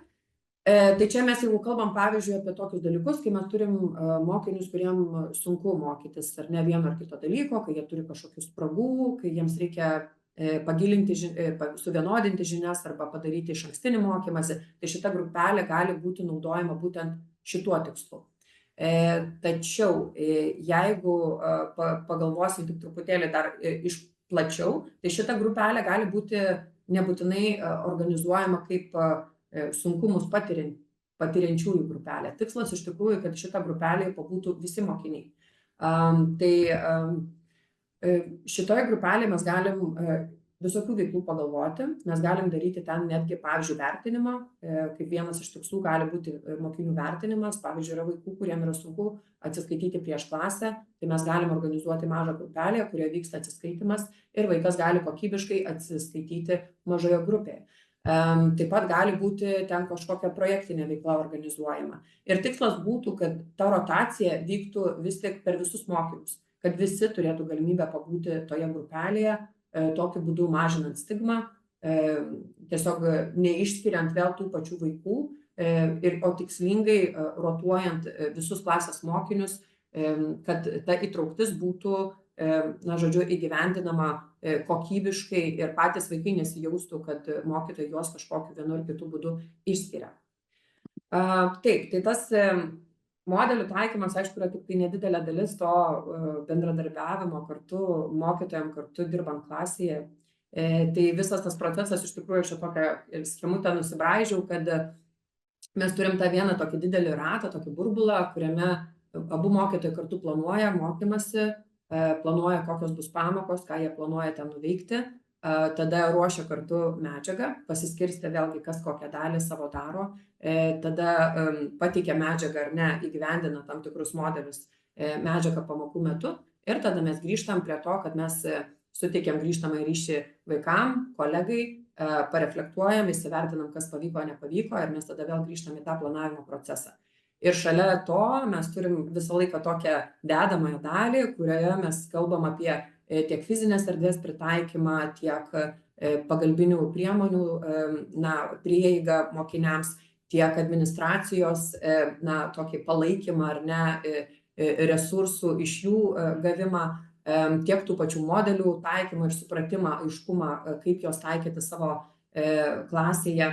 Žodžiu, tas fizinės erdvės, procesų išteklių toks organizavimas yra šalia esantis toks burbulėlis, kuris yra nuolat sąveikauja su visu to procesu, kuris vyksta tarp dviejų mokytojų klasėje. Taip, tai jeigu mes grįžtim prie atvirųjų klasių projekto ir su kokiais iššūkiais susidūrė būtent per praėjusius mokslo metus, mokytojai pradėjo kartu dviese dirbti klasėje.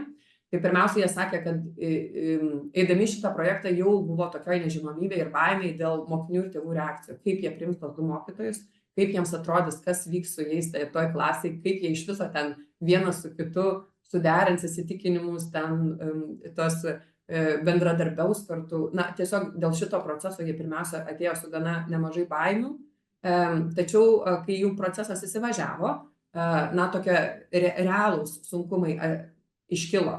Tai pirmiausia, derinti įsitikinimus. Sakė, kad tikrai nemažai buvo tokių, kurie rodė pradžioje nenorą bendradarbiauti ir turėjo išankstinių nuostatų. Ypatingai galbūt tai patyrė iš dalyko mokytojų, galbūt labiau bendradarbiaujantis buvo specialiai pedagogai, kurie turbūt su tuo daugiau susiduria ir jiems tenka bendradarbiauti daugiau su mokytojais. Su kuo susidūrė dar mokytojai šitame projekte, su švietimo pagalbos specialistų trūkumu. Taip pat buvo sunkumai suderinant tvarkaraščius, nes tose klasėse dirbo ir antrieji mokytojai, tačiau ir dar vienas papildomas mokinio padėjėjas.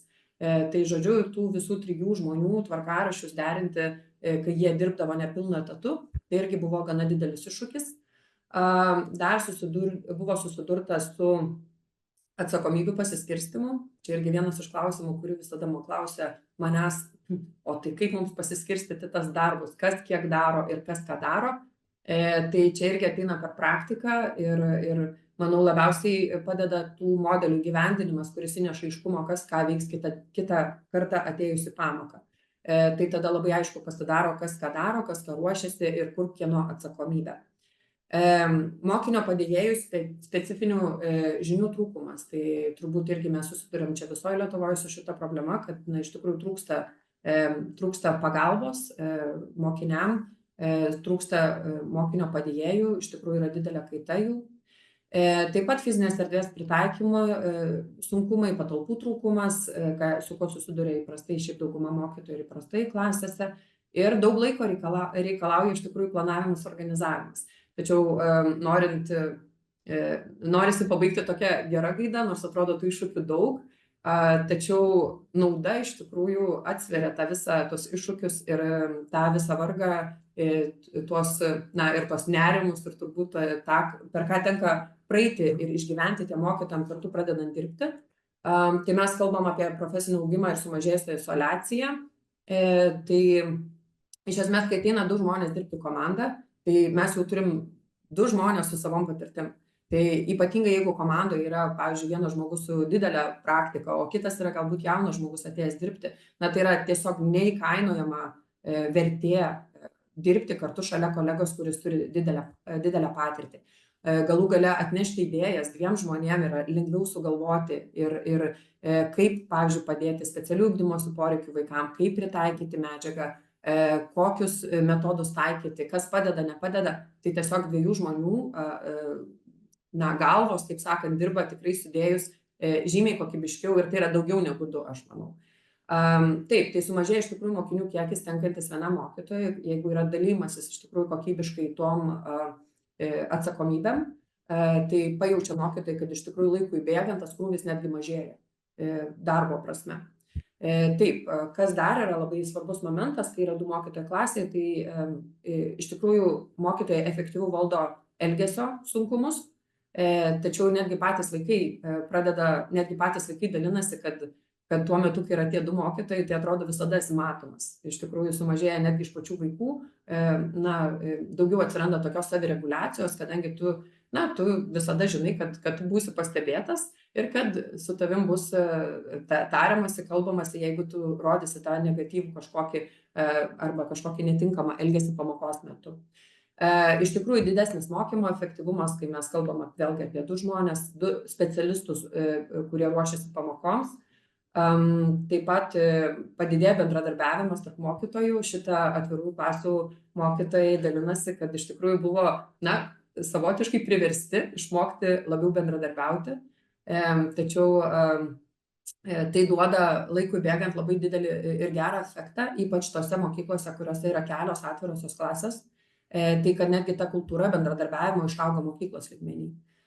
Žinau, kad nemažai kas dirba praktikoje, kad susiduria su tuo, kad mokytojai nelabai linkę dalinti savo ištekliais, resursas tarpusavyje, o kai atsiranda tas toksai bendradarbiavimo kultūra ir, pavyzdžiui, kai yra vienas specialusis, pavyzdžiui, pedagogas arba, tiesiog pradinių klasių pedagogas, kuris dirba kaip antrasis mokytojas ir vienoje klasėje ir kitoje klasėje, tarkim, po pusę etato ar ne, tai tada neišvengiamai šitas dalymasis atsiranda. Ir tai yra labai didelis pliusas, nes tiesiog vėlgi mažėja krūvis, nes tu tiesiog turi žymiai daugiau resursų, tu turi visą komandą, kuri dirba vardant to bendro tikslo. Tai čia nauda mokytojam yra viena, bet mes turėtume vis tiek galvoti apie mokinius, kad mūsų tikslas yra pasiekti juos. Ir iš tikrųjų pirmiausia yra nauda visiems mokiniam, tai kad yra ir kokybiškiau ir įvairiapusiškiau paruošiama mokomoji medžiaga. Taip pat yra kokybiškiau diferencijuojama medžiaga, nes mes turim du specialistus dirbančius ties medžiagos paruošimu. Geresnis mokytojo prieinamumas visiems klasės mokiniams, to džiaugiasi mokiniai ypač, nes jie jaučiasi, kad jie gali greičiau ir kokybiškiau sulaukti pagalbos, kai jiems jos reikia. Mokiniai labiau įsitraukia į pamokas, šitą pastebėjo irgi atvirųjų klasių mokytojai, tai tikrai dalyjosi šituo dalyku. Ir kad pagalba atsiranda ne tik tai specialių ugdymosi poreikių vaikams, bet yra vaikų, kurie turi nenustatytus poreikius. Ir labai aiškiai matosi, kad jie susiduria su sunkumais, galbūt nėra įvertinti, galbūt tėvai nenori, kad vaikai būtų įvertinti iš tikrųjų tarnyboje, bet matom, kad yra sunkumų, tai tie mokiniai irgi gauna tą pagalbą. Pagerėja tas turinio aiškus supratimas, kai vėlgi mes naudojam skirtingas strategijas, pavyzdžiui, medžiagai paaiškinti. Ir dar toks vienas irgi labai labai svarbus aspektas, tai yra individų įvairovės priėmimas, kad vaikai žymiai labiau priima kitokius vaikus. Pirmiausia, jie mažiau pradeda matyti juos kaip kitokius, nes jie yra klasės dalis, o ne kažkas, kas yra išimama iš klasės arba yra iš vis atskiroje klasėje mokoma, kaip, tiesiog jie ir pavadinimus sugalvoja tiem vaikam. Aš šitame procese pati matau ir dalyvauju, ir tai nėra tai, ką aš iš tikrųjų linkėčiau matyti ateities mokykloje, kad tie vaikai iš tikrųjų turi, kaip patiria tą didelę stigmą, kai jie yra atskiriami iš tos klasės. Ir pabaigai, kad mes dar turim naudą didelę specialių ugdymų poreikių turintiem mokiniam, tai iš tikrųjų pirmiausia, kad jie dalyvauja klasėje ir jie dalyvauja ugdymosi procese, jie nėra išimami ir fragmentiškai grąžinami ir turi tada kaip tokia žinių trūkumą, nes su tuo susiduriama iš tikrųjų yra mokykloje, kai vaikas yra pas specialų pedagogą, po to jis yra grąžinamas į klasę ir jis neturi nė žalio supratimo, kas vyko tuo metu klasėje. Tai ir vaikas jaučiasi atsilikęs, paprastai vaikai netgi prieštarauja ir nenori eiti pas tą specialų pedagogą, todėl kad jis supranta, kad grįžęs į klasę, jisai tiesiog, žodžiu, kaip toksai iš dangaus nukritęs jaučiasi ir jam iš tikrųjų reikia dar netgi labiau pasivyti, nes klasė eina savo tempu. Taigi sumažėja tų vaikų žinių fragmentiškumas. Iš tikrųjų, atvirųjų klasių, vat irgi mokytojai dalinosi, kad pagerėja iš tikrųjų specialių ugdymosi poreikių vaikų tiek skaitymo, tiek matematikos pasiekimai. Kai kas dalinosi, kad ne 90% pasiekė būtent specialių ugdymosi poreikių vaikai jų klasėje, kai būtent 2 mokytojai dirbo kartu ir taikė būtent šitą atvirų klasių modelį. Tai labai labai smagu girdėti.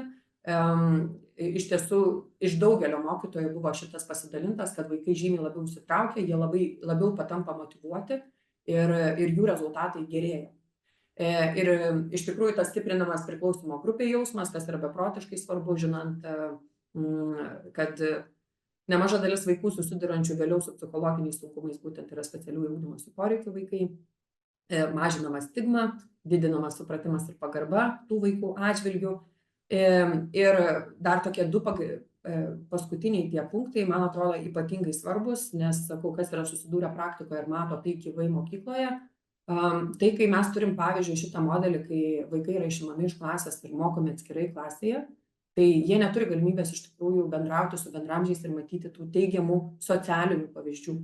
Ir kai tu esi toj klasėje, kurioje yra vaikai, kurie yra su sunkumais ir jie dažniausiai patiria ir socialinius sunkumus, tai kas nutinka, kai jie neturi iš ko mokytis to teigiamo, pozityvaus ir tinkamo pavyzdžio, kaip reikia socialiai bendrauti, kaip reikia, reaguoti, kaip reikia prieiti prie vaiko, kaip reikia draugauti, kaip atsiprašyti ir panašiai.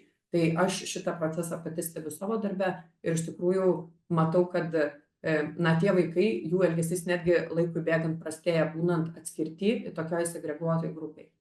Ir dar vienas momentas, kad kai specialių ugdymosi poreikių vaikai yra klasėse, kuriuose yra iš tikrųjų atliepiamas tas poreikis jų, mokytojai turi didesnius lūkesčius tiem mokiniam, negu kai vaikai yra atskiriami ir būna atskirose tose segreguotose klasėse. Nes čia, sakau, aš vėlgi dalinuosi labiau ir iš savo patirties tuo momentu, kad tada toje klasėje patekę vaikai ir sako, gerai, jūs čia šitoje klasėje, tai dabar kaip sakant, tie lūkesčiai jų atžvilgių yra nebeaukšti. Tuo tarpu, kai jie yra bendroje klasėje, jie patys savo kelia aukštesnius lūkesčius ir mokytojai iš tikrųjų jiems kelia aukštesnius lūkesčius lygindami su bendramžiais. Tai šitą gražią gaidą norėčiau pabaigti savo pranešimą ir gal yra dar klausimų kažkokių. Tai ačiū labai, Jūrate. Kadangi aš jau perėmiau moderavimą ir mūsų laikas turėtų jau būti pertrauka ir labai atsiprašau vertėjų, nes iš tikrųjų jie be pertraukų dirba. Tačiau aš kaip moderatorė gavau vieną klausimą.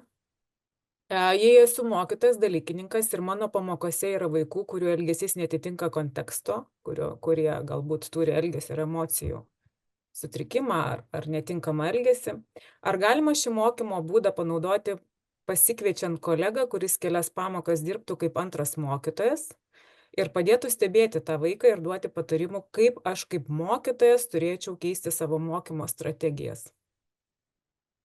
Taip, be abejo galima.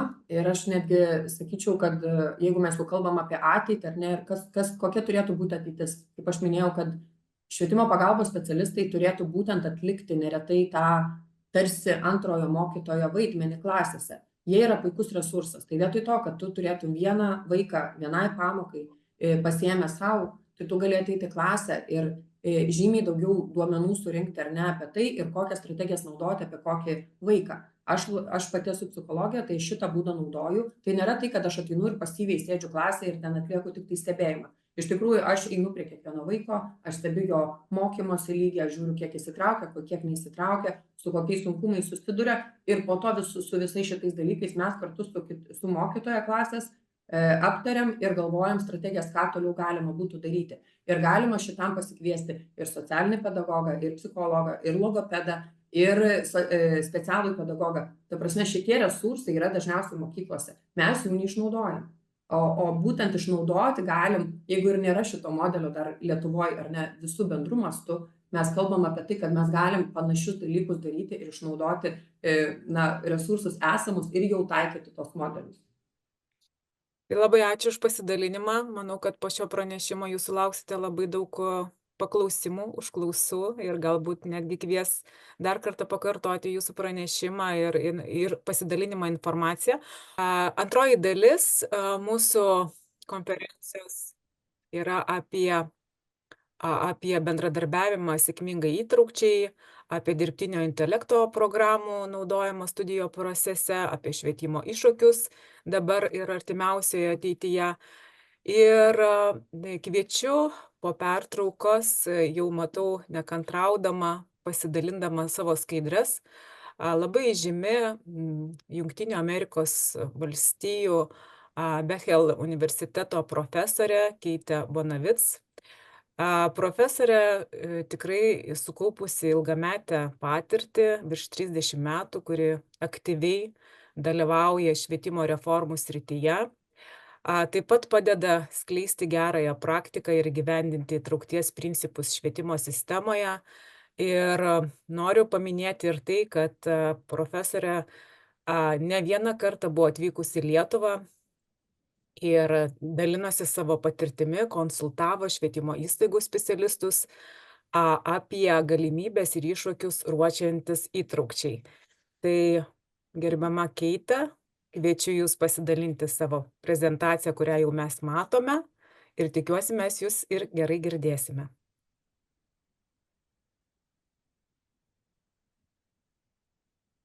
Thank you so much, Rita. What a joy to be with all of you today. Whenever I get to be with Lithuanian friends, it's a good day. So thank you. And yes, today I will be talking about collaboration, the key to successful inclusion. And I'm thrilled that I was able to hear a little bit of Jūratė's presentation on co-teaching. It's very early in the morning here, but it's so important as Lithuania steps into inclusion that you are recognizing all of the different ways to collaborate. There are many. So I will get started by sharing a little bit. Rita, I appreciate the few things you shared. But for those of you who haven't met me before, I wanted to just simply share where I'm from in the state of Minnesota. And this is my university, Bethel University, where it's a 4-year university for bachelor's degrees, and we also have graduate and doctoral programs. I'm currently the Associate Dean of Education, and I also am the program director for our graduate special education program, where we prepare special education teachers in 4 different categories at our university. And I'm happy to exclaim to you today that just a week ago, we received our highest approval from our state accreditation body, and I'm a happy person. So I wanted to share that with you because I care deeply about my friends in Lithuania.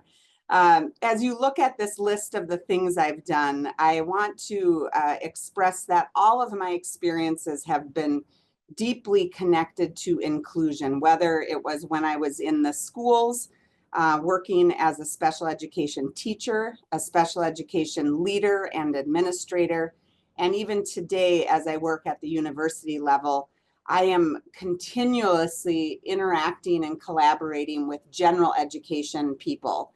It's so important as we think about education to always wear that lens of collaboration so that we're working together for the good of our students. I wanted to share, and I know Rita just added this, but I have had a few different opportunities in your beautiful country. My husband and I started our time in your country in 2023, where I spent close to 4 months at LCC University in Klaipėda. And during that time, it was a Fulbright scholarship where I was helping university professors understand how to use universal design for learning in the university classroom for university students with disabilities. I also helped them to develop their disability policies for their students. During that time, I learned about this inclusion law that was coming on September 1st of 2024.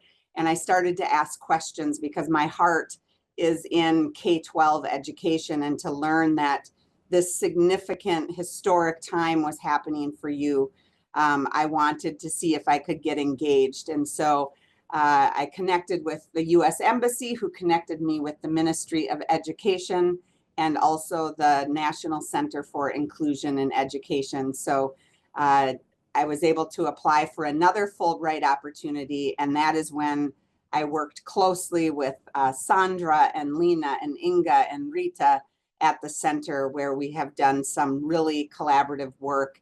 And as I think about collaboration and inclusion, that also fits internationally. And as we presented to the US Embassy in September, they shared with us that the Center for Inclusion in Education and my work with you in collaboration with them was the best project they have ever had. And so kudos to the National Center for Inclusion in Education, because that's a significant honor for both of us.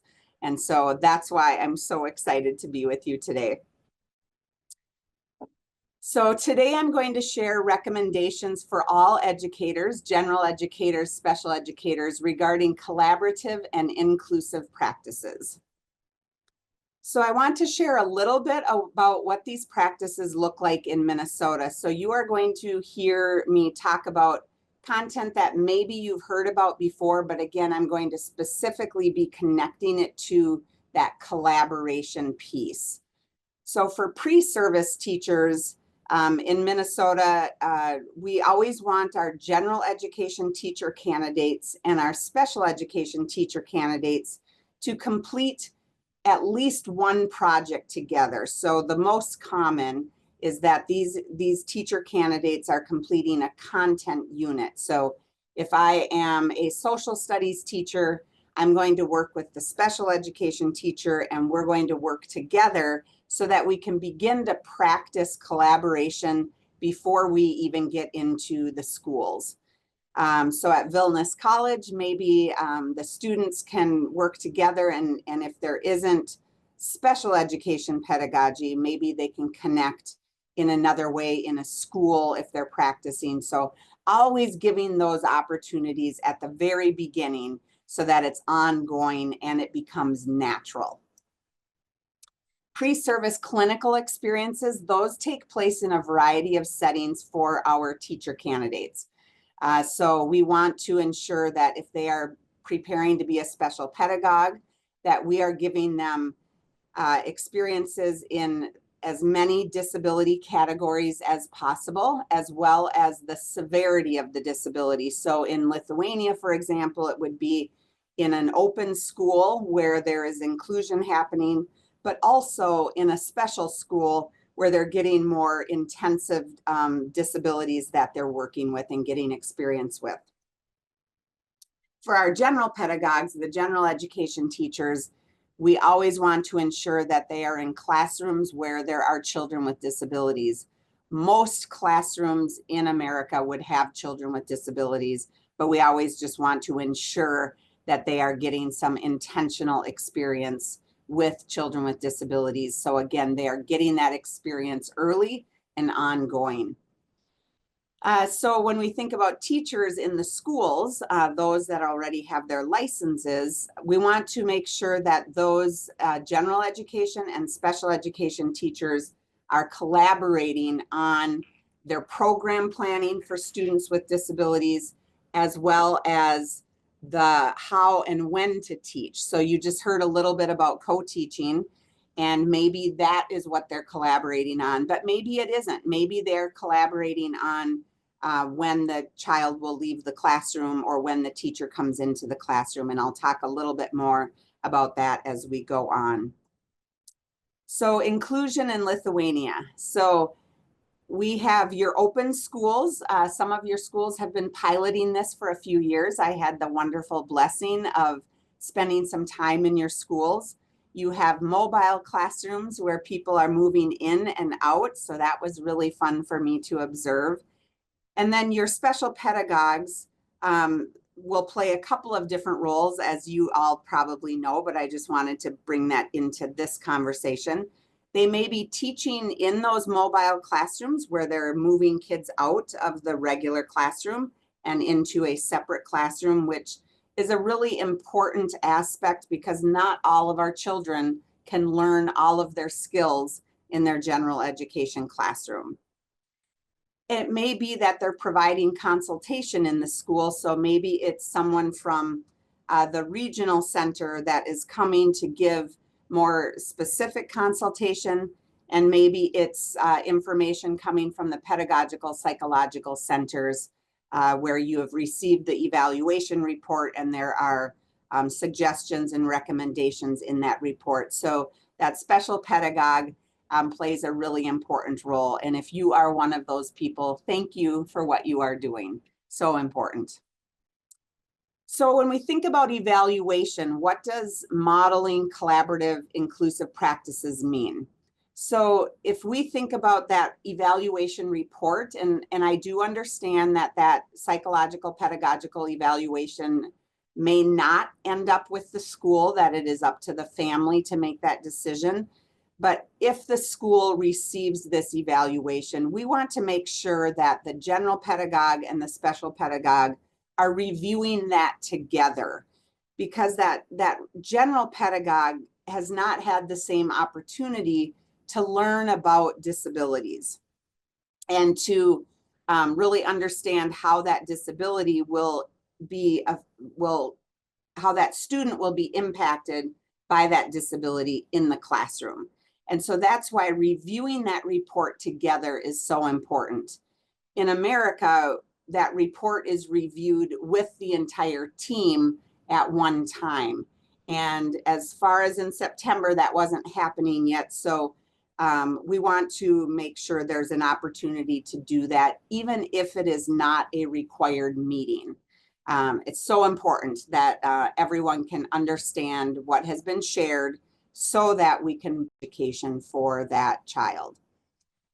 It may be that you're doing a role play. If you don't have the opportunity to do this in real time with an actual evaluation, then let's do a role play so that we're practicing it before we actually have one. So that special pedagogue, general pedagogue, reviewing an evaluation report together. It may even be you're reading several reports so that you're getting several different disabilities that you are discussing. So maybe it's autism, maybe it is a learning disability, but either way, what does that report look like and how do we plan based on the evaluation? Part of that process is going to be how and can that student be educated in the general classroom? And then also, do we have to determine additional supports? Is it going to be accommodations, modifications? Is it going to be a different location? Will we have staff that come into the classroom? Maybe there's a teaching assistant, maybe it's a co-teaching model, but we're going to have all of those conversations at that point. How do we model collaborative inclusive practices as it relates to the classroom and academics? So looking at the actual learning and teaching that is happening. So if we think about either case studies or that evaluation report that we may have, we want to provide opportunities for consultation and collaboration between general and special pedagogues specific to academics. So what do they need for their general content lessons? And we want to collaborate on that. Is there an opportunity for co-teaching? Is there, has that teacher been trained in universal design for learning? There are so many different things you can do with universal design for learning. So if you are a general pedagogue and you haven't had an opportunity to learn those techniques yet, there may even be recordings from me from when I've done those in the past in Lithuania, but I know there are so many free things on the internet. Of course, most of them are probably in English, so thank you for all of you who understand English. but definitely dig into universal design for learning. There's also a book for co-teaching and universal design for learning that bring the two things together. And I'll reference a presentation I did in September that all of you are able to access if you would like. Also, make sure you're collaborating on the evaluation of students with disabilities in the classroom. So not the psychological, pedagogical evaluation, but on the assessments that need to happen in a classroom. So whether it's an assignment or a test, and you're getting to the grade reporting time, it's important to work together, because that general education teacher may feel like, well, how do I grade this child when I had to change things or when I provided accommodations? That's an important conversation to have, because we don't want that general education teacher to feel responsible because the child has a disability and their grading system may be a little bit different. I understand the National Agency for Education in Lithuania has provided input on your national examinations, but then at this classroom level, at the school level, we want to ensure that there's conversations happening between the classroom content expert and the special pedagogue. So I'm going to briefly talk about co-teaching. I realize you had an entire presentation on it, but because it's so specific to collaboration, I want to call out a few things. So you already know it's two teachers working together. And so this collaboration piece is critical, where the two teachers are finding specific time to plan with one another and to really get to know one another. And I won't talk about all the pieces, but have a cup of tea, have a cup of coffee together, spend some time really getting to know each other so that you are a stronger team.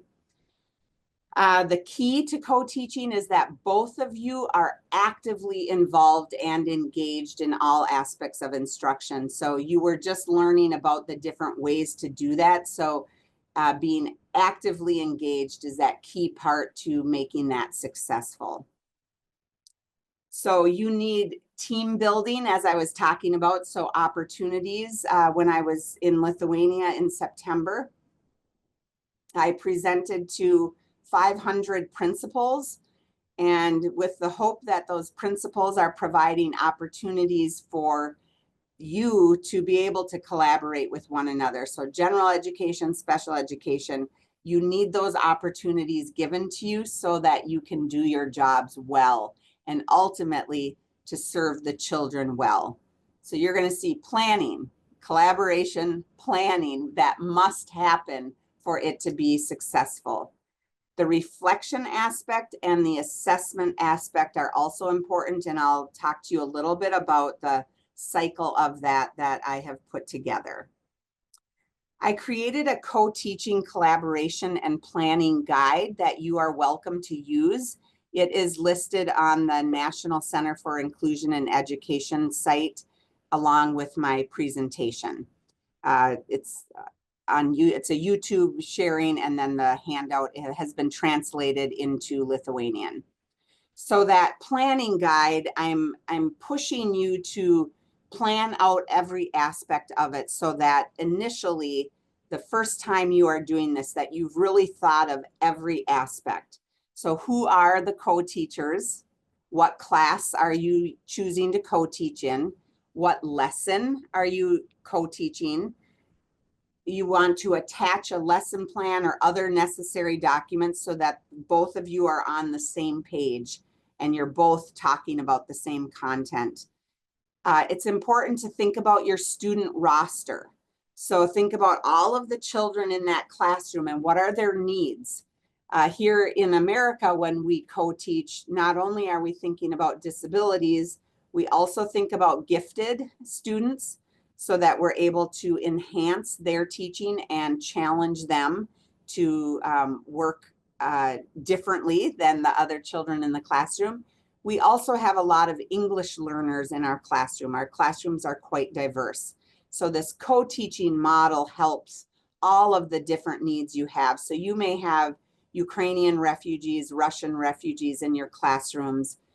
This is also going to positively affect them. So that student roster, you're really going to look closely at that so that your co-teaching can be as specific as possible. You're going to talk about what days of the week is co-teaching possible. And then you're going to choose a strategy that you will use for the lesson. And this, I understand you just learned about all of these, so I do not need to spend any additional time on those. I will share my favorite when I was a teacher, the one teach, one observe. That was really helpful when we were just beginning our co-teaching, because I would let the 5th grade classroom teacher, for example, in language arts, teach the content, and then I would just be really specifically observing the children with disabilities. So they were children I knew, and I would observe how are they responding to the teacher, and I would give specific feedback to the teacher, but initially it helped me just have a gauge on what is going on in this classroom. And then I would say the the team teaching was my favorite, where the teacher, the classroom teacher and I we knew each other so well that we were just going back and forth, and that teacher was teaching more holistically. And then I would teach the really specific strategies as it related to written language or spelling or things like that. So that was my favorite, because then I knew we were really co-teaching well when we could do the two of us at the front of the classroom teaching together. This is part of that planning guide that has been translated into Lithuanian. And so you are going through and talking through all of these questions. Who will teach what materials are necessary, and who will prepare them? So make sure you are not making any assumptions as to who will do what. What accommodations or modifications are required? Maybe you have some suggestions or even requirements from the special pedagogue or from the psychological pedagogical evaluation. You want to ensure that anything that has already been recommended or required is happening. Here in America, it's very important. We are not allowed to ignore any of those requirements. It's a legal document, and you're not quite at that stage yet in Lithuania, but you want to take those very seriously, because experts are giving their recommendations, and those should be strongly taken into consideration. Are there aspects of universal design for learning that are being used, and who is responsible for that? And if you both aren't familiar with universal design for learning, I again want to strongly recommend that you become familiar with that, because that is only going to enhance your teaching. It doesn't lower your standards, and it meets all of your students' needs when you're using universal design for learning. And then talk about, are you concerned? Are you afraid? Are you anxious about this? Maybe you just want to ask some general questions of that content teacher, that this isn't, if I'm the special pedagogue, I don't know math. Math is not my strong suit. My husband will tell you that. But what questions do you have so that you can support each other very well? This is an assessment evaluation cycle is not anything new, but I created this specifically to the co-teaching experience, because that collaboration piece is so critical, and we want to ensure that we're constantly reflecting on whether or not it works. So if the lesson is done and the two of you are you're meeting together, again, maybe over a cup of coffee, you are going to summarize your own experience. So it's likely you both have different experiences. So what was that experience like? Then you're going to reflect on that experience. So how did I feel? So these students were really on task, and this group of students were off task. And how do I feel about that? Why was that happening? Why do I think it was happening? And each of you are noticing different things. So it's such an important part of the reflection after the lesson. The co-teaching assessment. Did you meet the lesson objectives that you set out for the lesson? Co-teaching changes. Do we have to change anything the next time, or do we have to make changes so that we can ensure the children met the objectives in this lesson? Because if they didn't meet them, we need to go back and do some reteaching of that lesson. For the planning the next time, we want to use that planning guide that I've shared with you to reflect on changes for the next time. And so this is just that cycle, and eventually it's going to happen very naturally. And eventually you won't even need to do this. You won't need to do some aspects of this because you will know each other so well. That reflection, this process, of course, it's best if it can be in person, but it can also be over email. It could be via Teams, maybe a shared document in some way. So my presentation can be shared with you, and this will bring you to the YouTube video that I did, the presentation that I did in September. You'll hear some similar things to the previous presentation, but because I connected all of it to Universal Design for Learning, you'll get some additional content on that. So let's move into the school environment. So what does modeling collaborative inclusive practices look like in the school environment? So if we think about the physical spaces in the school, the types of classrooms you have, is it going to be push in or pull out? So that mobile classroom idea. Think about the large gathering spaces in your school, the cafeteria that may be very loud. What about common spaces where the students are hanging out, the hallways, the library, different spaces like that, the playground. So you want to think about those spaces, and who, if you're the special pedagogue and you know that you have some children with autism, for example, you need to collaborate with that school leader or the principal to ensure that those spaces have been thought about strategically so that children with autism may not be too overwhelmed. Maybe it's going to be with the general education classroom teacher for their specific classroom where those students are. So we really want to think about all of the physical spaces where our students with disabilities are interacting. We also want to think about the schedules.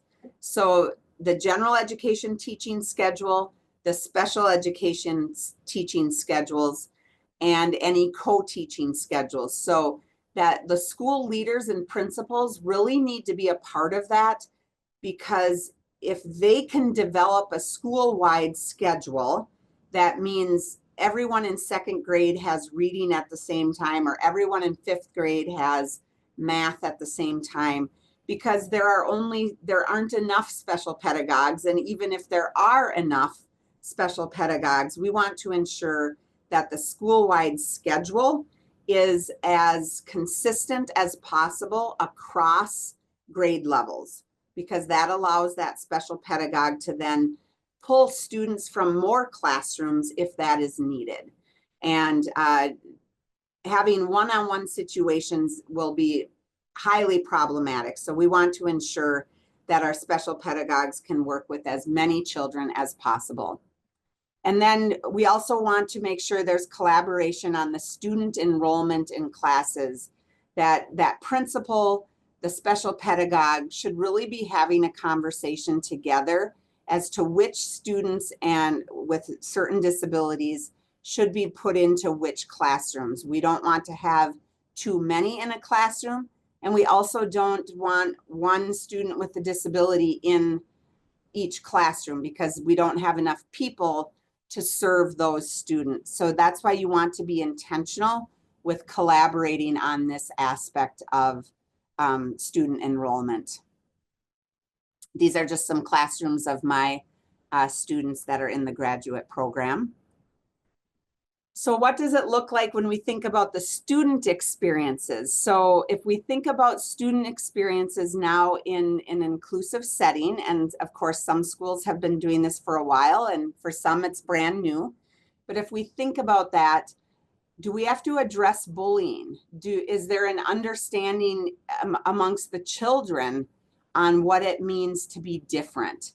And if bullying is happening, then we need to address bullying, and that's a whole separate presentation. Some of you may be using positive behavior intervention supports, PBIS. That's a great tool and philosophy and strategy to use for bullying.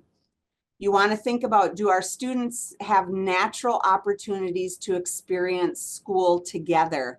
Are they having opportunities on the playground? Are they eating together in the cafeteria? Those are important, and you as the educators have an opportunity to collaborate with each other to ensure those opportunities are happening. Does there need to be some disability awareness brought throughout the school? And I would even challenge you, as if you're in schools or if you will soon be in schools, have the students help you with this, because the students are fantastic. And when we were in Vilnius in September, my husband would, whenever he would see a school or students coming out of a school, especially high school students, he would go and talk to them about this new inclusion law.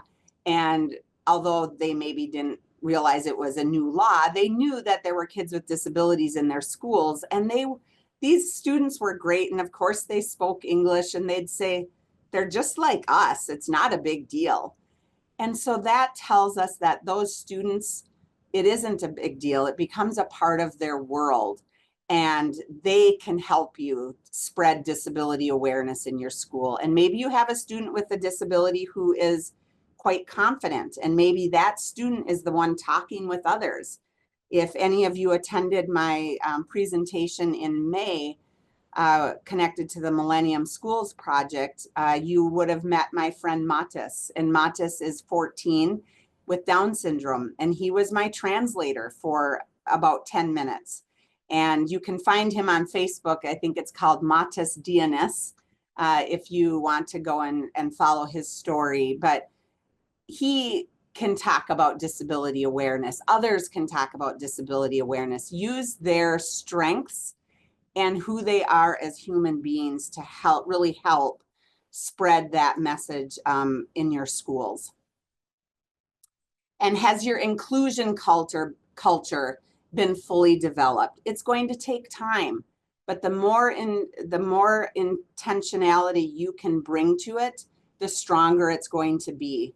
It doesn't mean it's going to be easy, but can you take your challenges and collaborate with one another to make sure that that inclusion culture is truly being developed in your school?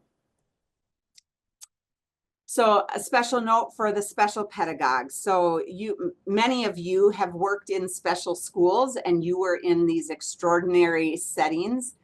And you now have the opportunity to take the best from those special schools and model that into collaborative, inclusive practices. So what expertise can you bring to the general school?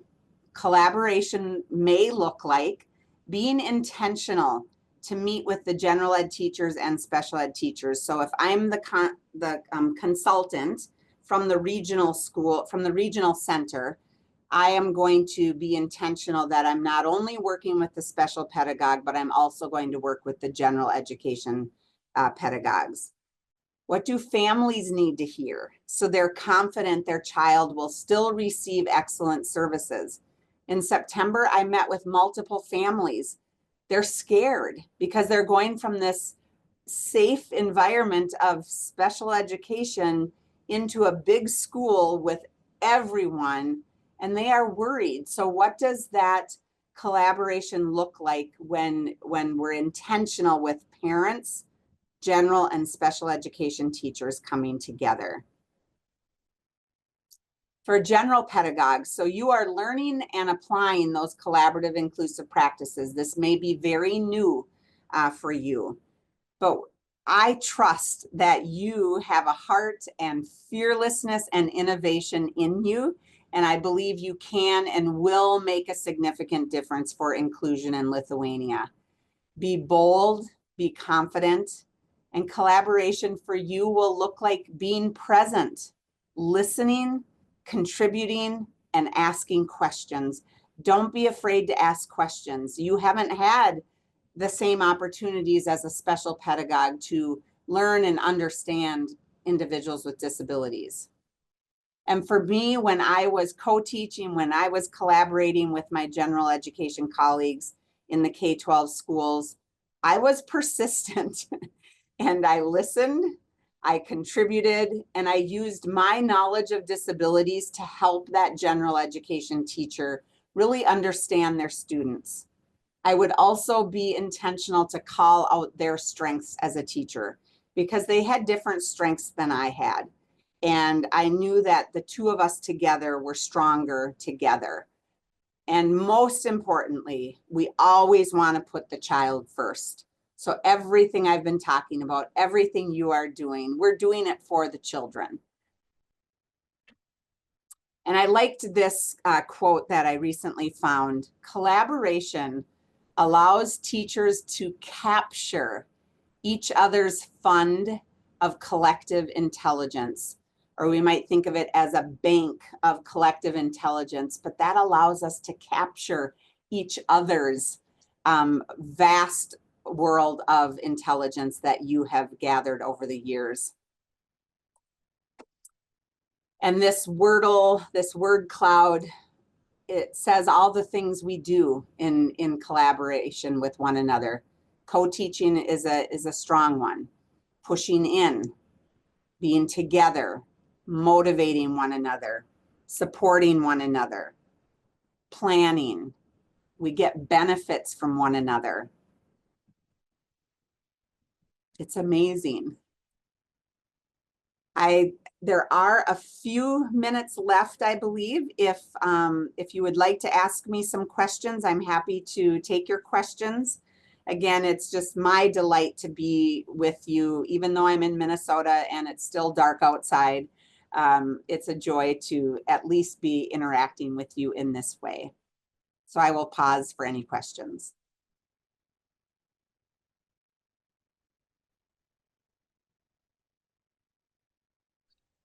Dėkoju labai Keitei ir tikrai labai toks išsamus jūsų pranešimas apie bendradarbiavimą ir iš tikrųjų yra labai svarbu. Aš netgi susimąsčiau, kad būtų labai smagu kalbėti ir apie mūsų dėstytojus ir mūsų bendradarbiavimą ir palydėjimą link dėstytojavimo andragogikoje. Aš turiu vieną klausimą, kuris pasiekė mane kaip moderatorę. Klausimas yra apie jūsų nuomonę, ką jūs manote apie įtraukti Lietuvoje, ką jūs matėte Lietuvoje ir kaip jūs manote, ką mes turėtume tęsti ir ko turėtume atsisakyti.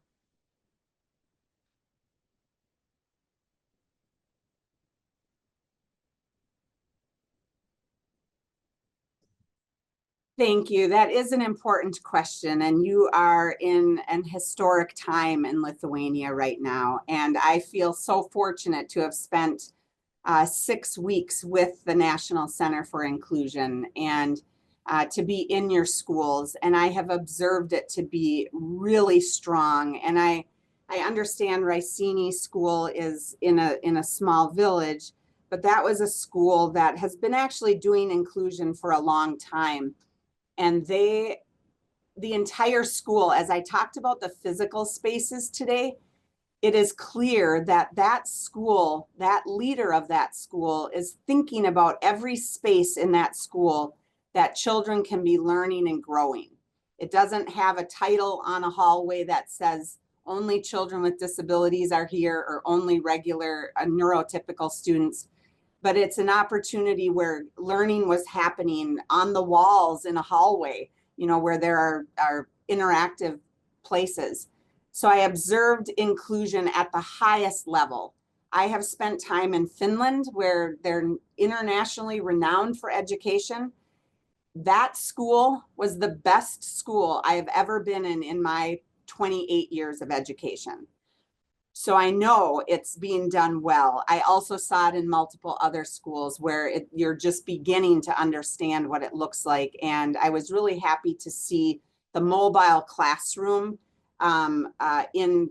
in practice, because I hadn't observed that in May. But in September, I saw that, and I was really excited to see that that seemed to be working well, where I think there were 5 children learning math. So these children were probably have a learning disability in math, and had a teacher who was specifically teaching math, and then they would go back to their general education classroom.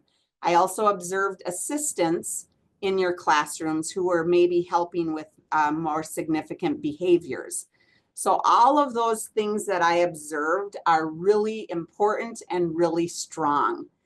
Now they just need to be replicated many, many times over. And it takes time. And don't be afraid to say something isn't working, and we have to go to the National Center for Inclusion. Those experts are there to help you, and they are so fantastic, and they're so well trained in all of their categories, whether it's emotional and behavioral disorders or autism or learning disabilities. You have experts ready to help and train and support you. So I can't actually think of anything I would get rid of, because I think you're definitely on the right trajectory of having the entire country moving to this.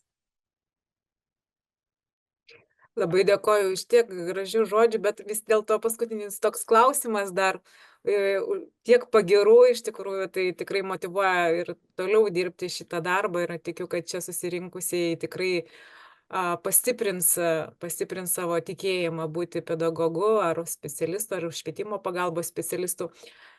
Suintrigavote pranešimą, sakėte, kad bus išverstas lietuvių kalba vadovas Co-Teaching.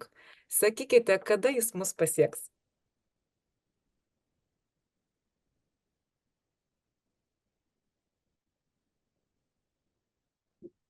Yes. It is already translated, so I'll ask my colleague Rita, maybe she can share it with Viva or someone else. The National Center for Inclusion has it, and it's several pages, but it's very easy to use. And as I finish out my time, I also want to give a very special thank you to Vilnius College. I met them on one of my last days in Lithuania, and Viva, thank you for providing this opportunity. It's really great to meet more educators in your beautiful country. So I get a little emotional. I love your country, so thank you.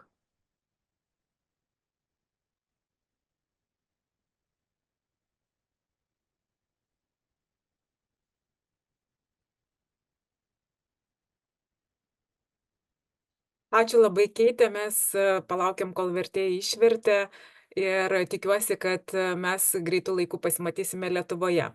O kadangi mūsų laikas spaudžia, tai turiu pristatyti sekančią pranešėją. Tai taip pat mano kolegė, kadangi švietime dirbu labai daug metų, tai turbūt visi čia mano kolegos. Tai Renata Kondratavičienė. Renata Kondratavičienė, jinai daugiau nei 20 metų dėsto būtent įvairių studijų programų studentams. Jinai nuolat praturtina jų mokymosi patirtį. Ir pastaraisiais metais jinai ypač daug dėmesio skiria dirbtinio intelekto naudojimui studijų procese. Galima sakyti, siekdama įgalinti studentus pažinti ir praktiškai taikyti šiuolaikinės technologijas mokymosi aplinkoje. Ir jos pranešimas ir yra apie tai, dirbtinio intelekto programų naudojimas studijų procese. Prašom, Renata, pasidalinti savo pranešimu, kurį jau mes matome. Ačiū labai, miela moderatorė. Ačiū, kad patikinot, kad matot pranešimą. Ir girdite, ar matot? Tuomet puiku. Tai laba diena dar kartelį. Labai džiugu, kad dalyviai yra tie, kurie ir dalyvavo šiame projekte, apie kurį aš kalbėsiu. iš tikrųjų labai smagu ir džiugu, kad jie prisidėjo prie projekto įgyvendinimo ir tobulinimo rekomendacijų kūrimo. Tai apie ką, to ir sužinosime. Pradžiai šiek tiek vis tiek, kaip sakoma, to evoliucinio šuolio, kaip čia viskas greitai vystosi ir kur mes šiandien keliausime. Tai ši laiko juosta parodo, kaip žmonijos evoliucija spartėja eksponentiniu dydžiu. Kaip matom, nuo medžioklės eros, kuri truko šimtus tūkstančių metų, iki dabartinio amžiaus, tai yra interneto amžiaus, kuris revoliucionizavo mūsų gyvenimą tiesiog, galima sakyti, vos per 5 metus. Ir matome, kad kiekvienas naujas etapas vis trumpėja, tačiau poveikis vis didėja. Ir superintelekto era, kuri jau čia ir dabar šiandien, kurios trukmė iš tikrųjų dar nėra labai žinoma, bet gali panašu atnešti pokyčius, kurie pranoks viską, ką esame mes iki šiol sukūrę ir patyrę.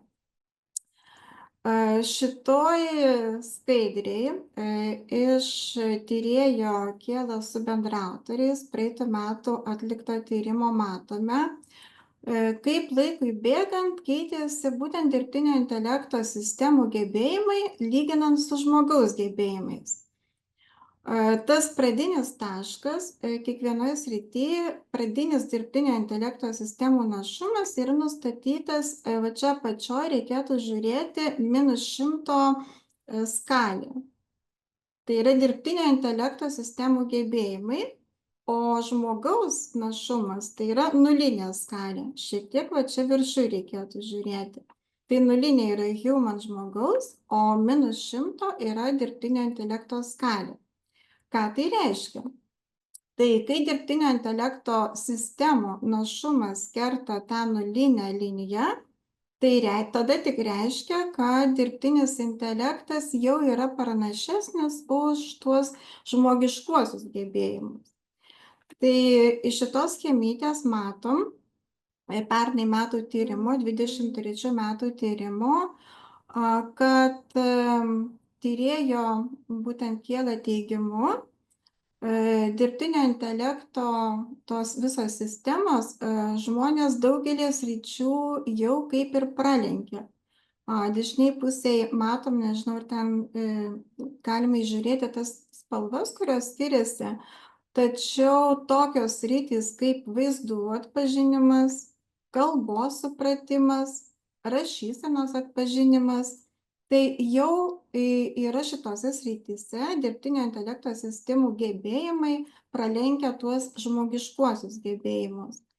Na, bet be abejo yra dar tokių sudėtingesnių sričių, kaip toks complex reasoning, tai reiškia kompleksinis samprotavimas arba sudėtingesni, kad ir matematiniai modeliai, tie techninės tokios sritys, tai yra ne algoritminės, bet kompleksinės, kur daugiau tokių samprotavimų yra, tai be abejo dirbtinio intelekto sistemos vis dar nėra pasiekę to žmogaus lygio.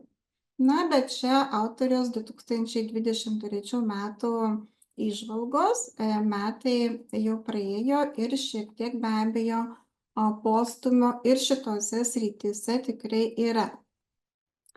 Dar vieną paveikslą norėčiau parodyti, toks pakankamai labai įdomus.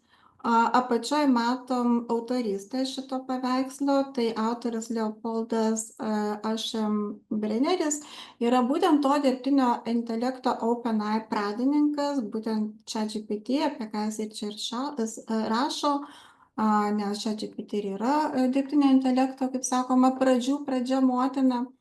Tai iš šitos diagramos mes galime matyti būtent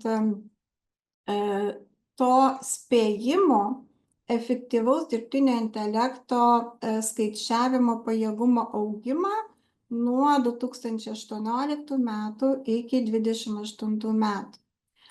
Tai vėlgi eksponentinė kreivė, tai be galo greitėjanti būtent eksponentinė kreivė.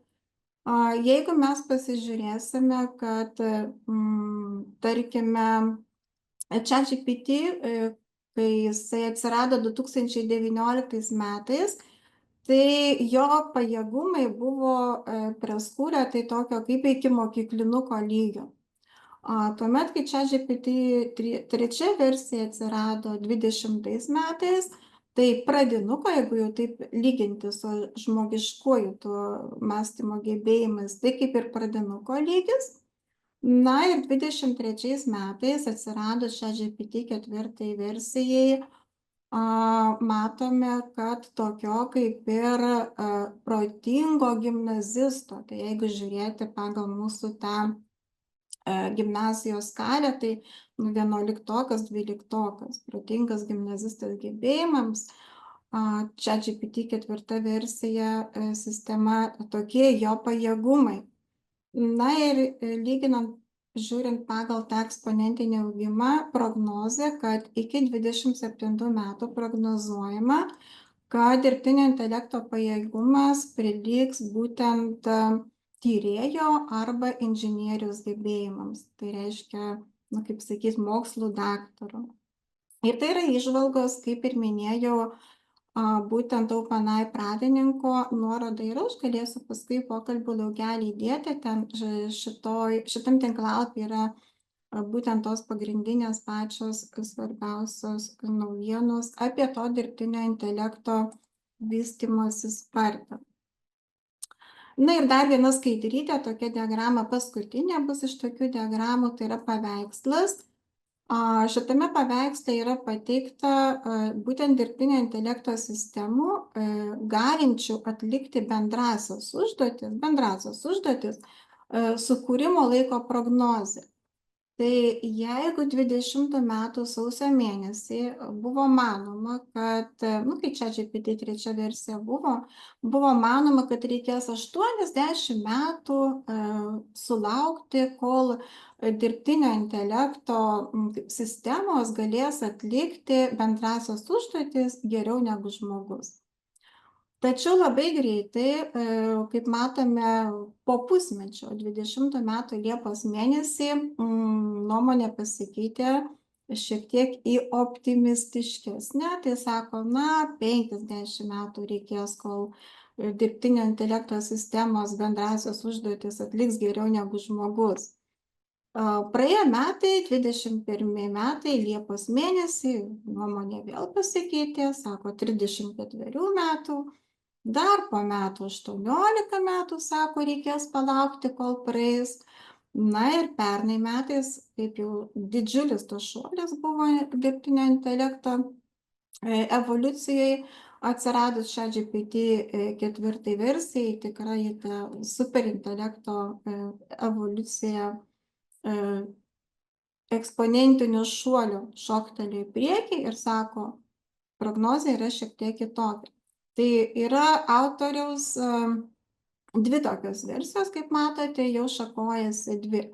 Tai viena prognozė yra tokia, kad jeigu čia kaip ir viską jisai gerai apskaičiavo, tai reikės 8 metų, tai maždaug 27 metais pasieks tokį lygį dirbtinio intelekto sistemos, kad jau jos čia daug ten tų bendrųjų užduočių darys žymiai geriau negu žmogus. Na, bet jisai sako, visada, aišku, apsidraudžia, bet jeigu jos skaičiavimas yra klaidų, tai tas laikotarpis šiek tiek įsitęs ir sako, 30 metais tada. Tai tokie yra du variantai.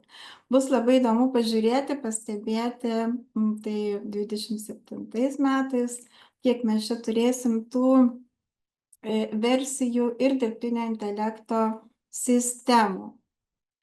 Tai kasgi yra tas dirbtinis intelektas? Iš tikrųjų, daugumoje šaltinių jis yra plius minus vienodai apibrėžiamas. Čia įdėjau Europos parlamento, galite irgi internete susirasti, ir lietuviškas variantas yra, kaip matote, labai aiškiai ir paprastai net mokinukui suprantamai išaiškinti, tai kas yra tas dirbtinis intelektas. Tai praktiškai skiriamos yra tokios dvi pagrindinės rūšys. Tai yra programinė įranga, visokiausi ten virtualūs asistentai, vaizdų analizės programinė įranga, paieškos sistemos, kalbos ir veido atpažinimo sistemos. Tai taip, grubiai tariant, tai yra angliškai software, tai yra ta programinė įranga. Na ir tada dar viena rūšis yra ta hardware, tai, kaip sakoma, geležis, tai kūną turintis tas dirbtinis intelektas. Tai visokiausi robotai, automobiliai, dronai, daiktų internetas. Tai software ir hardware, programinė įranga ir ta geležis, kaip sakoma, primaitinta visokiausiam tam programom, tai yra dirbtinis intelektas. Kadangi jau čia tokia evoliucija eksponentiniais, kaip sakoma, žingsnis eina į priekį, tai natūralu, kad įvairiausių dokumentų pasaulyje yra jau išleistų, sukurtų apie tai. Čia vieną kitą įdėjau, galima pasižiūrėti, tai tiek ES, tiek Lietuvos dokumentuose yra pabrėžiama būtent tas dirbtinio intelekto potencialas transformuoti. Tai mes ir šiandien kalbame apie tą transformaciją, būtent transformuoti įvairias mokymo metodikas, studentų vertinimą, įsivertinimą, personalizuoti mokymosi procesą ir kuomet mes kalbame apie tą įtraukų ugdymą, kaip pas mūsų Lietuvoje nuo 24 metų yra privalomas. Taip pat dar vienas yra dokumentas, tai yra Europos komisijos skaitmeninio švietimo veiksmų planas iki 27 metų, kuriame nurodoma, kad dirbtinis intelektas gali veiksmingai padėti įgyvendinti inovatyvius švietimo metodus, skatinti mokymosi, studijų kokybę ir padėti prisitaikyti prie įvairiausių, kaip sakoma, poreikių. Na, kas be ko, iššūkiai ir galimybės, natūralu, kad jos atsiranda. Dirbtinis intelektas suteikia ne tik galimybių, ne tik privalumų plėsti būtent skaitmeninių technologijų tą įtrauką į įvairias švietimo sistemas, tačiau natūraliai kyla ir tų klausimų dėl autorystės. Tai kas yra autoris, jeigu dirbtinio intelekto yra sukurtas skaitmeninis turinys, vaizdas, tekstas, garsas, scenarijai, muzika, jau albumai yra išleisti sukurto dirbtinio intelekto. Tai kas yra autorius? Cituoti galima, pacituoja OpenAI, bet dėl tos autorystės, dėl tų etinių standartų. Tai vėlgi yra visas UNESCO dokumentas, lietuvių kalba, taip pat galima pasižvalgyti, pasižiūrėti. Kaip ir visam pasaulyje, tiek ir Lietuvos aukštosiose mokyklose pasižiūrėjau visas aukštasias mokyklas Lietuvoje, visos yra jau pasirengę pagal tuos valstybinius dokumentus savo būtent, kaip sakoma, atveju pritaikę dirbtinio intelekto naudojimo studijų procese, būtent konkrečioje aukštoje mokykloje tam tikras gairias. Pas vienus yra gal mažiau, pas kitus daugiau, bet vis tiek yra iš tikrųjų labai panašu. Ir apie etinius aspektus visuose dokumentuose be abejo yra kalbama.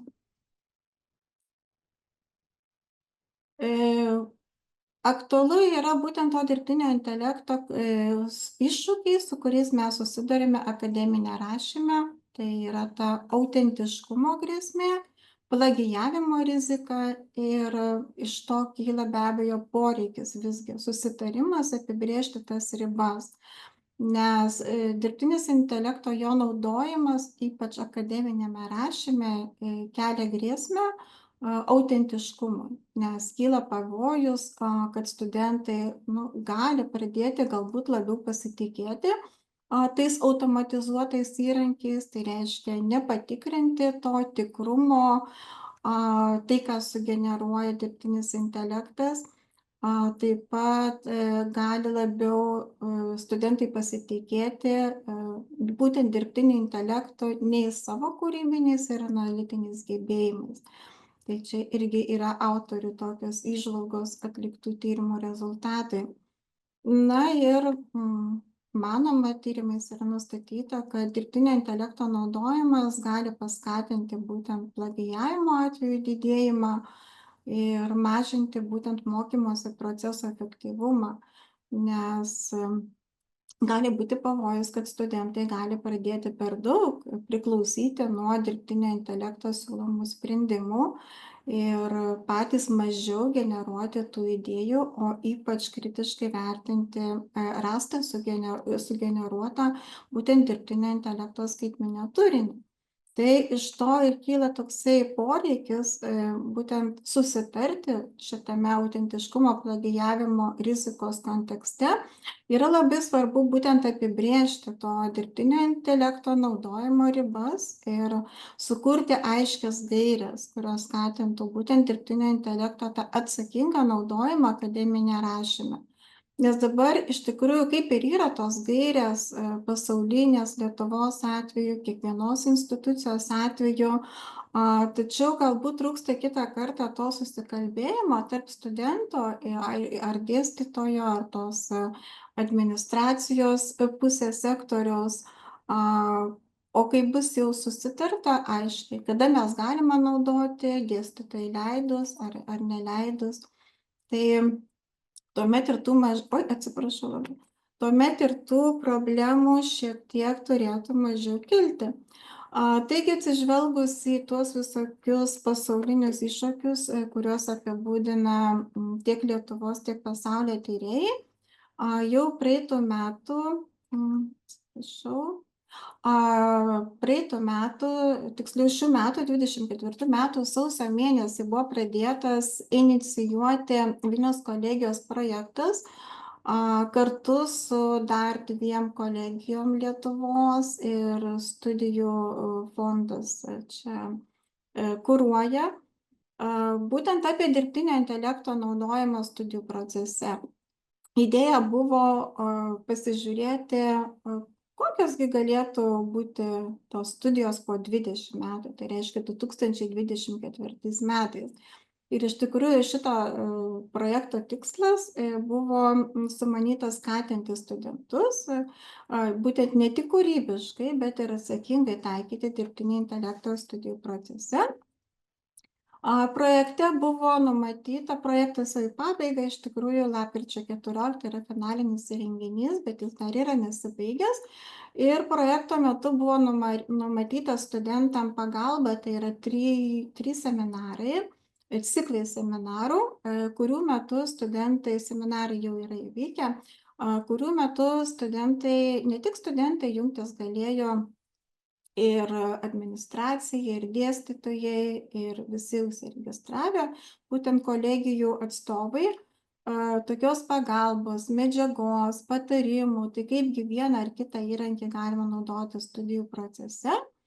Bet tam, kad tą pagalbą efektyviai būtų galima taikyti ir studentai iš to projekto, iš tų seminarų visgi gautų naudos, ir buvo sumanyta organizatorių pradžioje apklausti studentus. Nepaminėjau, kad projekte užsiregistravo 500 studentų, tai kaip visada šiek tiek buvo nagrinėjimas, bet arti 500 ir buvo. Ir buvo sumanyta šito projekto studijos 2044 hackatonas organizatorių parengti validuotą ir patikimą klausimyną, kad išsiaiškinti studentų patirtį, jų nuomonę apie dirbtinio intelekto naudojimo privalumus, trūkumus, etinius aspektus. Tai yra tiesiog sužinoti jų patirtį, nes kol neįsianalizuoja tos jų patirties, nuomonės, poreikių, požiūrių arba galbūt kažkokių siūlymų, tai pakankamai sunku ir tos seminarus organizuoti ir tikėtis būtent to projekto pridėtinės vertės. Tai klausimyną pildė beveik 300 studentų, 298, man atrodo. Be abejo, tą klausimyną tam, kad jį sudaryti, buvo literatūros analizė detali, išnagrinėta pasaulinė, kokios yra tendencijos, ką yra kiti tyrėjai ištyrę. Klausimynas buvo validuotas, patikimas ir tada buvo išsiųsta elektroniniu paštu studentam ir prašyta, kad jų užpildyti. Tai labai džiugu, kad mačiau studentai, kurie pildė šį klausimyną ir dabar dalyvauja, su nekantrumu greičiausiai laukia vis dėlto to pristatymo šito klausimyno tyrimo. Tai dabar apie tai ir kalbėsiu. Kokiegi yra būtent to tyrimo rezultatai, kokios išvados ir kokios rekomendacijos. Kaip ir sakau, duomenims rinkti buvo naudojama apklausa, internetinė apklausa, o jiems apdoroti, analizuoti visokiausi statistiniai metodai, čia jie yra surašyti, galbūt jie yra girdėti, galbūt negirdėti, bet duomenim apdoroti, kiekybiniam duomenim apdoroti taip pat yra naudojamos, kaip sakyti, programos. Viena iš jų yra SPSS programa, šią kažkur galbūt čia ir parašiau, štai SPSS programa. Tai kas yra tas dirbtinis intelektas? Tai dirbtinis intelektas yra kažkokia programa ar sistema, kuri tiesiog padeda žmogui greičiau tai padaryti, negu tai daro žmogus.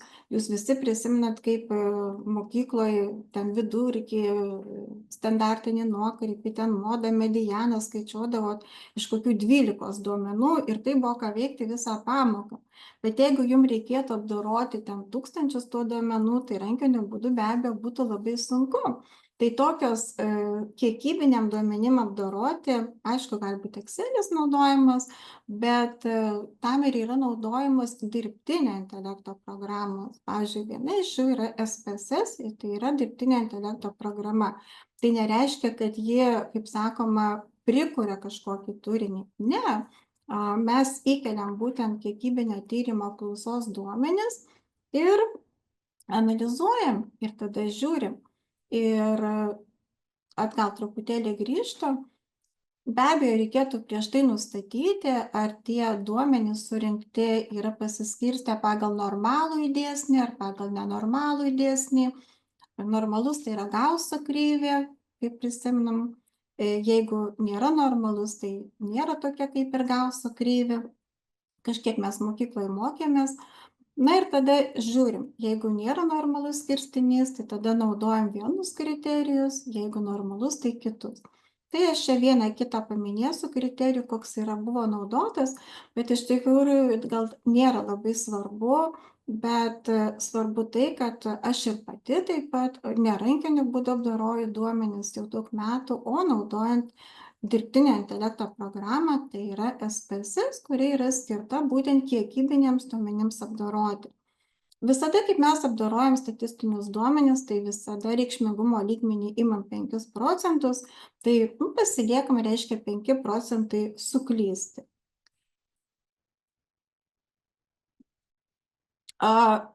Dargi, kaip mes apdorojam duomenis ar kažkokio testo, ar tai būtų klausimynas, visada reikia pasižiūrėti tų klausimų vidinį suderinamumą. Ar tie klausimai dera tarpusavėje, tai tam yra naudojamas Kronbacho alfa suderinamumo kriterijus. Na ir pagal visą statistiką sako patikima, jeigu tas koeficientas yra 0,7 ir didesnis.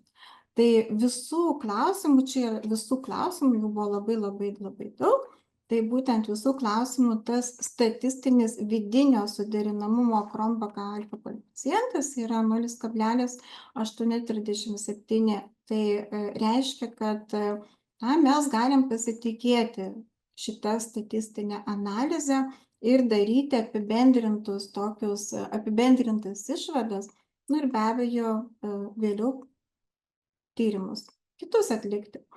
Tai kaip ir sakau, 24 metais spalio mėnesį vyko apklausa, visiškai čia šviežia, mėnesio laiko, tam, kad pasižiūrėti, kokia yra iš tikrųjų situacija ir kad studentai gautų maksimalios naudos dalyvaudami šitame projekte, kuriame jie dabar dar ir dalyvauja. Pildė, 239 studentai iš 3 Lietuvos aukštųjų mokyklų. studijuojantis nuolatinę, kur ten kiekvieną dieną studijuoja, ir dar kita yra rūšis studentų, tai yra nuolatinė sesijinė arba dar kai kur yra ištęstinė. Tai čia tiesiog į vieną sudėjau. Kaip matome, valstybės finansuojamų yra šiek tiek daugiau negu mokančių už studijas ir studijų programų yra įvairiausių. Dominuoja pedagogai, nebereikalo mes šiandien ir kalbam apie būtent tas transformacijas švietimo srityje, tai vaikystės pedagogikos trečdalis, labai panašiai pradinio ugdymo. Na ir likęs 43%, čia surašiau visas studijų programas, nes jos yra maždaug proporciškai pasidalinę po tiek pat procentų. Rezultatus pristatysiu tokiom trim, kaip sakoma, kategorijom. Tai pirmoji būtų dirbtinio intelekto naudojimo būtent akademinėms užduotims. Kai mes rašomės, tai yra labai svarbu studijų procese. Akademinių užduočių būna įvairiausių ir tam, kad akademinę užduotį atlikti, vėlgi tu turi praeiti tam tikrus etapus ir naudoti skirtingų tipų dirbtinio intelekto programas. Apžvelgsiu tam tikrame akademinės užduoties atlikimo etape, kokias programas dažniausiai studentai naudoja. Na, paskui, aišku, reflektavomės gyvai, tai studentai sako, kad mes dar tokių nesam girdėję. Tai klausiminė būtent tos programos bus surinktos iš pasaulinių būtent tyrimų, ką ir pasaulyje naudoja. Tai galbūt Lietuvoje viena kita ir nebuvo naudota, bet vis kaip toj prognozėje matėme iki 27 metų galbūt ir teks susipažinti. Taip pat kaip dirbtinio intelekto programos, kaip dažnai yra naudojamos, tiesiog kaip dažnai yra naudojamos akademinėms užduotims atlikti. Taip pat ar naujų informacijos šaltinių, negu prieš tai naudojo, studentam teko naudoti, kaip pradėjo naudoti daugiau dirbtinio intelekto programas. Tai ar jų toj akademinio rašymo patirties atsirado daugiau informacinių naujų šaltinių. Apie tai pristatysiu rezultatus. Na ir be abejo yra labai svarbu tas bendravimas, socialinė sąveika, tai kaip dirbtinis intelektas yra naudojamas bendravimui ir kokiais aspektais. Be abejo, kritinis mąstymas, kūrybiškumas ir mokymas rezultatams. Na ir etiškumas be abejo. Tai čia yra tokia diagrama, kaip ir sakau, akademinėms užduotims. Tai akademinės užduoties etapai, čia sąmoningai įdėjau anglų kalbą, kad vertėjai būtų mažiau darbo versti ir jeigu svečiai iš kitų šalių klauso, kad tiesiog būtų paprasčiau. Tai kairiai pusėje ant šitos vertikalios skalės mes matome akademinių užduočių etapus, o dešiniai pusėje kokios gali būti dažniausiai pasitaikančios, kaip ir sakau, šitos mano programos, ne mano, o būtent šito projekto organizatorių surinktos dirbtinio intelekto programos iš įvairiausių tyrimų, pasaulinių tyrimų. Trumpai papasakosiu šitą diagramą. Tai tyrimas atskleidė, kad dažniausiai yra naudojamos dirbtinio intelekto programos būtent rašymo užduotims. Tai maždaug pusė, 46,4% atsakiusiųjų nurodė ir be abejo idėjų generavimui 41%, kad naudoja dirbtinio intelekto programas. Taip pat nurodė, kad informacijos paieškai, informacijos analizai, duomenų analizai. Tai be abejo ten Google Scholar ir labai panašus įrankiai. Taip pat gramatikos taisymui, populiariausias paminėjo Grammarly ir vertimui iš vienos kalbos į kitą, DeepL programa arba Google Translation. Mažiau naudoja dirbtinio intelekto programas citavimui, būtent citavimo formatavimui ir pristatymų kūrimui.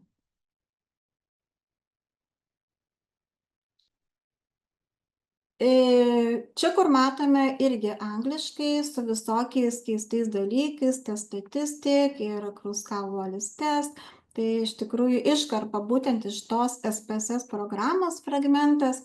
Jeigu dar kažkas nenaudoja SPSS programos, tai galima pasidomėti, kaip ją naudoti, arba per tyrimų metodologijos kažkokius kursus daugiau pasidomėti, pasiklausinėti dėstytojų, kaip ją naudoti, nes tai iš tikrųjų labai patogu. Mes, kai apklausa buvo vykdyta naudojant internetinę apklausą apklausa.lt. Tų apklausų platformų yra labai daug, bet mes dabar naudojame apklausa.lt ir kuomet jau mes turime tuos visus duomenis, tiesiog eksportuojame. Ir yra variantas eksportuoti SPSS formatu, tada įkeliame į SPSS programą, suspaudžiam tai, ko mums reikia ir gaunam štai tokią statistiką. Ir va tas asimsik eilutė, tai reiškia patikimumo lygmuo. Tai jeigu jis yra mažiau už 0,05, nes patikimumo lygmuo yra 5%, tai galime sakyti statistiškai yra reikšmingas skirtumas. Tai visą laiką reikėtų stebėti tą asimsik eilutę ir jeigu yra tas patikimumo lygmuo mažiau už 0,05, tai galima sakyti, kad jau yra statistiškai reikšmingas skirtumas, tai galime daryti išvadą.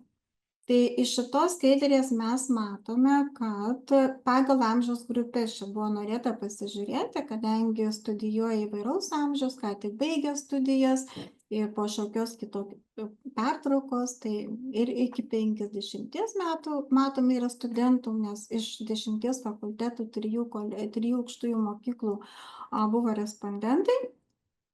Tai tyrimas parodė tuos statistiškai reikšmingus skirtumus tarp amžiaus grupių, būtent pristatymų kūrime ir užsienio kalbų mokymuose. Tai matome čia apačioj, kad nuo 46 iki 50 metų, būtent ta amžiaus grupė dažniausiai naudoja dirbtinio intelekto įrankius pristatymams kurti ir užsienio kalbos mokytis. Dabar jeigu jūs stebėsite mano skaidres, tai pas mane visos tos pagražintos, ne šitos lentelės, kurios yra iš SPSS programos, o prieš tai, kur buvo tokie paveiksliukai, pavyzdžiui, kairiai pusėje arba čia kairiai pusėje, jie be abejo yra kurti dirbtinio intelekto programom. Ir visas mano pristatymas taip pat yra, kaip sakoma, visa informacija prieš tai turėta vordiniam dokumente išanalizuota, tada tą vordinį dokumentą įkeli į dirbtinio intelekto programą, kuri kūrė pateiktis ir tada taip labai gražiai sumėto tiesiog tą stilių ir taupo man laiką. Bet tai nereiškia, kad aš paprašiau dirbtinio intelekto sistemos, kad jinai man sukurtų pristatymą. Tai ne. Bet visą mano, kaip sakoma, tekstą su visa analize aš tiesiog įkėliau į dirbtinio intelekto sistemą, kuri vadinasi pateikčių kūrimas ir man sukūrė tekstą gražiai suformatavo, galbūt pritaikė, ne galbūt, o tikrai pritaikė kažkurioj vietoj, net ir parinko vizualizaciją. Tai ir studentai nurodo būtent pristatymų kūrimui, galbūt jie iš mokyklos jau tai žinojo šitų gudrybių, nes tai vyksta jau tikrai ne pirmi metai, ir be abejo užsienio kalbų mokymuisi. Tai nuo 46 iki 50 metų amžiaus grupė būtent dominuoja. Antroji vietoje kita amžiaus grupė yra, atsiprašau, net čia rodo. Čia labai atsiprašau. Antra amžiaus grupė yra nuo 36 iki 40 metų, ir trečioje vietoje jaunesnė, tai yra nuo 26 iki 30. O tie studentai, kurie ką tik po vidurinės, tai yra nuo 18, tai statistiškai reikšmingos skirtumo tyrimas neparodė. Toliau buvo labai įdomu pasižiūrėti pagal studijų formą, tai kaip ir sakau, nuolatinės arba sesijinės ir ištęstinės. Tai čia taip pat išryškėjo statistiškai reikšmingas skirtumas, matom 0,043, būtent toje srityje rašymas, kas yra pakankamai aktualus studentam, rašymas esė arba kažkokių tai straipsnių, tai tiesiog akademinių rašto darbų rengimas. Ir ištęstinių studijų studentai dažniau naudoja dirbtinio intelekto įrankius negu nuolatinių studijų studentai. Tai galbūt natūralu, nes ištęstinių studijų studentai arba nuolatinių sesijinių ištęstinių tokią studijų formą iš tikrųjų renkasi dirbantys studentai, kurie šeimas turintys. Ir natūralu, kad jie gal ir to laiko mažiau turi. Galbūt, bet tai čia reikėtų daryti kokybinį tyrimą tam, kad išsiaiškinti priežastį. SPSS parodo mums tai, ką mato, tai iš skaičių, tai yra kiekybinė analizė. O kad pasižiūrėti priežastis, reikėtų daryti galbūt interviu, kokybinį tyrimą, pasiaiškinti. Čia yra tik spėjimas, kad galbūt laiko apribojimas. Reikėtų pažiūrėti dar koreliacinį koeficientą su atsakymais į kitus klausimus, nes buvo klausimų ir dėl priežasčių. Tada yra analizė į klausimą, kaip dažnai naudoja dirbtinio intelekto programas būtent akademinėms užduotims. Tai matome, kad informacijos paieška ir analizai. Vidurkis 3. Nepasakiau, iš kur tie skaičiai. Klausimynas buvo sukurtas Likerto skalėje nuo 1 iki 5. Kaip visada, 1 ten niekada, 2 ten kartą į savaitę, kartą į mėnesį, ten 3 ten kartą į savaitę ir taip toliau. Tai nuo 1 iki 5. Atsiprašau, nepasakiau. Tai informacijos paieška ir analizė vidurkis yra 3, tai reiškia, tai per vidurį. Kartą maždaug į savaitę. Taip pat idėjų generavimui dirbtinio intelekto sistemos yra naudojamos gana dažnai, irgi vidurkis arti 3. Vertimui ir gramatikos taisymui svyruoja, bet arti 3 taip pat.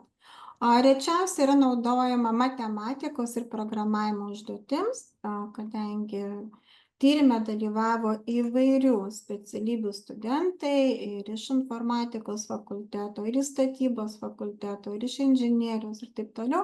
Na, jie nurodė, kad mažiausiai, tai vėlgi čia yra kažkokių tai specifinių priežasčių, reikėtų aiškintis. Naudojant dirbtinio intelekto programas, ar studentai pradėjo naudoti naujus, jiem dar prieš tai nenaudotus informacijos šaltinius?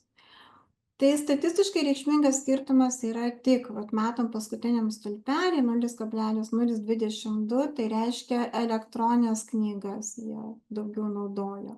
Visų kitų kažkaip tai nėra to statistiškai reikšmingo skirtumo. Ir jeigu žiūrėti pagal studijų formą, tai vėl sesijinių studijų ir ištęstinių studijų studentai dažniau naudoja elektroninės knygas negu paprastas knygas, lyginant su nuolatinių studijų studentais. Na, aišku, natūralu, kodėl elektroninė knyga tikrai yra greičiau ir paprasčiau atsiversti, susirasti. Juolab, kad tiek kolegijai mes turime nuostabiai EBSCO duomenų bazę ir elektroninių knygų pilną lobyną, turint prieigą, o visi studentai turi prieigą, yra labai patogu naudotis, negu eiti į biblioteką ir užsisakyti popierinę knygą. Tai kokiagi yra dirbtinio intelekto įtaka kūrybiškumui? Tai Kuruskal-Valis testas atskleidė tokį statistiškai reikšmingą skirtumą tarp studentų kursų. Pasirodo, skirtingų kursų studentai vertina tą dirbtinio intelekto kūrybiškumą skirtingai. Tai mes galim pasižiūrėti, kad antrakursiai dominuoja ir kokiose srityse.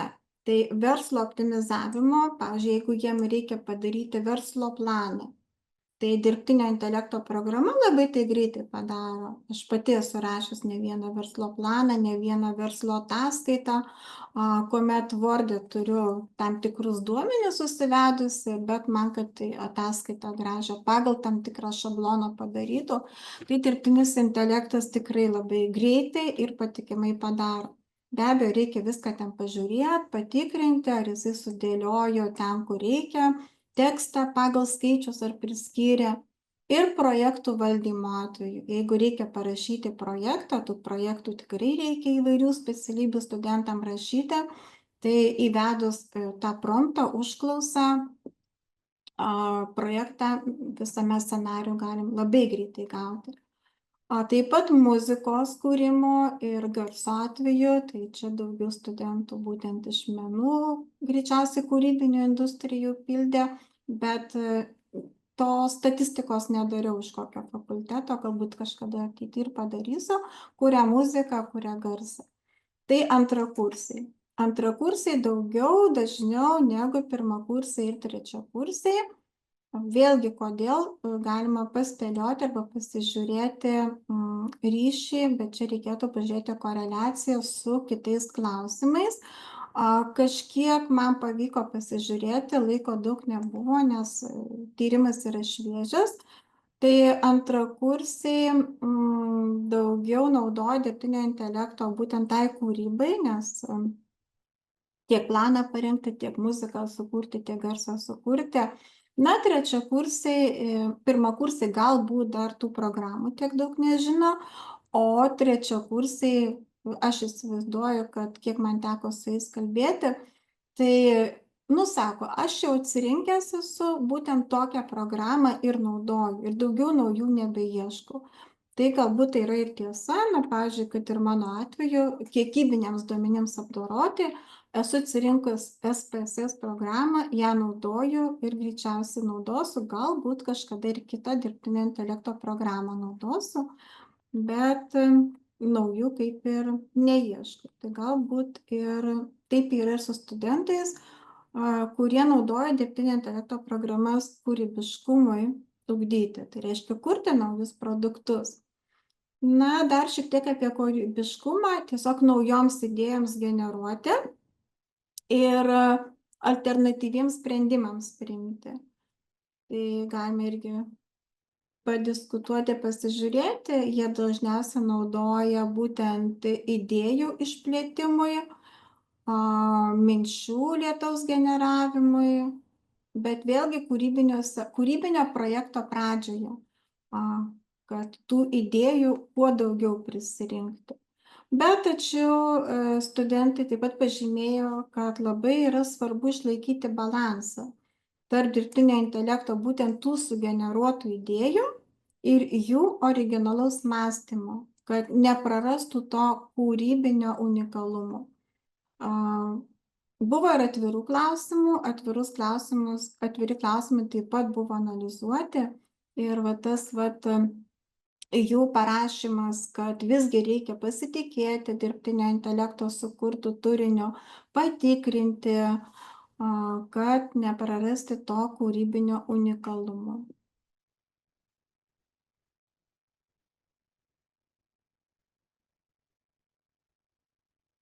Taip pat apie kūrybiškumą vis dar tęsiasi ir studentai aukštai vertina būtent idėjų generavimo dirbtinio intelekto platformų įtaką jų kūrybiškumui. Tai yra vidurkis gerai virš 3,3. Ir jie naudoja dažniausiai ChatGPT arba Midjourney programas. Midjourney tai yra vaizdų generavimui. ChatGPT daugiau yra generatyvinis teksto dirbtinio intelekto įrankis, bet komercinė ChatGPT 4 versija taip pat visai neblogai ir vaizdus generuoja, kurią čia dieną mes prieš 3 ar 4 dienas su studentais bandėm. Pirmadienis buvo diena pas mus Lietuvoje Vaižgantas. Ir pasižiūrėjom, kas yra Vaižgantas, ir raktiniai žodžiai buvo ten pagal senovės visokiausius papročius. Tai yra mergaitė, stovinti viena koja ant kėdės ir dešinėje rankoje laikanti ąsotį. darėme eksperimentą su studentais, kiek kartų reikėtų užklausą tobulinti, kad ChatGPT 4 versija nupieštų piešinuką, tą vizualizaciją sugeneruotų, kad būtų tai, ko mes norim. Tai reiškia, mergaitė stovi viena koja ant kojos ir dešinėje rankoje laiko ąsotį. Tai statistiškai man pačiai reikėjo 7 kartus promptą užklausą tobulinti, kad gaučiau tokį rezultatą, kokio noriu. Studentam įvairiai tenais ir iš 5 karto, ir iš 9 karto. Bet išduosiu paslaptį, kad tai lietuvių kalba nepavyko išgauti norimo rezultato, visgi reikėjo įvesti anglų kalbą ir tik tada gavom rezultatą. Mes tikėjomės, kad ir lietuvių kalba pavyks, bet ne. Tai ChatGPT 4 komercinė versija, nors tai yra teksto generatyvinis įrankis, jau šiai dienai 2 dienų senumo žiniomis, kuo puikiausiai generuoja ir grafinius elementus. Taip, tai va apie šitą pasakoti, prašau, nebuvau parodžius skaidrės, tai vaizdus gali generuoti ne tik vaizdų programos įprastos, kaip daly, kaip Midjourney, bet ir teksto generatyviniai įrankiai. Taip, dirbtinio intelekto įtaka bendravimui ir socialiniai sąveikai. Čia labai įdomi statistinė analizė. Iš tikrųjų, mane nustebino, to nesitikėjau. Tikėjausi kitokių dalykų, bet SPSS matyt nemeluoja. Tai statistika rodo, kad studentai vidutiniškai naudoja dirbtinio intelekto įrankius bendravimui su draugais ir šeima. Klasika. Palaikyti ryšį su artimaisiais, su šeima.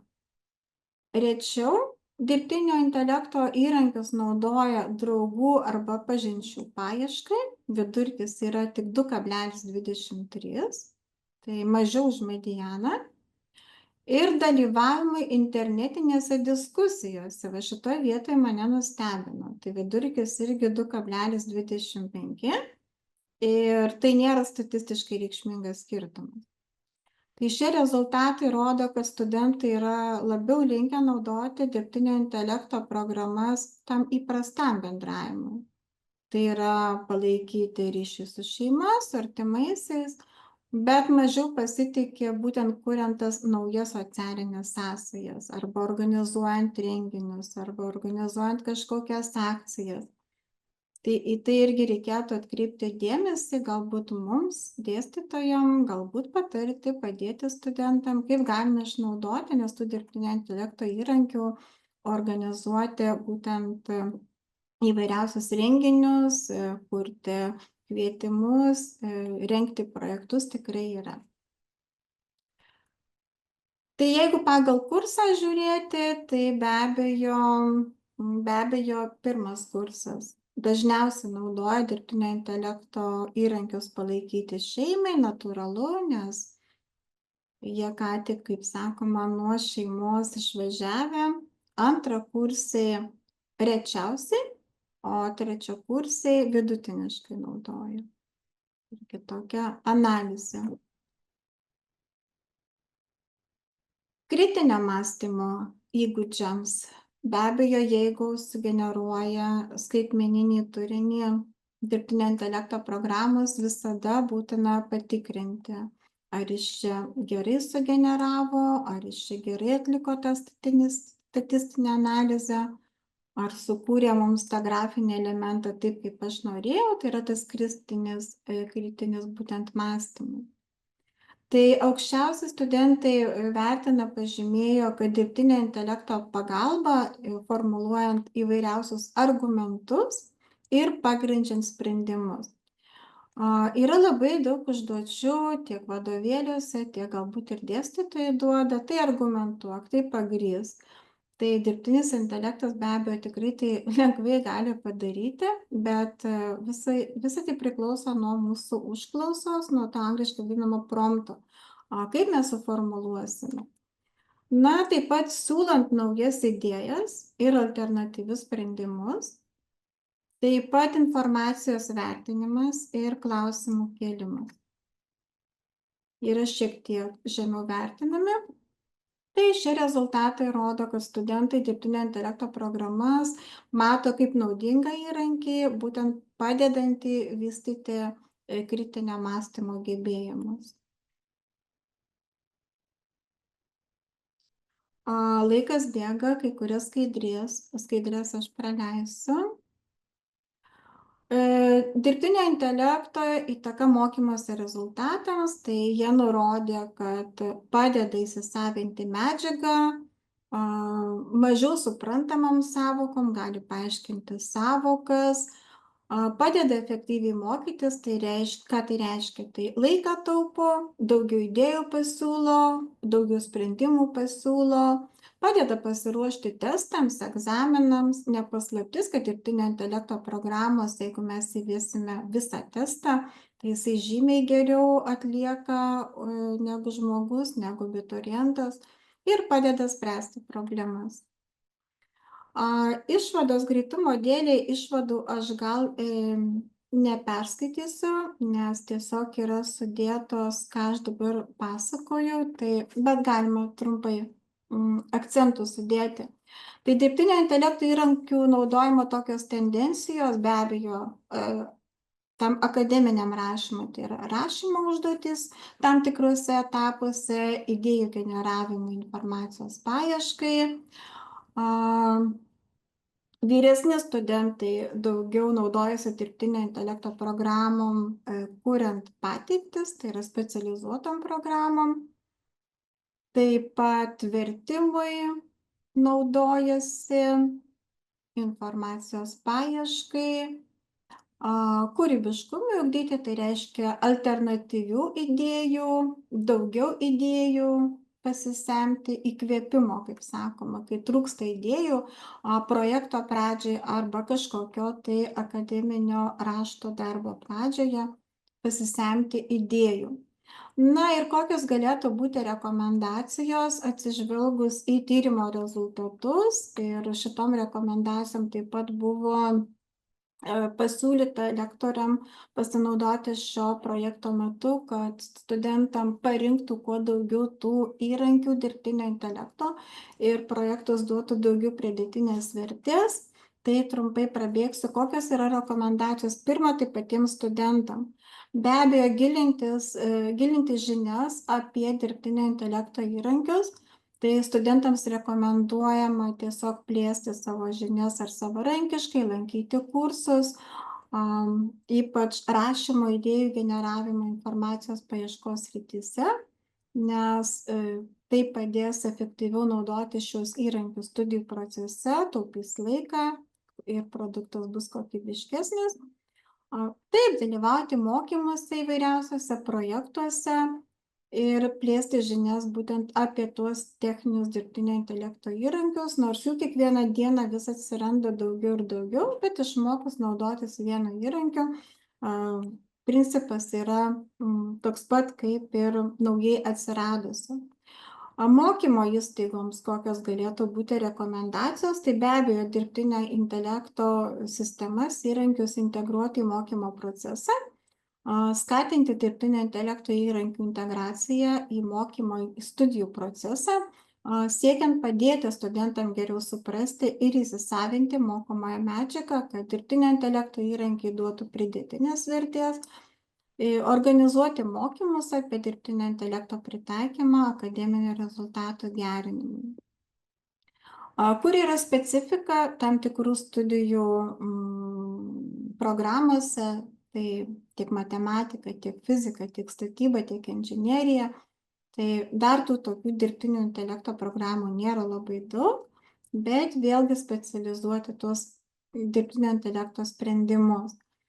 Na ir gali būti dar rekomendacijos dėstytojams ir akademiniai bendruomeniai, tai be abejo skatinti tą kritinį mąstymą, kuomet studentas ar sugeneruoja dirbtinio intelekto skaitmeninį turinį, ar atlieka analizę, tarkim, kokybinio tyrimo, išskiria kategorijas, apkategorijas, naudojant dirbtinio intelekto programas, ar atliekant kiekybinį tyrimą, kaip aš dariau su SPSS, vėlgi pasižiūrėti tos analizės tikrumą, tą patikimumą.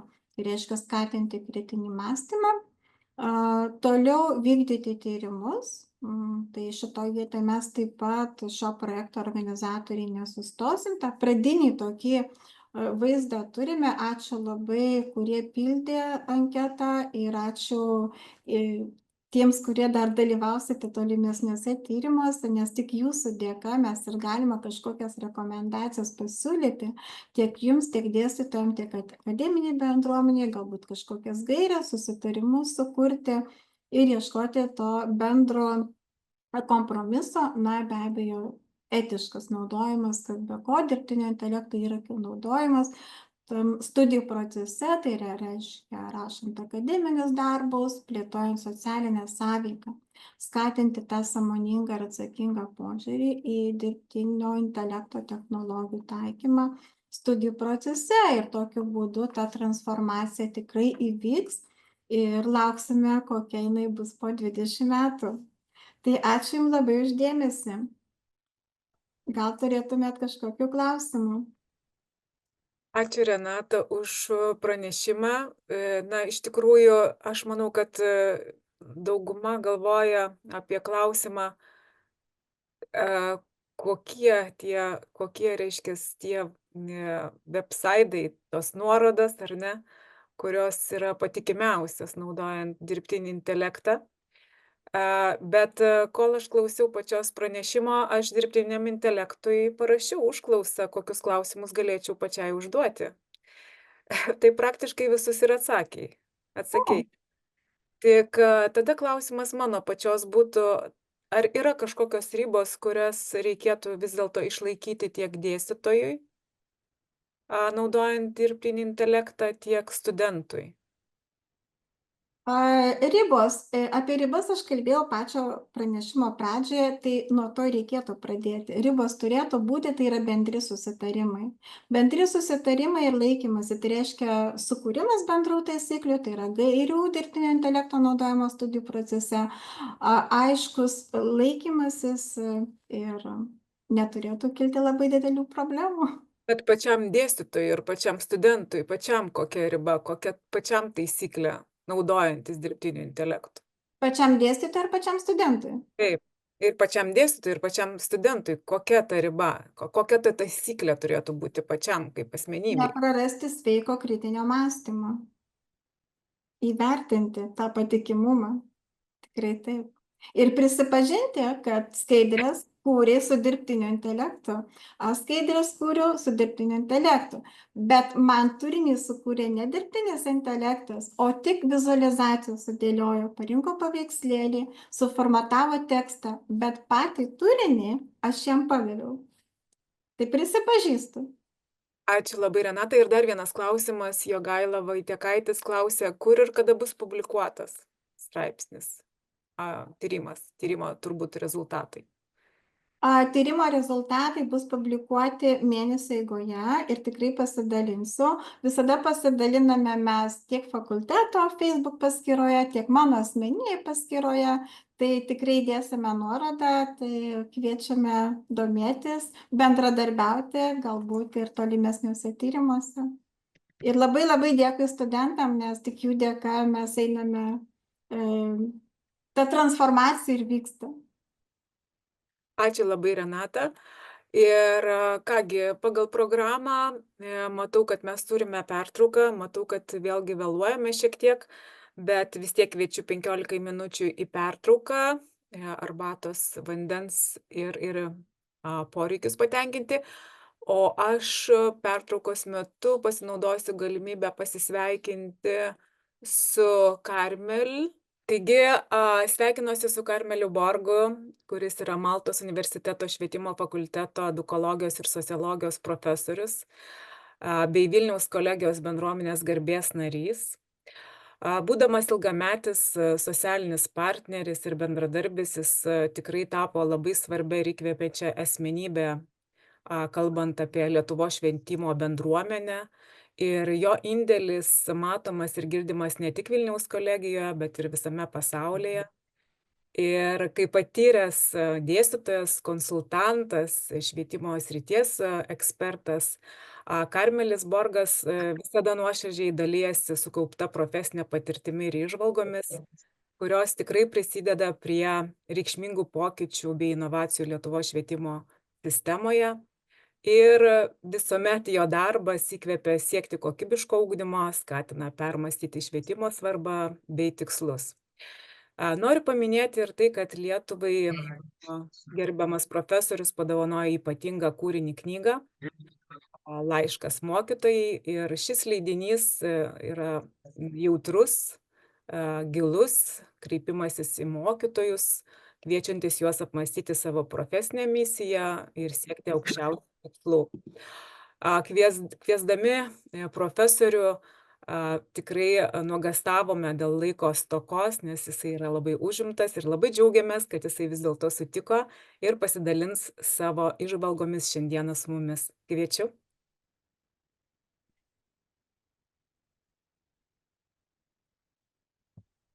Okay, so let's share the material first.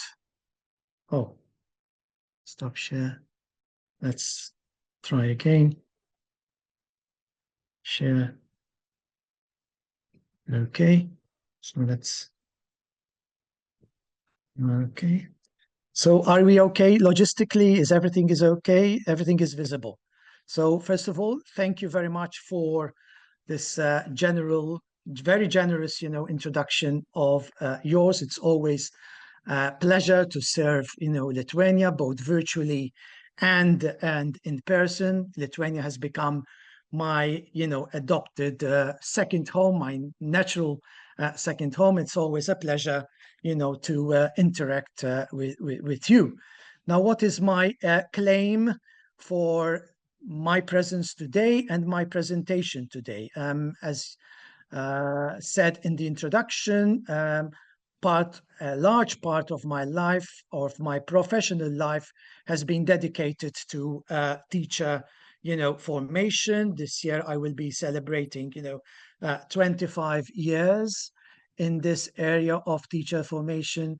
And when it comes to teacher formation, I'm mainly responsible as a theoretician, as an expert in curriculum studies, in forming, teachers as intellectuals. So I'm not exactly in the area of, the technical side of education, the pedagogical side, but I'm mostly in the area of, forming, prospective teachers and actual educators in the area of, theory, but with the idea of, that teachers are not just, technicians, but they're always also intellectuals. This morning, I had the pleasure to listen to the presentation of Dr. Tamar.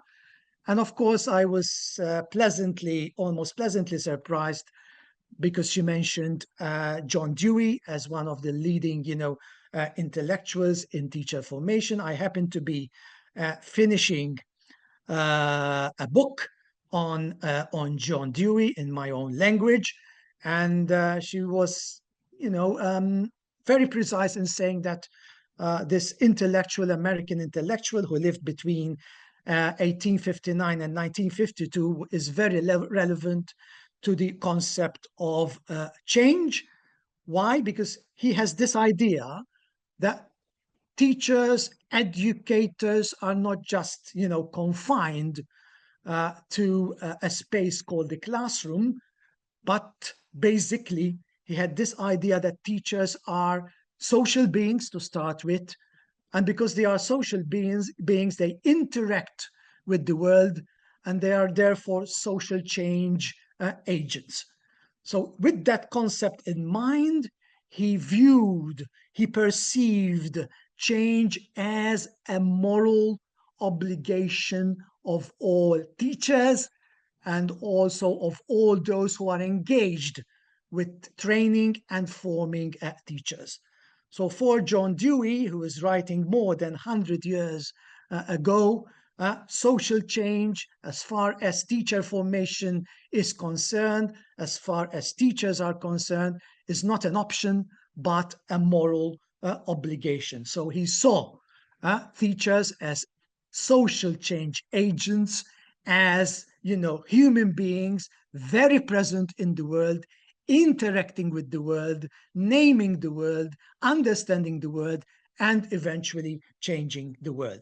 So when I saw the grid that Dr. Tamar this morning presented, I said to myself, this is John Dewey all the way, not today, but more than 100 years ago. She did mention the book, the seminal book, the classic book, Democracy and Education.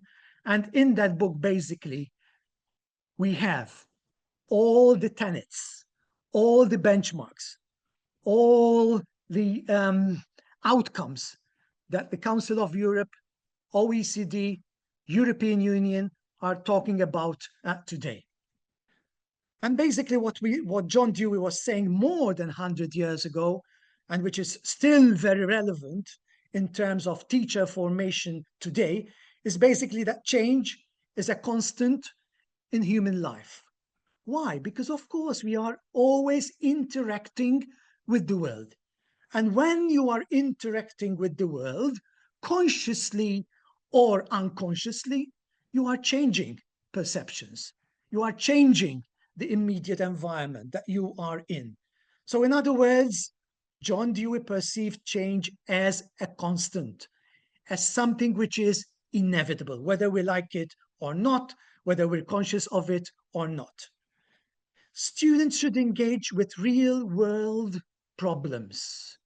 Going back to Dr. Tamara's presentation today, she did lament about perhaps the dissonance, or rather the distance that there is between academia and the real world of schools, of educational policies, etc., etc., etc.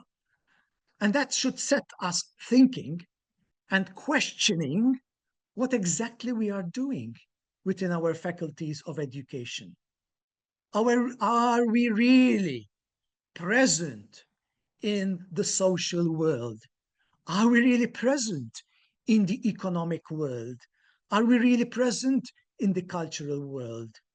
So my idea of an academic within the Faculty of Education is not simply limited to me or myself churning out, you know, books, papers, research, etc. But I see myself as a complete academic if I am out there in the social world as a public intellectual. So we cannot expect our students to be present in the world, to engage with the world, to be more than technicians, but intellectuals and social activists, if we do not model this idea of educators as public intellectuals, educators who are present in the world. And the critique that we get so often from students and others, society at large, is that we are often distanced from that world, that we are armchair critics, that we live in ivory towers, and we are taken aback by this critique. But if we stop and reflect, there is some truth in it. So yes, Faculty of Education, which is true to its word, cannot shy away from real problems of the world, because we have to make sure that we are present in the world. And because we are present in the world, we cannot simply be content with technical issues or professional issues. We have to be very present and engaged with social and economic and cultural issues. Reflective inquiry. It really bothers me. It really saddens me when teachers and academics alike within faculties of education, when I am conducting seminars, come out with this idea that there is very little time within the faculty for us to come together and engage critically and reflect critically. It seems that within faculties of education, we're too busy doing things. Busyness has come to define many faculties of education worldwide. There's no time for us to reflect. There's no time for us to critically engage, not only with the world, but also with the immediate world of teacher formation within our faculty of education. So we cannot pretend to be active change agents if we do not make time for reflection. Change is not possible where reflection is not present, where ongoing critical reflection is not present. One. Secondly, critical reflection linked and coupled with action. Our students, and this is an experience of a quarter of a century teaching internationally, are thirsty to see us modeling what we reflect upon and what we say. And this is a major issue in teacher formation. So we do give ideas on what we can do inside the classroom, but they never see us doing it. And then we can go back to Dewey when he said that, it's not about preaching democracy, it's about doing democracy. So experiences have to be concrete. Reflection is a concrete experience as much as doing things. So there are two issues with teacher formation which are saddening when I see it. One, the lack of space within the faculty for coming together, for collectively engaging in critical reflection about what we're doing with teacher formation. And secondly, we are not really modeling what we say, what we present in our books, what we present in our papers. And when students do not see coherence between what we write, what we research, and what we do, and what we model, then of course we will start lacking in credibility. Fourth, Dewey was credible because he compiled the thousands of pages that he wrote with doing things.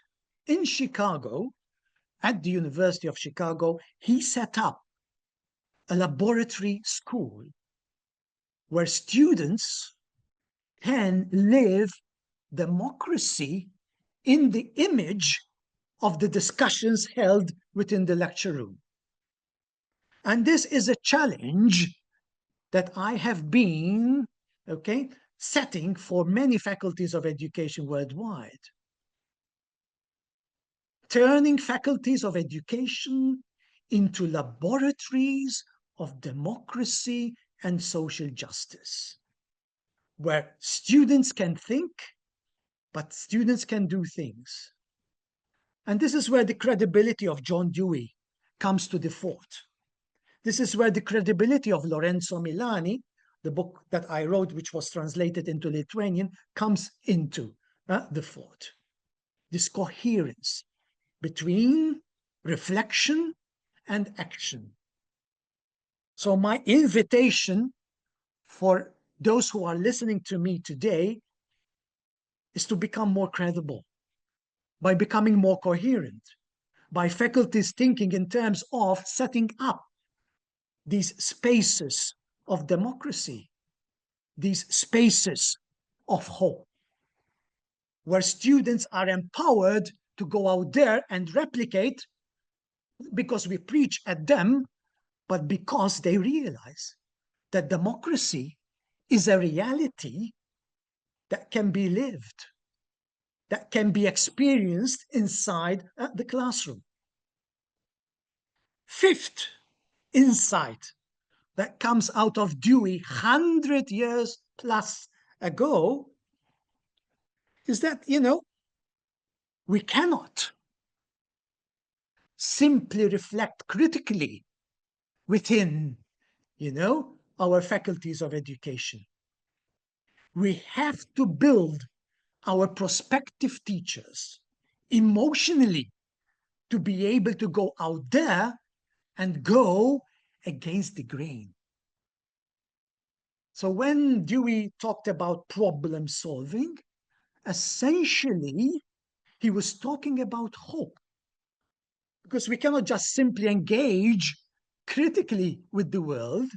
We have to believe as change agents, as makers of history, that we can go out there and make a difference.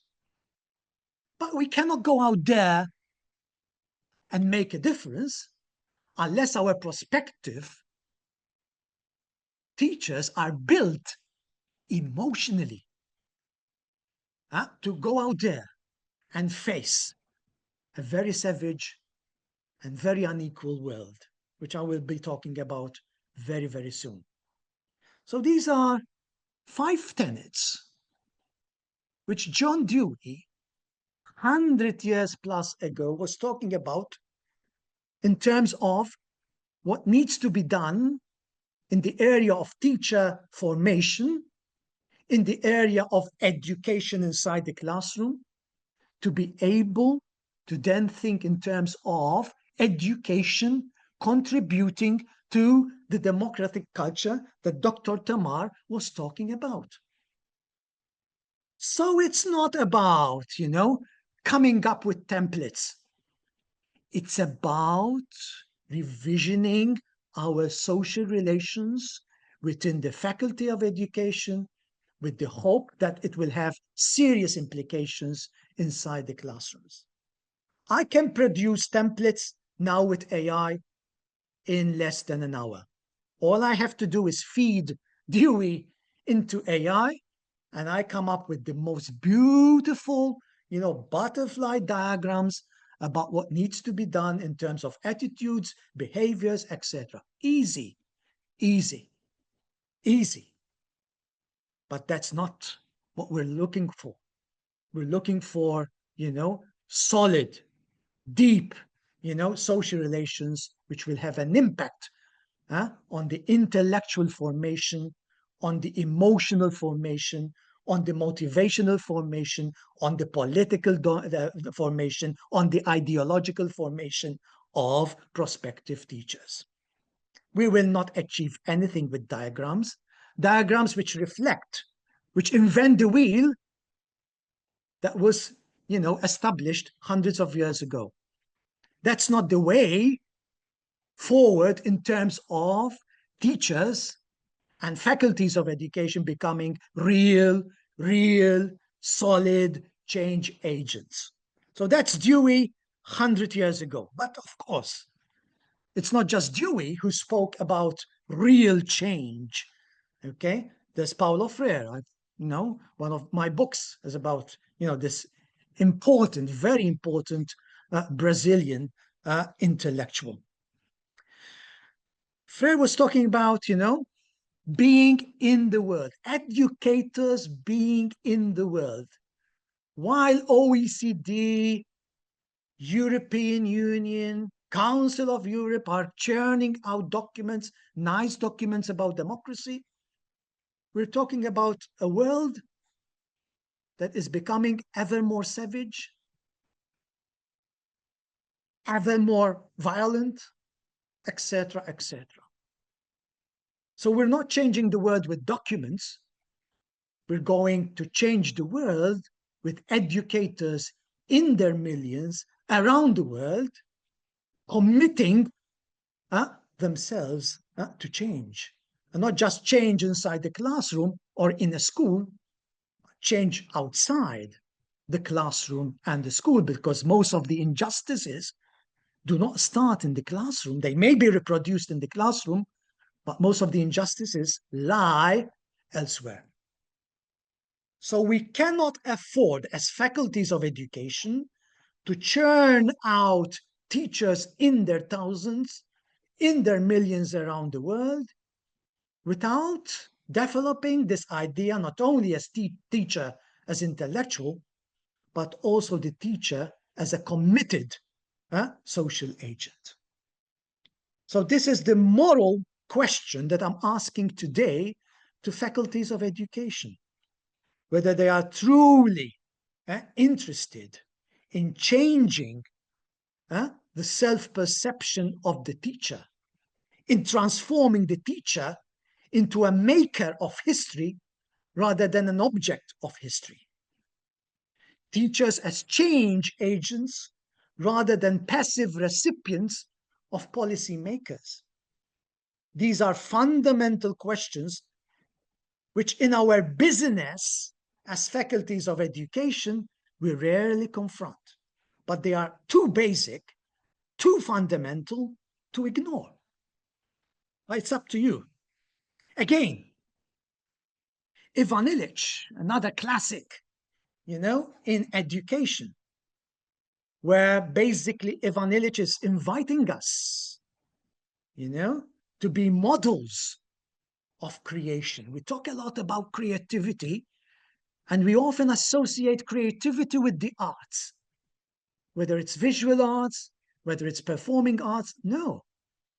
Dewey spoke about problem solving, critical thinking as an act of creativity. Because when you engage critically with the world, intellectually at least, you're altering the world. You're giving a different view of the world. So by eliminating critical reflection or diminishing in its importance within faculties of education, you're basically denying students from this ongoing act of creativity. So there's an intimate link between creativity and critical thinking.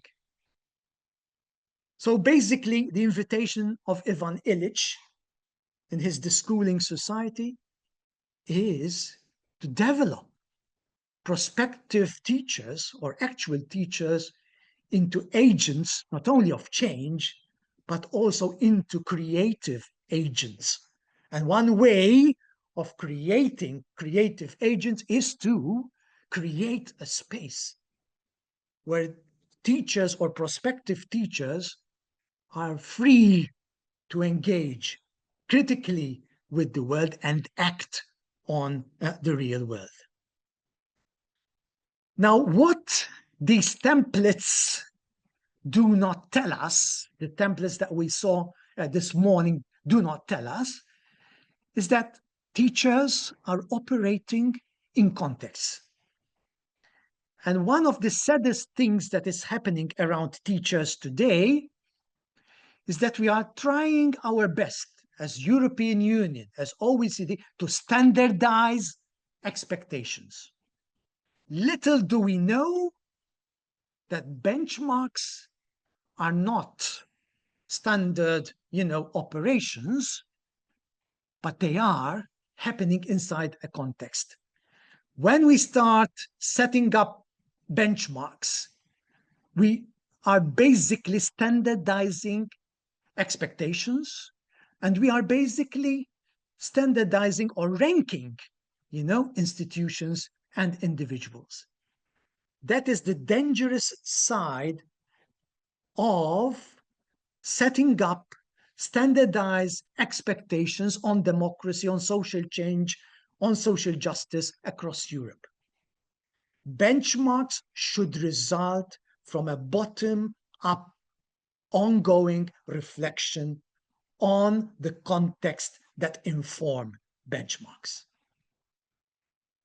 So in the absence of an open, free, honest, public discussion with teachers as protagonists, what we are experiencing on a daily basis are standards coming from thousands of kilometers away, imposing on us benchmarks that we have to follow. And of course, audits that follow such benchmarks. That is not the way we do things. So in terms of context that we are operating in, the current climate is not positive in general towards teachers. Teachers are generally at the receiving end. It is a profession in crisis. You talk all over Europe and you see that, governments are struggling with numbers who are joining, the profession. It's an overly bureaucratized, profession, checklist after checklist, audits after audits, etc. And what's even worse, in most cases, teachers are the objects of educational reform. So this is the climate that teachers are working in.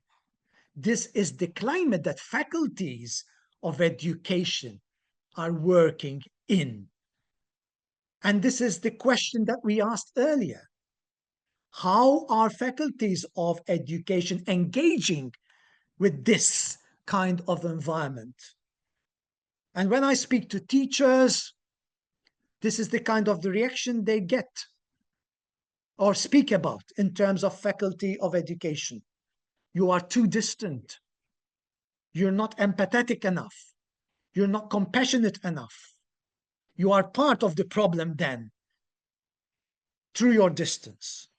And that is a reflection that we need to make as faculties of education, because students know that this dissonance, that this distance exists. And when they go to schools, at least in my country, the first thing that they tell them, forget about the ivory tower.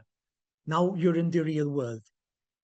And brilliant students, within a year or two, they become part of the routine. Why? Because they see it for themselves, that there is distance between faculties of education and the real world of schools. And it's easy then for schools to win students over. So because there's no bridging.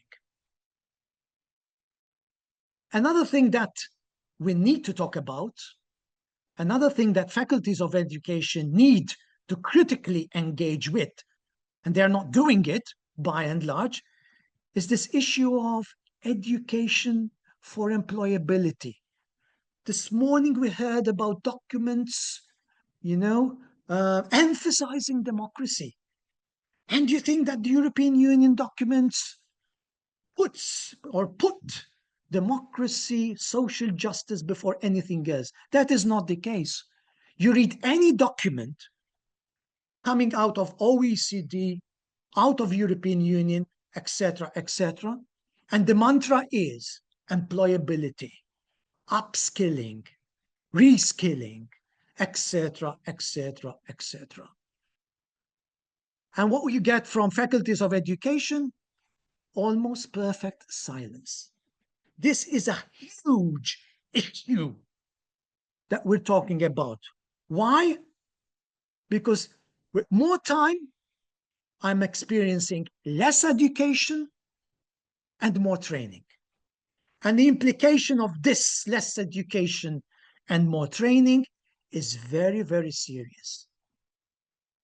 You look at the kind of choices that students are making very early in their life, and the choices are basically not for democratic growth, for employability. And this has very serious implications for the recruitment of teachers and very serious implications on how we perceive education. Education which is becoming less deep, more superficial, and more towards training and vocationalism rather than deep understanding of the world. So we have lots of benchmarks on democracy coming out of OECD, EU, etc. But the conditions for those benchmarks to flourish are not there. And it is our moral obligation as educators, as faculties of education, to engage with these realities before it is too late. We are too reactive. We are too condescending. We take these documents as inevitable vision for us and for Europe, when there is a lot to be critical about, when the consequences of education reduced to training are dire. So that explains why, I started off with this concept that we are not just training people to become efficient technicians. There is a component of teacher formation, very important component, which is intellectual engagement for a purpose, for teachers and educators and us to engage and act on the world. So the fundamental question that we should be asking is, what is a faculty of education's role in a world in crisis?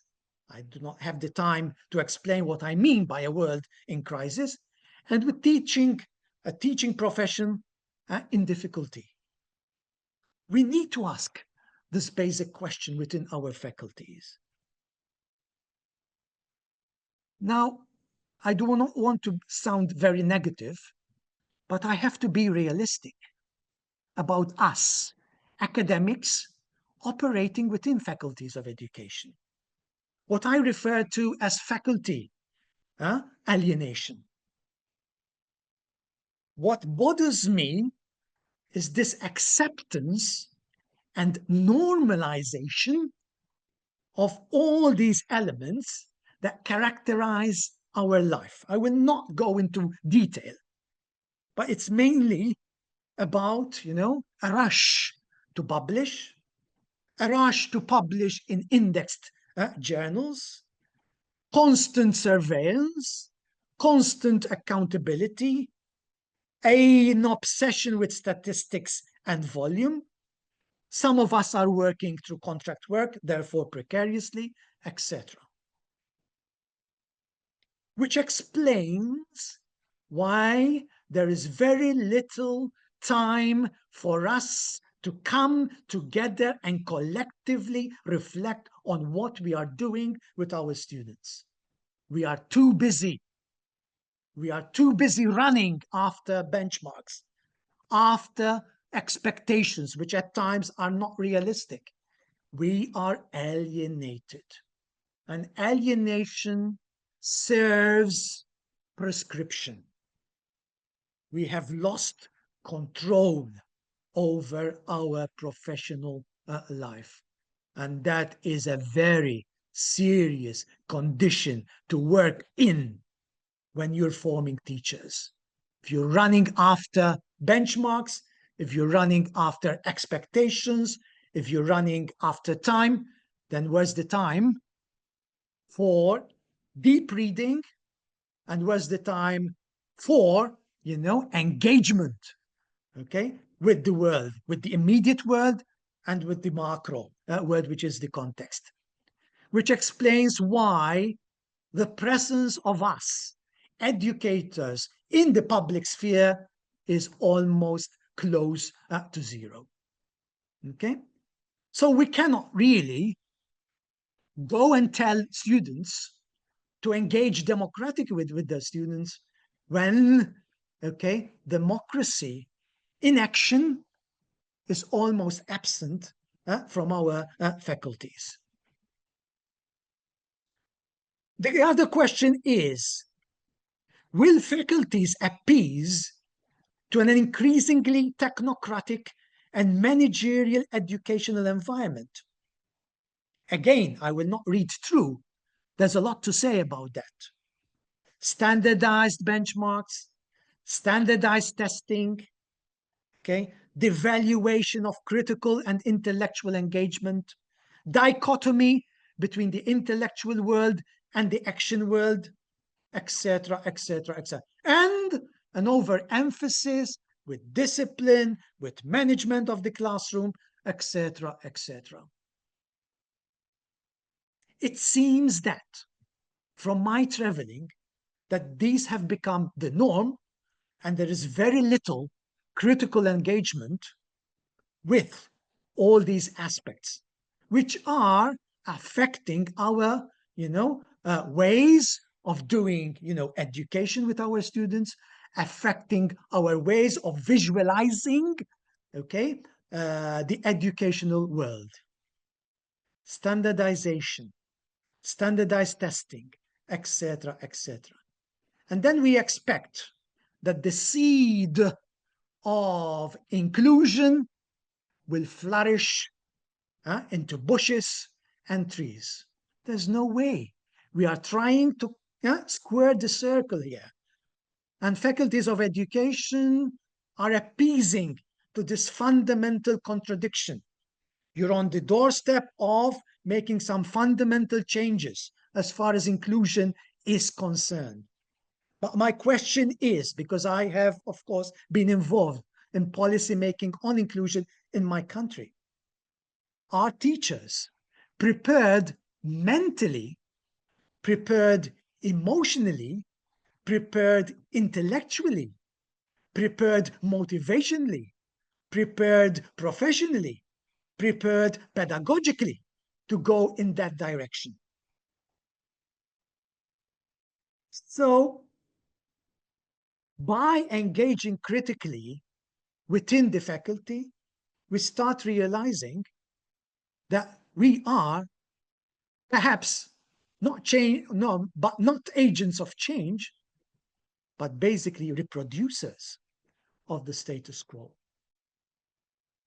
Because if inclusion fails, and it failed miserably in our country, in my country, because the conditions were not there, then who's going to be at the receiving end of such a failure?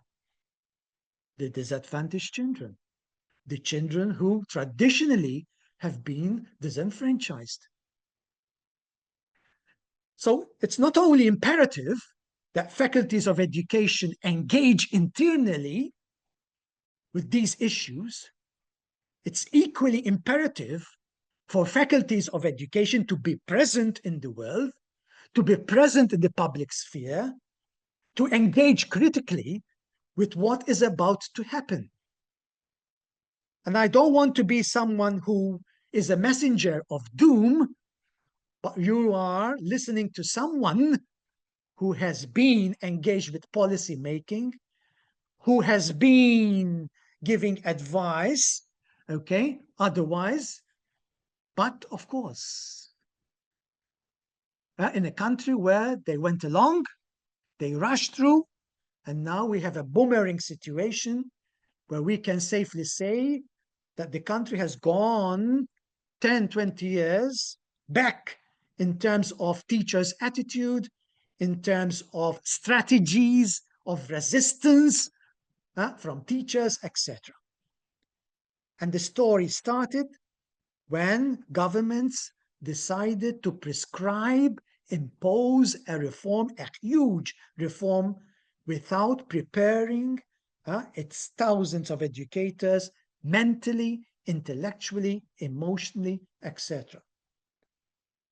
So faculties of education have a moral obligation, as Dewey said 100 years ago, towards change, and the moral obligation implies sound intellectual preparation, but also, sound pedagogical preparation, as well mental preparation for educators to see themselves not only as actors inside the classroom, but also as change agents in the public sphere. I'm running out of time, so let me perhaps, before I stop, engage with this grid. So the question has always been, what is teachers' role in a complex and precarious world? And this grid served me in multiple seminars with faculties of education to think about exactly what is our perception of the teacher? What kind of educator do we want to form in a context where teachers in general are under siege, in a context where teachers are generally the objects of change rather than the agents of change, in a world which is increasingly becoming broken, okay, dangerous and stressful. So that is the context. Now the question is, what is our perception of an educator in such a complex world? And there are a number of alternatives of how we want to look at the prospective teacher and what we're doing right now. Okay, so this is not just a theoretical discussion, it's also an action-oriented discussion. Not only the kind of discussion on what kind of teacher do we want in such a complex world, but also what is exactly my faculty doing in terms of this particular grid. So when I engage in different discussions with faculties of education, honest discussions, frank discussions, open discussions, unfortunately, the predominant result of such discussions is that, yes, with the increasing pressure that we have on us, I think while we, visualize a teacher who is very active in multiple contexts, I think we are stuck with vision number one.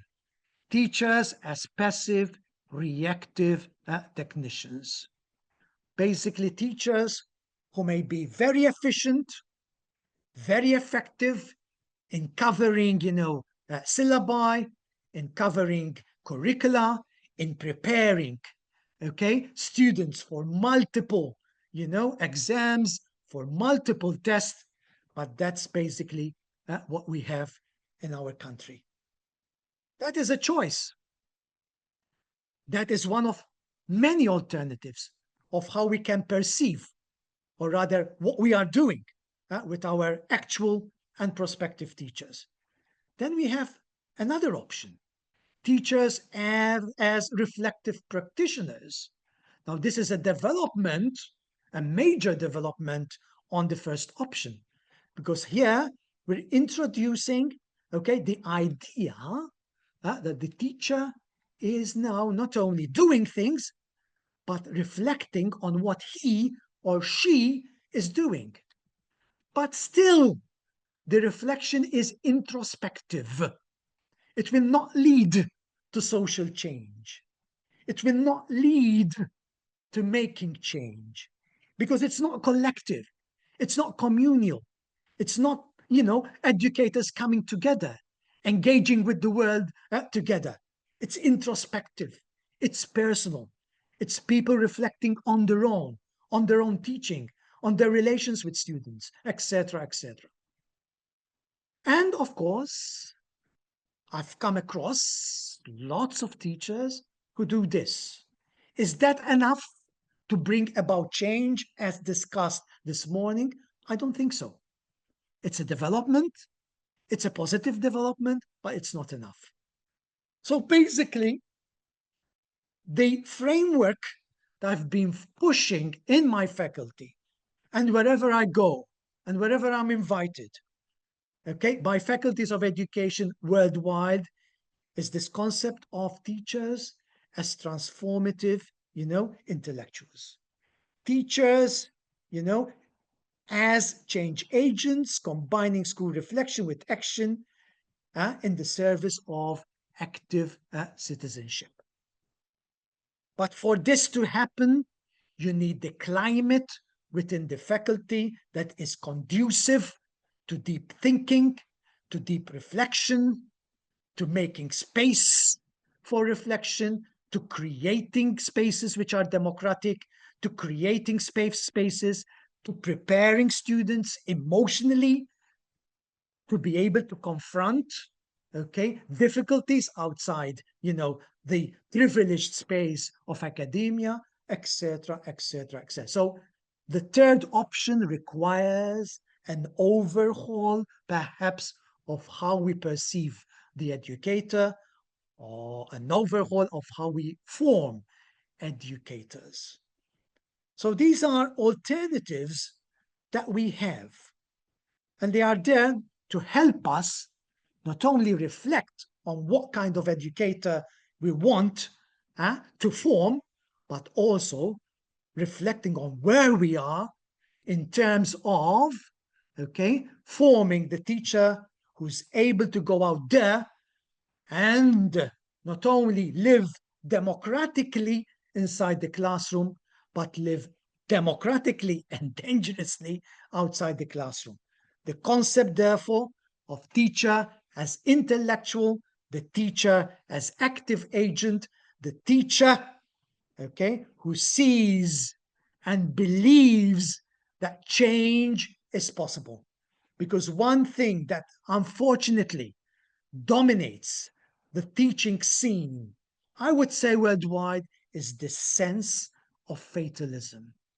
There's nothing we can do, which means basically that teachers have accepted, their position, their location as objects of change rather than agents of change. I had lots of things to say as a corollary, okay, of this conception, but I know that I've already ran out of time, and out of respect for others, I will stop here.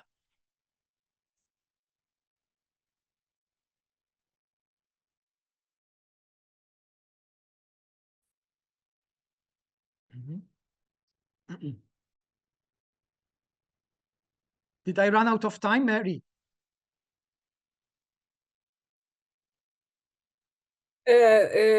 Mielas profesoriau, jūs niekada neviršėjat laiko ir jūsų pranešimai tarsi malda į mūsų širdis iš tikrųjų. Ir šitas pranešimas leidžia turbūt užduoti daugeliui netgi labai drąsių klausimų. Aš gavau čia labai daug drąsių klausimų, bet vis tiek turėčiau gerbti ir auditoriją. Ir jums pateiktas vienas klausimas. I don't have the English translation, sorry. I'm not getting... Okay. Tai dabar teks pakartoti viską, ką sakiau. Tai dar kartą pasikartosiu, kad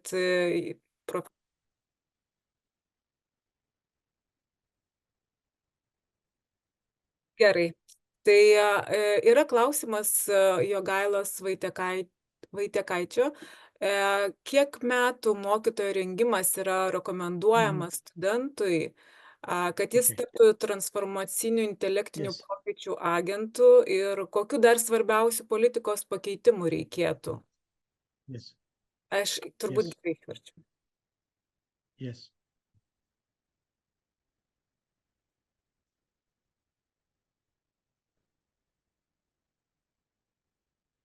Yeah. Yes.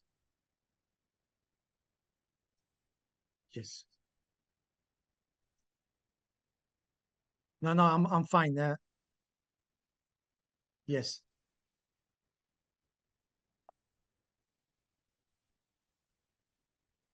Yes. Yes. No initial teacher education will cover the complexity of the world, and the skills that we need to be able to live in such a complex world. So teacher formation is lifelong. And my vision for teacher formation is that, yes, there is a start within our faculties, but my vision of, ongoing and lifelong formation is that faculties are in constant contact with the schools.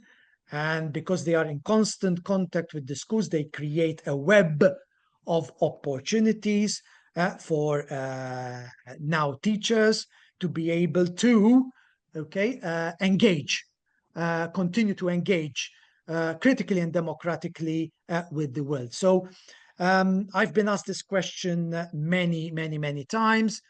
I don't think that initial teacher education, whether it's 3 years, whether it's 4 or 5 years, will in any way prepare any student in the world for the complex world that we live in. So teacher formation has to be ongoing.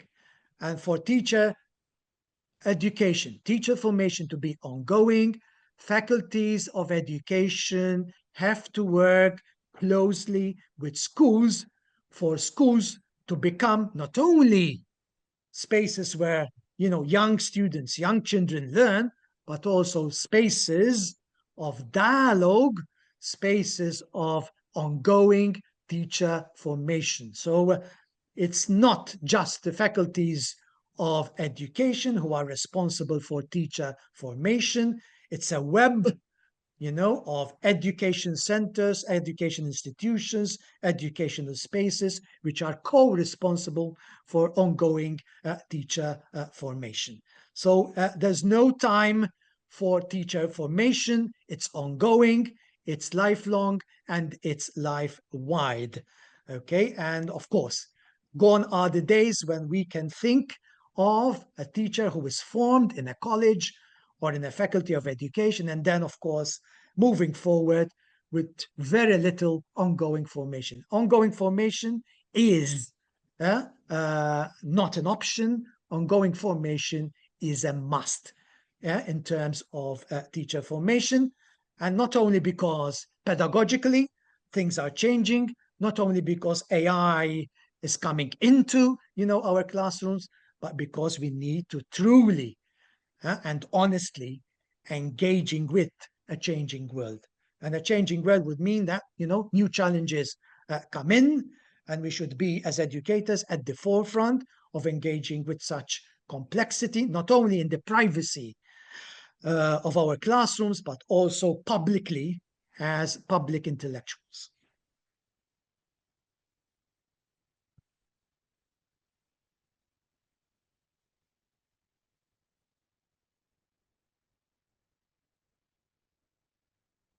Ačiū labai už atsakymą, bet ką man kaip mokytojai, kaip pedagogai daryti, jeigu šitas pasaulis neturi laiko refleksijai ir švietimas yra tiesiog kaip paslauga? Yes. Atsariau. Okay. Patarkite.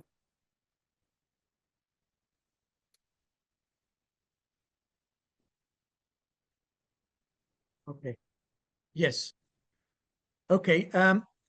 In English, we say, let's not wait for Godot, because those who know the play, Godot never arrived. So we cannot wait. That's number one. Okay. There is an urgency in this world to live democratically, to act democratically, to engage democratically. So yes, I understand your urgency. It's legitimate. And of course, I do not have the time to engage with that question, but at least one thing that I do, and if you're interested, there is a conference elsewhere in Lithuania where I will be present to show you how I do things differently than simply walking into a lecture hall and preach about, you know, democracy, about social justice, etc. So the concept is doing things inside the classroom. We cannot contradict ourselves, talk about democracy, and then act vertically with our students. Act as if we are the only source of information inside the classroom. So I have, for many years now, debunked that idea. When I came back from my PhD from Toronto, I used to, you know, excel in, you know, giving these very nice sermons from the mount. People would clap, people would enjoy, but I asked myself, what kind of impact am I leaving on these students? And because I am honest with myself, the impact was close to zero. So I've changed my ways. When I say doing things, my students came out of the lecture hall, we went into communities, okay, and we taught dialogue. We engaged with dialogue with the communities, with parents in particular. So rather than giving statistics about the situation of disadvantaged parents and disadvantaged students, etc., we went into communities and touched and smelled and saw disadvantage with our own eyes and engaged with people. And that was a powerful, those are powerful moments. So what we need to do also with our young children is to bring them out of the classroom and engage with society, engage with environment, create projects which come out of our engagement, reflection inside the classroom. Students are tired of our preaching. So we need to do things along with the importance of reflecting about things. So that is one fundamental thing that I've changed in my life. And for that, I've gained a lot of credibility. Do away with lecturing, do away with sermons, do away with preaching, and do things in line with democratic principles, in line with social justice principles, and engage the world in a concrete way. So we'll talk about projects in the community, not only for my students at university, but also for students, okay, within the classroom. They come out of the classroom. The classroom is a very small space. The world is the classroom for our students. So when we engage directly with communities, be it, governance, be it the environment, be it multiple issues which are social and economic in nature. So in line with Dewey and Dewey's, writings 100 years ago, our students are now engaging directly with the world, doing things about the world. And in doing things in action, they are empowered. You will not empower our prospective teachers or our students inside the classroom simply by talking. They gain empowerment by gaining hope, as you said, through action. So it's action which creates hope, not preaching, not essays, etc., etc. So this gives you an idea about what I'll be talking about in Lithuania in 2 weeks' time. How I moved from the traditional lecturer, competent lecturer, verbose lecturer, well-equipped, and well-prepared lecturer, but traditional, into, a lecturer, an academic who walks his talk and engages concretely with the world, with his students.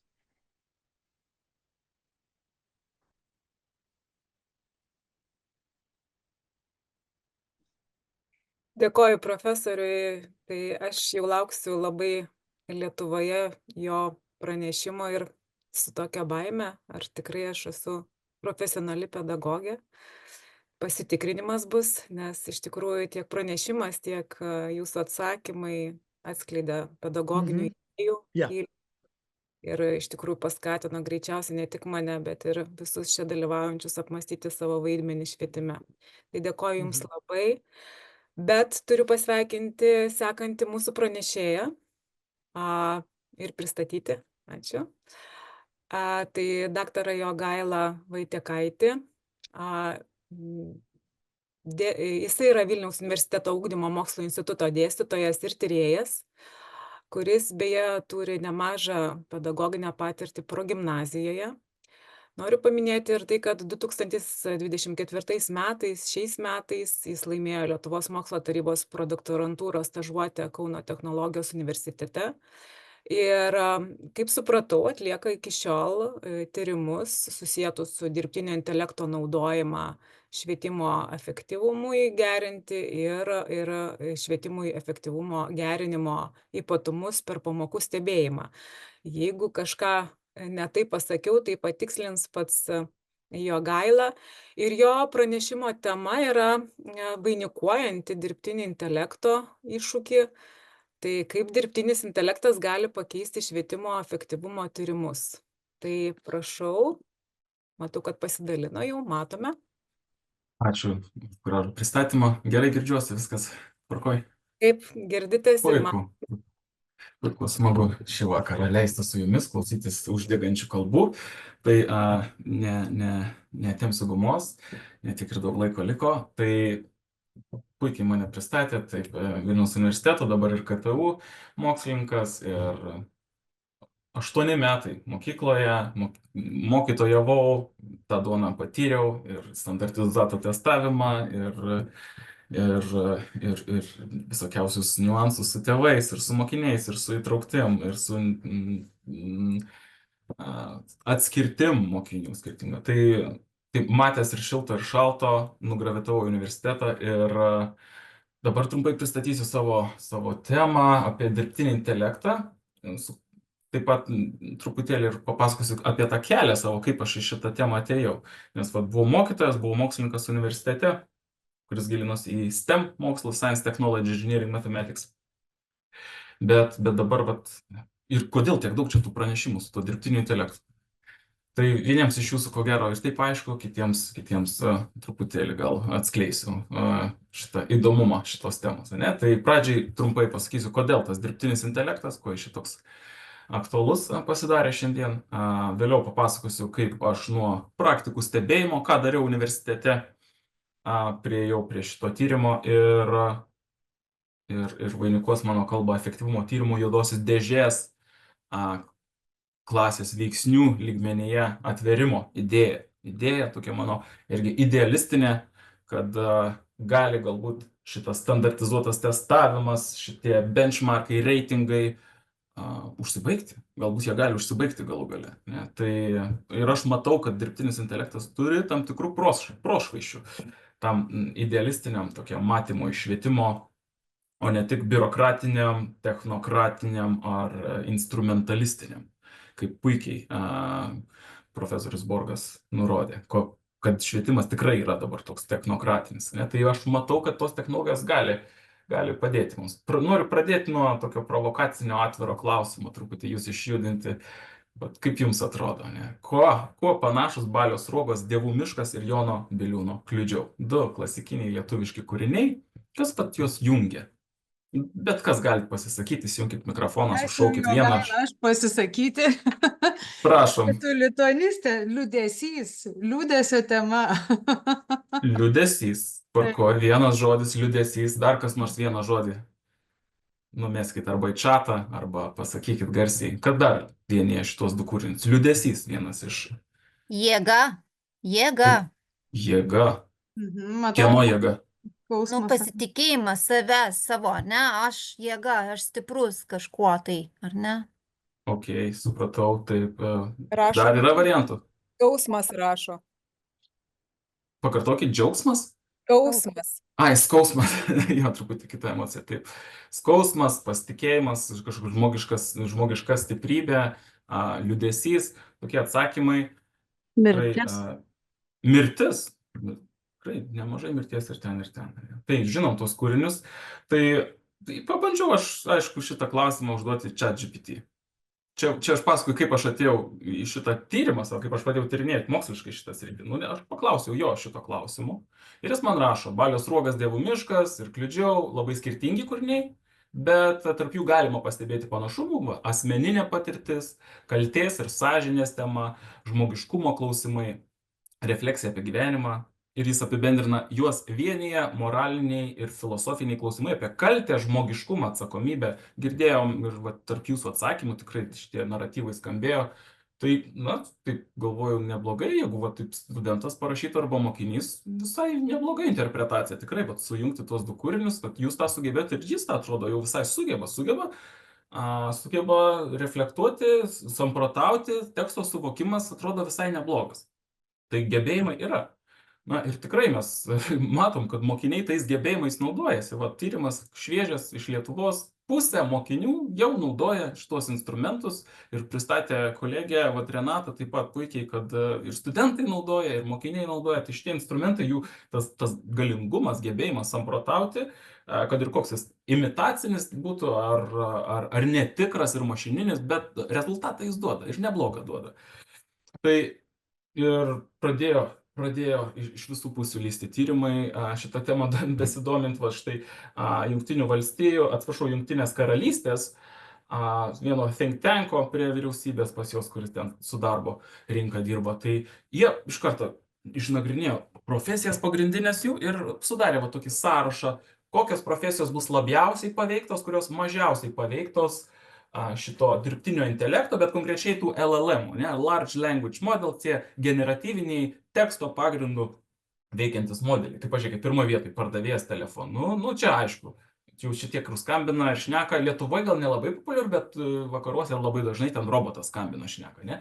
Advokatai, psichologai, nuotolinio mokymosi specialistai, ne, niekur kitur nepristeisę specialistai. Jeigu mes pažiūrėsim atidžiau, tai mes patižiūrėkim, mokymosi specialistai, aukštųjų mokyklų dėstytojai, švietimo konsultantai, mokyklų inspektoriai, mokytojai ir instruktoriai visokiausi, socialinių humanitarinių mokslų mokslininkai, va, mes, aš. Tai šitos profesijos prognozuojama, kad bus paveiktos labiausiai. Tai nereiškia, kad jas pakeis ir jų nebebus. Tai reiškia, kad joms teks vienaip ar kitaip tos instrumentus naudoti, nes produktyvumas atrodo didėja su jomis. Ne? Tai, o kas mažiausiai beje bus paveikti? Ten krautuvų vairuotojai, stogdengiai, skardingai, plieno montuotojai. Nu, tai žmonės, kurie su rankom daro dalykus savo, iš esmės amatininkai vairiausių profesijų, sportininkai, aišku. Tai ten mažiausiai bus naudojama. Okay. Tai mes matom, kad tikrai tie, kurie dirba su kompiuteriu, tie, kurie analizuoja tekstus vienokią ar kitokią formą, kurie dirba su tekstais, šneka, gamina tekstus kažkokią formą ar juos analizuoja, tikėtina bus paveikti. O mokytojų kalboje irgi, mokytojai kalba, ruošia ir planus, ir šneka, ir mokiniai šneka. Ne? Tai iš esmės jie čia žiūrėjo per šitą prizmę, kiek tekstų tu naudoji, bet teksto nebūtinai rašytinė forma, sakytinė forma taip pat, nes jie atrodo tie modeliai neblogai ir tą sakytinę supranta kalbą. Tai iš esmės iš top 20 mes matom 5 kategorijas vien skirtą edukacijos laukui. Tai ko gero edukacijos laukas turėtų sunerimti arba bent jau pasigilinti. Puikiai Renata pristatė jau tą progresavimą šitų modelių, tik tais dar įdėsiu vieną tokią skaidrę, kur čia šitą klasikinę varpo formą, varpo kreivę, ne Hauso, mes matom intelekto koeficientą ir teiktina, kad čia nuo 8,5 maždaug iki 115 yra vidutinio intelekto žmogus, ne, tai va didžioji masė dalis žmonių čia ir yra. Nu ir čia kraštutinumai būtų. Tai sako, Einšteinas buvo kažkur apie 150, 160, čia jau genijus buvo, ne? Čia matom, jau sakykim, vaikai kokie nors galėtų būti, vat suaugę žmonės, čia vidurkis suaugusių žmonių. Ir čia tie burbuliukai, tai čia tie dabar dirbtiniai intelektai, kurie ten šneka, susirašinėja, tie chatbotai vadinami. Ir mes matom, kad jie lipa vis aukštyn, vis jau protingėja, vis jau arti žmogaus intelekto arba tam tikrose srityse jau ir lenkia, mes matom, kad vienas modelis jau ir pralenkia. Čia daug yra kvestionavimo, kaip tie testai sukurti, kad galbūt tie modeliai iš anksto buvo treniruoti ant tų užduočių ir jie jau kaip ir žinojo tos atsakymus. Tai ir iš vis mes kaip edukologai turim visi labai skeptiškai visada bet kokius intelekto koeficiento tyrimus vertinti, nes mes suprantam, ant kiek jie riboti, ant kiek jie tik tuo metu tą parodo ir ten kitą dieną ateis jau daugiau parodys. Tai bet kokiu atveju nors ir kvestionuotini, bet vis tiek kažkokį, sakykim, supratimą duoda ir duoda tokį supratimą, kad jie protingėja tie modeliai, jie atsako vis protingiau. Tai ir aišku, mokslininkai pasiritojo rankovės, va štai Google Scholar straipsnį apie dirbtinį intelektą, raktažodis dirbtinis intelektas, mes matom, kaip tyrimai šauna į viršų. Labai daug straipsnių naujų su dirbtiniu intelektu. Tai visą tai aš vedu savo omen ir suprantu, kad reikia čia toliau gilintis. Dar kelios naujienos.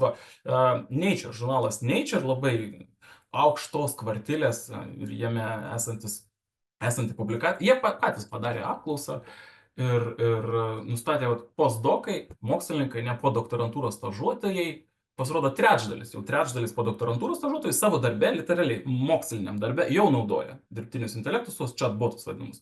Tai iš esmės tai jau vyksta, tai mokslininkai tą naudoja savo tiriamajame darbe. Trečdalis, galim sakyti, pastoviai naudoja.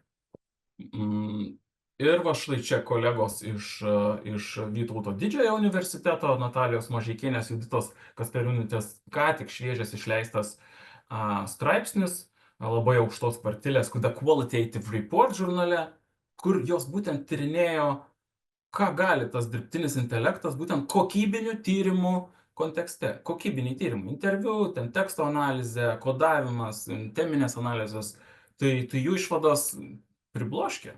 ChatGPT's ability to process data quickly in initial coding, tai kodavime, informacijos kategorizavime, diskursų, debatų, įvairiausių žmogiškų, nežmogiškų veiksnių identifikavime, supranta, nu, vat kabutėse rašo supranta, bet kokiu atveju, padeda labai analitiniam darbė mokslininkų, turint šimtus eilučių, šimtus lapų teksto interviu, suvokti, kas ten darosi, nu, reikėdavo savaitę sėdėti, ne, o dabar hop, tau ir padeda, hop, tau ir padaro. Sugeba recognizing different levels of abstraction, netgi tam tikri abstrakcijos lygmenys. Tai mes matom, sakykime, jau gan kompleksišką tokį mąstymą, kur mokslininkams į pagalbą ateina, ne? Ir va tie naujausi modeliai can be employed to facilitate open coding. Tai va kodavimas, dedukcinis, indukcinis kodavimas, iškart su turimomis kategorijomis, arba gali sukoduoti, grindžiamąją analizę daro. Tai mokslininkai pasiritoja rankovės, tyrinėja, eksperimentuoja, žiūri, gali labai pagreitinti visų disertacijų rašymą, straipsnių rašymą, bet kas susijęs su kokybinė informacija, palengvėja. Ne? Tai bet einant gilin, tai kad čia nėra tik tais hypas ir kad čia nebus kaip kokie nors ten bitcoinai, kurie atėjo ir atrodė, čia viską kažką pakeis, čia sakė, čia labai bus didelis dalykas, bet subliuško tas burbulas ir kažkaip neįvyko revoliucija dėl to bitcoino ir dėl to viso blockchain technologijos. Tai čia mes matom, kad progresas vis didėja, Nobelio premijos duodamos tiems žmonėms, kurie pagrindė būtent tą mechanizmą tų neuroninių tinklų. Kaip tie dirbtiniai intelektai, ChatGPT, visi kalbos pagrindų, neuroninių mokymus ir to deep learning pagrindų veikiantis modeliai, tai jų pagrindėjai gauna Nobelio premiją, kurie tą mechanizmą, tą mechaniką iš esmės pagrindė. Tai atrodo, kad nėra hypas, kad nėra toks jau galbūt greit besubliuštantis burbulas. Žinom, ten Google'as, Microsoft'ai Amerikoje ant tiek nori treniruoti naujus galingesnius modelius, kad jau statosi atominės branduolinės elektrinės naujas. Nes elektros trūksta, jie tiek reikia elektros. Tai investicijos milžiniškos, važiuoja šitas traukinys į priekį, taip sakant, ir šnekam apie tą naują jau revoliuciją. Ne? Buvo, tai va, garo mašina buvo revoliucija, elektra atsirado, paskui, o dabar sakoma, kad jau tokio mastelio, kad prilygsta garo varikliui. Ne? Nu. Ir turiu pasigilinti. Ir va štai dar vienas jums įrodymas, kas norit galite per telefoną, bet aš pabandysiu čia gyvai parodyti. Įmečiau programą, dirbtinis intelektas. Pažiūrėkime dirbtinio intelekto galimybės. Tai įmečiau mūsų šiandienos konferencijos programą. Tai pasiklausykim, ką šneka dirbtinis intelektas apie mūsų programą. Google, vienas iš dabar sako, čia atėjo Google ChatGPT momentas, nes ChatGPT pagamino ten OpenAI tokia kompanija, o čia šitos programėlės, Notebook LM, labai rekomenduoju visiems išbandyti ją, irgi nemokamai viskas, tai sako, čia Google ChatGPT momentas atėjo, nes labai efektyvus ir įdomus procesas, iš esmės ir rezultatas. Tai pasiklausykim. Okay, so we're diving into something pretty cool today. Yeah. The Changing Educational Horizons Conference. Mm-hmm. It's happening November 7th, 2024. Wow, coming up quick. I know, right? And luckily, we've got the program. Sneak peek, awesome. It is a total backstage pass to the future of education, basically. And teacher training. Oh, absolutely. Can't forget that. Huge part of it. So anyone listening who's, well, teaching, thinking about teaching, or just curious about where education is going. Parents even. Yeah, parents too, definitely. This is for you. Right, because this conference, their theme is challenges for teachers and teacher training for the future. Nailed it. Right, they're hitting the nail on the head. It's a big question, isn't it? It is, how do we even prepare for what's coming? Exactly. And they're tackling it head on, which is exciting. Okay, so what's on the agenda? So the first couple parts, it's like they're setting the stage. Foundation. Yes. Democratic culture in the classroom, communication projects. Always important. And then there's this whole thing on active learning and teacher leadership. I like that. Right. Some titles really jumped out at me. Oh, yeah. Which ones? What helps and what hinders becoming a teacher leader? Ooh, that's a good one. Right. Get you thinking. It does. What are those roadblocks? Exactly. But then, part 3, things shift gears. Interesting. Inclusion and technology, bam.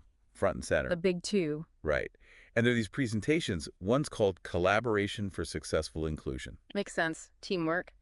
And the other, this is the one that caught my eye, the use of artificial intelligence in the study process. Okay, now we're talking. Right. AI in education, what do you think? Huge potential, but also, In a wild card. yeah. I mean, Yes. imagine AI personalizing lessons for each student, Whoa, giving feedback like instantly, catching where kids are struggling. that's powerful. Right. But then there's a whole ethics thing. Oh, for sure. Data privacy. Yeah. Making sure AI isn't leaving some kids behind. Big questions. Huge. And the conference is diving into it. I'm glad they are. Me too, because it's not going away. Nope. Now, part 4, they get even more future focused. Even further out. Yeah, specifically on teacher training, the challenges there. Makes sense. How do we prepare teachers for all this? Exactly. There's this presentation, Current and Near Future Challenges in Education, a perspective on teacher training Okay. by Professor Carmel Borg. I'm really curious to hear what he has to say. Yeah, Professor Borg, he's a big name. He is, so I'm thinking he'll talk about how teacher training needs to, change Adapt, yes. to fit these new technologies, these new ways of teaching. It's how to use AI responsibly. Okay. Exactly. Yeah. And how to create classrooms that are truly inclusive. With all the diversity we have, yeah. These are big challenges for teachers. Absolutely. And if we're not training them for it, We're setting them up to fail. yeah. And then the last presentation, Oh, there's more? it's a good one. How can artificial intelligence transform educational effectiveness research? That's interesting. Right. Like, can AI actually...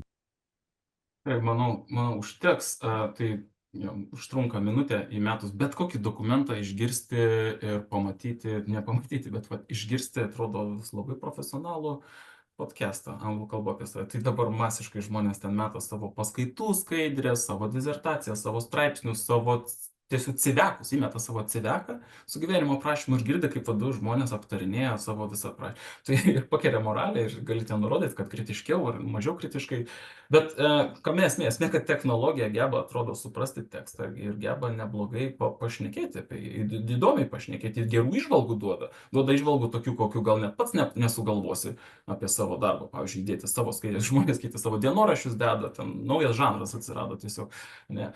Tai kam studentus versti skaityti ilgus straipsnius mokslinius nuobodžius, kai galima, pavyzdžiui, duoti jiems 3 podcastus paklausyti. Ir aš pats randu naują straipsnį, jau nebeskaitau. Pirmiausia, paklausau podcastą, nes jie įdomius į gerus akcentus sudeda. Aš savo straipsnius rašytus sudėjau ir aš matau, kad neblogus akcentus sudeda. Tai atrodo, notebook LM galite išbandyti, ten galite kiek norit, kokių norit dokumentų pridėti ir tai ne tik ChatGPT, ateina per visus kanalus šitos priemonės, mokiniai naudoja, efektyvumas, taip sakant, in your face, teksto supratimas didžiulis, analizuoja, apdoroja, interpretuoja, iš esmės gali atlikti kalbos įvairiausias susijusias su kalba užduotis. O jeigu čia pažiūrėsime į postmodernistus, tai iš vis yra idėja, kad viskas yra tekstas. Viskas mūsų aplinkoje yra, viską mes galim pavadinti žodžiais. Tai mes ir vaizdą net galim pavadinti žodžiais, objektus galime pavadinti žodžiais.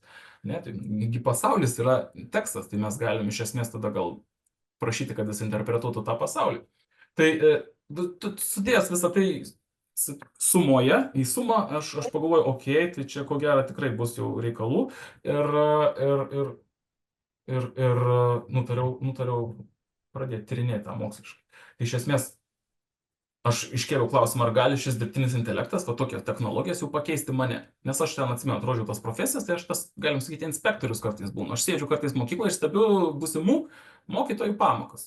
Pildau protokolą, duodu jiems atgalinį ryšį, sakau, kas buvo gerai, kas blogai, klausiu, kodėl tu čia tokį sprendimą priėmei, kodėl tokį. Tai aš praktikų vadovas. Eina studentai į mokyklą ir aš su jais kartu ir stebim pamokas, žiūrim tas pamokas. Tai aš galvoju, ar gali mane pakeisti tas dirbtinis intelektas? Pamokoje labai daug dalykų vyksta. Tiek vyksta, kad sunku net suvokti. Patyręs mokytojas daugiau mato dalykų, mažiau patyręs galbūt mažiau dalykų. Tai aš stebiu ir ką mokiniai ten šnibždasi, ir kokia ten atmosfera, ir ką mokytojas daro, ar vaikšto po klasę ar nevaikšto, ar kaip jis ten reaguoja, susodina grupėmis, ar ten pritaiko turinį, diferencijuoja, individualizuoja. Didžiulis ten pas mane protokolas dalykų, kuriuos aš žymius, gerus dalykus, kažkokius klausimus jam užduosiu paskui ar jai, kodėl vienaip ar kitaip ten pasielgia toj pamokoje. Ir galvoju, ar šitą darbą gali kažkaip man padėti ar automatizuoti. Iš tikrųjų, galvoju, kartais studentai sako, mes labai norėtumėm, mes negalime, kur nors toli vyksta, arba mokiniai neadekvačiai elgsis, gal galime atsiųsti jums videką pamokos nufilmavę. Jūs iš videko irgi galite gal užpildyti protokolą. Nu gerai, galim, sakau. Ne, tai atsiunčia kartais videką ir aš stebiu visą pamoką per videką. Video formatu stebiu ir irgi labai daug dalykų galiu pasižymėti. Ne, bet kartais atsiunčia gerą videką, kartais atsiunčia labai prastos kokybės videką, kur ten vos matosi dalykai. Bet ilgainiui aš supratau, kad ir kokios geros kokybės vaizdas tam videke, jeigu garsas blogas, jeigu aš negirdžiu, kas vyksta pamokoje per ausines, tai tada aš negaliu vertinti, aš sakau, prašau, atvažiuoju gyvai tada stebėti pamokos, arba ten naują nufilmuok pamoką, ne? Tai aš supratau, kad man svarbu labai girdėti. O kartais būna, kad vaizdas labai blogas, visiškai vien lenta filmuojama, nes tėvai ten sutikimų nedavė filmuoti ir mokytojai tik tais kartais čia pasirodo, bet aš labai, pavyzdžiui, gerai girdžiu. Labai gerai girdžiu, kas ten šnibžda, ką mokytoja šneka, geras mikrofonas, literaliai. Ir iš viso šito man atėjo realizacija, kad sako žodžius mokytojas, sako žodžius mokiniai. Ir man garsas įvertinti pamoką, kaip inspektoriui, tokiam stebėtojui, ne praktikos vertintojui, man svarbiau garsas netgi negu vaizdas. Aišku, geriausia, kad aš gyvai ten būnu. Bet aš kartais matau, kad mano buvimas vien savaime irgi sutrikdo pamoką ir mokiniai truputį neadekvačiai elgiasi, dėl to irgi visai gal neblogai tas kartais ir filmuoti. Bet kokiu atveju audio. O audio, šnekėjimai ir žodžiai gali būti paversti labai greitai transkripcija. Surašom, viską surašom, galim automatizuoti, šiais laikais irgi galim neautomatizuoti, dažnai rankom rašom, nes klaidų palieka, bet kokiu atveju mes galim visą mokytojo dialogą su mokiniais paversti į tekstą. Tai reiškia, mokytojas pasakė, mokinys A kažką atsakė, mokinys B, aišku, labai daug detalių dingsta iš to, kas iš tikrųjų svarbu ugdyme, labai daug dingsta tame tekste, bet vis tiek kažkas lieka, ne? Tai kažkas lieka. Tai dabar sujungiant tas dvi technologijas, tiksliau tą technologiją, teksto supratimą, kalbos tus modelius, ChatGPT iš esmės gabumus, gebėjimus, su tais transkriptais mes galim pradėti visai kitų mastelių žiūrėti į pamokas. Atsimena tą tyrimą Mažeikienės, kur citavau, geba dedukciškai koduoti arba indukciškai kategorizuoti, taip sakant, gali suprasti, kas ten pasakyta toj pamokoje. Tai tik tas klausimas dabar, ko ieškoti tuose transkriptuose man kilo, ne? Ką galima ieškoti? Labai norėčiau aš paieškoti posthumanistinių kritinės teorijos įžvalgų kokių nors. Kaip mokytojai demokratiškai veda mokinius ir pavyzdžius savo užkrečia ir moko kvestionuoti autoritetą ir daro gerus dalykus. Būtų gerai žiūrėti įtraukti, ne? Kaip sekasi tiems mokytojams kolaboruoti, ką jie ten dviese šneka. Tai iš esmės, ką nori, tą galima daryti. Bet aš nutariau pasukti kitų kelių. Aš nutariau pasukti keliu, kurį su profesoriu Želviu tyrinėjau. Ir tai yra labai edukologų nemėgstamas kelias ir aš ten jaučiausi kaip velnio advokatas esas edukologas, kur sakiau, nesąmonė, čia tie kiekybiniai tyrimai, čia tie reitingai, čia PISA pasiekimai OECD vadinami, reitingavimui pagal labai ribotą rodiklių skaičių.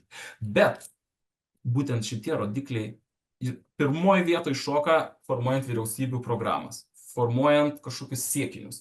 Tai būtent yra švietimo efektyvumo ir našumo teorijoje identifikuotas tas vadinamas ekonominis modelis. Input-output, indėlis rezultatas, vadinamas efficiency. Mes matuojam. Švietimo politika labai dažnai formuojama remiantis indėlių ir rezultatų paradigmoje, kai indėlis yra kažkoks kiekybinis rodiklis, mokytojų atlyginimai, mokytojų skaičius, mokinių skaičius, kompiuterių skaičius klasiai, knygų skaičius klasiai, mokyklų skaičius iš viso rajonė ir taip, kažkokie skaičiai ir mes gaunam kažkokį rezultatą. Kažkiek mokinių išlaikė šimtukais, kažkiek įstojo ten į universitetus kolegijas, kažkiek ten inžinierių turim, kažkiek ten dar kažko. Tai iš esmės vienoj pusėje matom indėlį, kitoj pusėje rezultatą ir ekonomistai dažniausiai be edukologų priežiūros ir skaičiuoja ten ir pasako, reikia daugiau šito ir galų gale. Jeigu pasižiūrėsit mūsų vyriausybės programos, tai visur yra kiekybiniai rodikliai sudėti, kurie labai tinka šitai schemai. Tai edukologai, aišku, pažengia daug toliau. Mes ir iš tikrųjų mūsų švietimo ministerija irgi sako, mes naudojam CIPO modelį. CIPO modelis tai angliškai būtų Context Input Process Output. Tai kad yra ne tik ištekliai ir ne tik rezultatai, iš tikrųjų švietime yra procesas, kažkas vyksta sistemos lygmenį, klasės lygmenį, mokyklos lygmenį, ne? Ir yra kontekstas, kuris veikia. Nu, tai ne tik tie vadovėliai ir mokytojų skaičius, bet ir procesas, tai būtų sistemos lygmenį, nu, gal klasės lygmenį lengviausia suprasti, ne ką daro mokytojas klasės lygmenį. Ką jisai realiai šneka, ką jisai sako. Po to yra mokyklos lygmuo, tai kokia politika mokykloje šitiems rezultatams poveikį daro veiksniai mokyklos lygmenyje, kokio dydžio klasės, kaip direktorius ten mokytojus motyvuoja, kokia direktoriavimo forma, ar jis ten toks biurokratas, ar ten ar labiau eina, bet stebi pamokas pats ir taip toliau. Ne? Tai ir yra sistemos lygmuo, kiek mokyklos turi autonomijos, ar jos gali ar negali kažką daryti, kaip atlyginimų formavimas, kokia mokytojų rengimo struktūra ir taip toliau. Iš esmės sistemos lygio dar procesai yra. Tai mes turim ir dar viskas panardinta kontekste, ne? Tai jau tas garsusis socialinis, ekonominis, kultūrinis kontekstas. Tai netgi žinant visus išteklius, visus procesus ir rezultatus, mes dar turim labai skirtingą rezultatą priklausomai nuo to, kokiam rajone ta mokykla. Tai ar tas mokyklas iš vargingos šeimos, ar jis iš tokios jau upper middle class, ne? Jis iš Vilniaus burbulo kokio nors prestižinio rajono su prestižinio mokyklo. Kiti bus rezultatai ir nebūtinai dėl to, kad procesas kitoks, o todėl, kad kontekstas kitoks. Tai tų kintamųjų ir jų sąveikų tarpusavį yra labai daug. Ne? Bet iš esmės priminsiu, kad čia būtų švietimo efektyvumo tyrimai, ne? Nes matom, effectiveness, educational effectiveness. Tai aš tyrinėjęs iki šiol buvau šitos veiksnius ir kas man į galvą trenkia smarkiausiai, jeigu galima taip išsireikšti, ne? Tai kad švietimo politikos priėmimuose dažniausiai tas modelis indėlis ir rezultatas, efficiency modelis dominuoja, nes labai lengva surinkti skaičius ir labai sunku iš tikrųjų panaudoti tą kontekstą, ten sistemos lygmenį, ten visą tą procesą, jį būdavo sunku pamatuoti. Elementariai, kodėl tas naudojamas modelis, nes labai lengva suskaičiuoja skaičiukus, egzaminus, kiek išlaikė, kiek neišlaikė ir sakai, va čia blogai, čia gerai, reikia daugiau, to mažiau. Labai pigu. Iš esmės yra šitą modelį naudoti ir mūsų vyriausybė ir visos beveik vyriausybės naudoja būtent tą modelį, paprastą. O efektyvumo modelis yra daug sudėtingesnis. O čia žiūrėkit, mes matome, ką efektyvumo modelis dažniausiai tyrinėja. Žiūrėkit, student level variables. Nu, tai ir tie tyrinėja mokinio kintamosius apie mokinį, kad suprastumėm, kokie yra rezultatai. Svarbu paimti omėn mokytoją. Atsiprašau, mokinį, ne? Tai mokinio lygmuo tyrinėjimas. Žiūrėkit, klasės lygmuo. Efektyvumo tyrėjai labai daug dėmesio skiria klasės tyrėjams, tie, kurie supranta, kad ir procesas svarbus, ir kontekstas, ir kad viską reikia turėti. O sprendimai politiniam lygmenį dažniausiai nulis rodiklių įtrauktų yra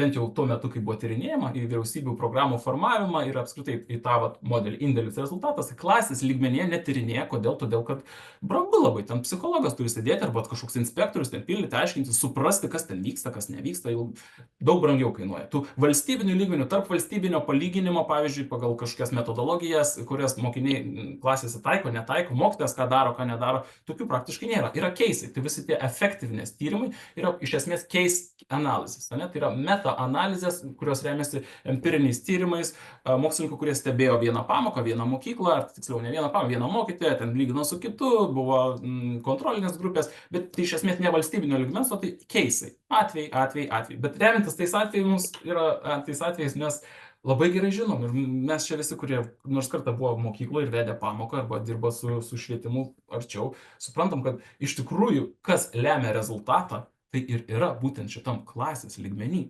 Klasės lygmenį yra liūto dalis to, kas nulemia, ar mokinys pasieks kažkokį rezultatą ar nepasieks. Ne institucijos lygmuo, ne sisteminis lygmuo, būtent tą, ką daro mokytojas.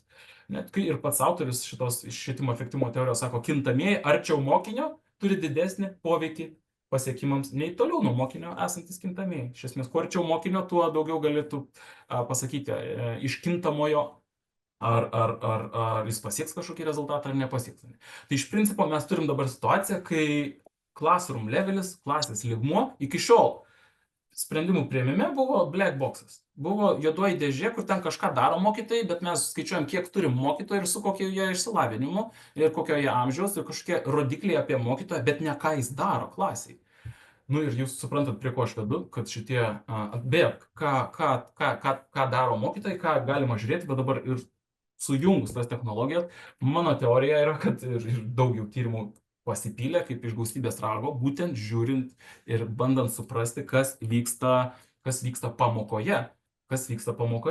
Tai vat atverti tą juodoje dėžę N mase. Kitais žodžiais tariant, ne tik tais case analizės, kad nueinu, ar aš, ar Rita su Vaiva ir tyrinėjom vieną pamoką, ir ten per projektą vieną ištyrinėjom kažkiek ten mokyklų, ir turim tų mokyklų atvejus, o masiškai galima. Ne taip kaip dabar masiškai egzaminų rezultatų žinom, gal mes taip pat galim masiškai žinoti, kokią metodologiją mokytojai naudoja matematikos pamokose Lietuvoje, pavyzdžiui. Tai jeigu mes galėtumėm transkripcijas surinkti iš visų mokytojų, arba bent statistiškai reikšmingos skaičiaus mokytojų, gal šešis, gal galim visada padaryti nuolatos tą. Į ką žiūrėti, kas tam klasės lygmenį yra svarbu. Tai tarp tų švietimo efektyvumo teorijoje, tarp tų, kurie supranta šitą kompleksiškumą ir tais case analizais vadovaudamiesi, sako, kad klasės lygmuo pats svarbiausias, tai, ką daro mokytojas, yra pats svarbiausias ir tikrai empiriškai pagrįsta, turi didžiausią poveikį pasiekimams. Tai, pavyzdžiui, mokytojo užduodamų klausimų tipas. Ar atviri klausimai ir uždari? Ar visada jisai užduoda lengvus klausimus, ar jau tokius, kur reikia pagalvoti? Ne? Kompleksiški ar paprasti? Ar kviečia mokinius dalintis idėjomis? Ar prašo mokinių elaboruoti kitų mokinių idėjas? Ne? Jonai, ar gali pratęsti, ką sakė Andrius? Tai yra empiriškai pagrįsta case analizės, atvejų analizė, kad tai yra geras metodas, universaliai geras, ugdyti kritinį mąstymą ir galų galia pridėti tuos prie akademinių pasiekimų balą. Tai jeigu tai daro mokytojas. Grįžtamasis ryšys, pozityvus ryšys, jisai skatina, jisai padėkoja mokiniui, jis pasako šaunuolis, ar negatyvus, disciplinuojantis, kaip tik jisai dažniau tas grįžtamasis ryšys apie yra kontrolę, apie sėskis, tylėk ir taip toliau. Tai vėlgi, čia viskas iš žodžiais, mes girdim, ką mokytojas sako, tai mes galim iš esmės tą iš transkripto ištraukti. Ar instrumentinis kažkoks grįžtamasis ryšys, tai iš principo mokymo strategijos konstruktyvistinis versus tradicinis, visiškai klasika, tai ar mes pagal DUI einam ir darom, ar mes tradiciškai pasodinam, struktūruojam, pasakom, čia pamokos tikslas, dėstom, aiškiai nurodom, aiškiai identifikuojam, instruktuojam mokinius žingsnį po žingsnio, ką daryti, iš esmės komanduojam visą procesą, tas tradicinis, klasikinis, ar kaip DUI sakė, galbūt konstruktyvistinis labiau tokia palaipsninė parama, mes einam, darom projektus, mokytojas nebedominuoja, jisai leidžia, kad mokiniai bendrautų tarpusavy, socialinė sąveika, aktyvus mokymasis, Tai vėl, mes iš empirinių tyrimų case analizės, iš case analizės žinom, kad konstruktyvistinis aukštesnių pasiekimų duoda. Aukštesnių akademinių pasiekimų duoda konstruktyvistinis.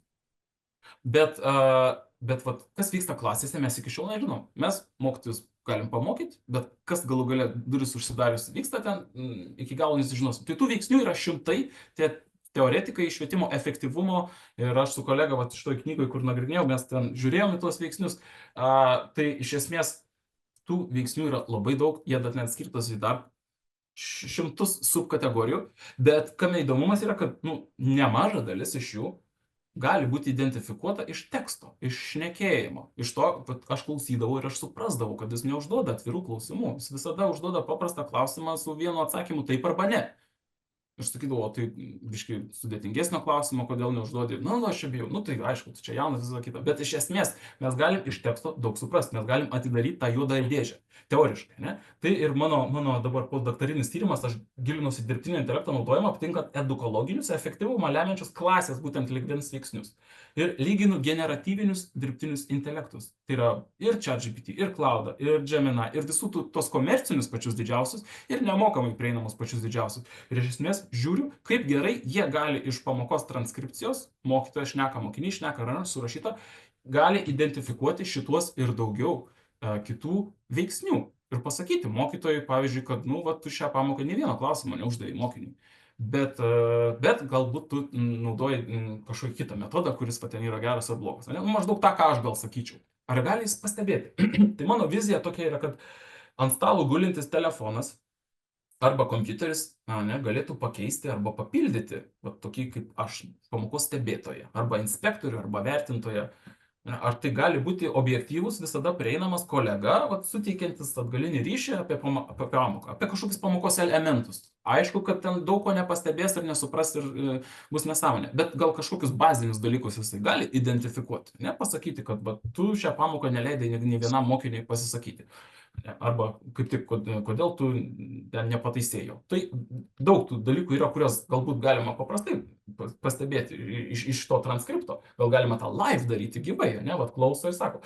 Tai keliu tokį retorinį klausimą, objektyvus virtualus kolega, pagalba savęs vertinime ir pamokų rodiklių analizė. Tai mes žinom iš literatūros, kad kolegų pamokų stebėjimas, ir aš kaip buvau pradedantysis mokytojas, mane atėjo, pastebėjo kolegos tam porą kartų iš universiteto ir viskas, po to užsidarė duris ir niekas manęs nestebėjo, iki kol aš nenorėjau tapti vyrų mokytojų ar po to aukščiau lipti, net tada ateina pastebi pamoką. Bet šiaip retas reiškinys yra mokytojų tarpusavio stebėjimas, tai va dabar tas kolaboravimas labai geras dalykas, nes jie stebi vienas kitą, jie daras ir taip toliau. Bet absoliuti dauguma kol kas duris užsidaro ir mokytojas ten lieka vienas su ta klase, 30 metų dirba, taip niekas ir nepažiūri, ką jis ten daro. Jis gerai gal daro, bet vis tiek, kad iš šoną pasižiūrėti save būtų labai gerai, ne? Bet literatūra byloja, kad tai yra retesnis reiškinys negu dažnesnis. Neretai po studijų taip niekad nebevyksta mokytojų pamokų stebėjimas, globalus mokytojų trūkumas. Ne tik Lietuvoje trūksta mokytojų, visur trūksta mokytojų. Ir ką mes matom, kartelę nuleidžiame, iš vis galite dabar eiti 2 metus dirbti be pedagoginio, po to ten taip ir taip. Ir man atrodo, taip, kad ir toliau ta kartelė bus leidžiama. Labai reikia tų mokytojų, labai jų trūksta, nu tai gerai, nu tai gal ir 3 ir 4 gal pabūti be jokio išsilavinimo, ne? Tai matydamas šitą reiškinį, kad jis globalus yra, aišku, čia reikia taisyti iš pamatų, čia reikia švietimo, kuris yra revoliucingas, reikia švietimo su atitinkamu finansavimu, kad eitų puikiausi žmonės ir čia taptų konkurencija ir visi norėtų tapti mokytojais ir visur mokytojas galėtų įsidarbinti, nes labai geidžiamas specialistas būtų. Čia daug dalykų yra problematiškų, kurių, sakykime, čia nesprendžia ir tik šitą priemonę tik tais kaip ir čia truputėlį užkliuoja pleistriuką tokie, ne, band-aidas ant problemos. Bet esmė, kad, nu, kol kas tai veda utilitaristinis, toks ekonomistinis ir dėja švietimą kaip prekę matantis diskursas pasaulyje. Ir aš jau taip idealistiškai nebesipriešinu jam, o taip realistiškai galvoju, bet vis tiek reikia tada tuos rodiklius, kuriuos jie naudoja, ir paimti, ir patyrinėti, ir pažiūrėti, atverti, parodyti jiems tą juodąją skylę atvėrus klasės lygmenį, kas iš tikrųjų yra svarbu, kad ne tik tais inputas ir outputas, ne? Ir plus tyrimai rodo, kad žmonėms patinka, mokytojams patinka, kai gauna feedbacką iš roboto, iš chatboto. Nes jau tokie tyrimai daromi yra, dažniausiai online-based pamokų, ne, kur visos pamokos vyksta vien tik online ir jau tada tikrai gali stebėti chatbotas, robotas kažkoks ir po to duoda feedbacką, to pažymį net parašo mokytojai. Tai žmonių atsiliepimai, kad jiems patinka tie komentarai, nes jie būna tokie išsamus, pastebi ir gerus dalykus, ir blogus, kažkokius tobulintinus dalykus. Žmonėms labiau patinka, negu kad jeigu sėdėtų kolega ir stebėtų ir ten pasislydeda tarp asmeniniai visokie, na, aš nenoriu, kad ten mane tu stebėtum, nes ten aš jau turiu kažkokį statusą, o čia pasirodo, tu pamatysi, kad aš nesusitvarkau su ta klasė ir panašiai. Tai žmonėms visai patinka, kad jos stebi, vat, kažkoks robotas. Paėmė, užtryniau tą komentarą ir niekas nesužinos. Nu ir mano svajonė yra per šitą, sakykime, priemonę, kad galų galia OECD tyrimas, ekonominio bendradarbiavimo ir plėtros 15-mečių, tas PISA vadinamasis tyrimas, kad galų galia jis nebesusivestų vien į kažkokius reitingų lentelės pagal akademinius pasiekimus. Nes jeigu ta technologija yra taip lengvai įgalinama, o iš tikrųjų yra lengvai įgalinama, lengvai prieinama ir pajėgi, tai labai greitai, ko gero, yra sėdimo tuos ne tik pasiekimus, bet ir kas vyksta klasėje. Ir mes iš tikrųjų sužinosim, nes šiaip kiek mokytojų ir su kokiu išsilavinimu ir kiek metų ten ką pabaigė, jie pasiekė geresnių ar blogesnių rezultatų su savo mokiniais. Bet mes žinosim, ką jie iš tikrųjų daro, kad jie pasiekė. Ne? Ar jie ten naudoja tą konstruktyvistinę, kuri atskirų keisų analizė pagrindu atrodo, nu jo, jinai veikia, bet gal neveikia. Gal geriausių rezultatų pasiekė tie su tradicinė pedagogika, ne? Kur aiškus tikslai, dažnas tikrinimas, disciplinavimas, mokinių išdėstymas, instruktavimas, toks žingsnis po žingsnio. Bet tai va, aš manau, kad labai greitai edukologijoje bus pradėta žiūrėti būtent į mokytojo santykį su mokiniu labai kitų lygmenių, labai skrupulingų lygmenių. Ir aišku, yra milžiniškai čia problemų daugėtinių, mes matom vieną iš jų, ChatGPT raudonas, čia yra šališkumas pagal kultūrinis šališkumas. Kultūrinis šališkumas tai reiškia, šitie robotai atsakydami savo klausimus, jie nėra objektyvūs, ten kažkokie neutralūs, jie laikosi ideologinių kažkokių nuostatų. Nu, va ten žmogaus teisės, komunizmas, fašizmas, ne, čia visokios ideologijos. Tai ko laikosi va šitoj survival, tai čia būtų labiau ekonomizuotas, svarbiausia ekonomika, svarbiausia, žinot, utilitarizmas versus self-expression. Nu, va čia žmogaus teisės, saviraiška ir taip toliau. O čia tradicinės vertybės versus secular. Sprašau, traditional religinės versus sekuliarius. Tik į Dievą ar mažiau tik į Dievą, ne? Tai mes matom, kad ChatGPT, žiūrėkit raudonas, Tai jie labiau panašus, va, čia Switzerland, Finland, Sweden, Norway. Prasme, tai yra kultūros, jie labiau atspindi kitas kultūras. Tai jeigu mes dabar leisim tam robotui stebėti ir klausyti mūsų pamokos ir jis sakys, nu tai ten per daug kažkokios ideologijos naudoja į savo kalboje. Nu tai gal netinka mums šitą ideologiją, nes Lietuva, pažiūrėkit, va čia, pavyzdžiui, yra lentelė, ne, čia labiau mes esam Catholic Europe. Katalikiška Europa, ir čia vat, jau labiau prie iš vis konfucionizmo, bet kokiu atveju savo sekuliarumu. Bet esame labiau prie survival, ne, ekonomika mums labiau rūpi. Tai bet kokiu atveju mes matom, kad tie modeliai nebūtinai suderinti su mūsų vertybėm. Tai čia, o dabar jeigu tai bus masiškai naudojame, o atrodo, kad tai tampa masiniu naudojimu produktu, tai čia daug etinių klausimų yra. Kitas, aišku, didysis brolis. Tai jeigu mes dabar čia turim technologiją, kuri gali įvertinti, ką tu šnekėjai per pamoką, tai kas uždraus jiems parakontroliuoti ir įvertinti, ar aš pasisakiau ten už Taipėjų ar už Taivaną, ar už Kiniją, ar už Rusiją, ar už Ameriką. Gal aš mokinius mokau va to kritinio mąstymo ir jos pastebėti, kad jie kapitalizmo prispausti ir kad jie yra vargo klasė, reikia sukilti. Tai, žinot, labai lengva, ko gero, į tą rodiklių rinkinį ką stebėti, įterpti ir tokį, kad, vat, nu, kažkokios ten revoliucinės gaidelės ir mokytojas, kuris ten kviečia visus sukilti, kad staigiai užsideg šauktukas, žinot, ir ateis. Nu, mes per daug jau išgyvenam autoritarinių režimų Lietuvoje, kad nežinotumėm, kaip greitai viskas apsiverčia aukštinkojom ir sėdi paskaitose dėdė arba teta iš KGB ir klauso, ką tu šneki. Tai vat gal ta dėdė ir teta iš KGB ateityje gal bus čia telefonas tavo, kuris klauso, ką tu šneki per pamoką ir sakys, nu tu čia truputį per daug kritinio mąstymo jiems duodi, gal reikia mažiau kritinio mąstymo, ne? Tai tokia technologija arba kokios autoritarinėse šalyse lengva įsivaizduoti, bet žinot, mes per dažnai nuslystam irgi patys į įvairias pusės, kad nesuprastumėm šitos rizikos. Tai, bet technologija tai čia. Ir man atrodo, jeigu techniškai manoma, tai bus įgyvendinta ir tikriausiai darys tau OECD, Pasaulio bankas ar kažkokios galę turinčios, asimetriškai daug galę turinčios organizacijos. Tai mano nuomonė, kad jau geriau, tegu tą daro su tais rodikliais edukologai, žmonės, kurie iš tikrųjų dirbo su mokiniais ir žino, kas yra Paulo Freire, ir žino, kas yra Dewey, ir kas yra iš tikrųjų ugdymas, ir bandytų tuos rodiklius ten skiepyti ir už tai kovoti. Tai, jo, paskutinė skaidrė. Ateitis edukologijos tyrimų tikrai yra automatizuota švietimo duomenų analizė.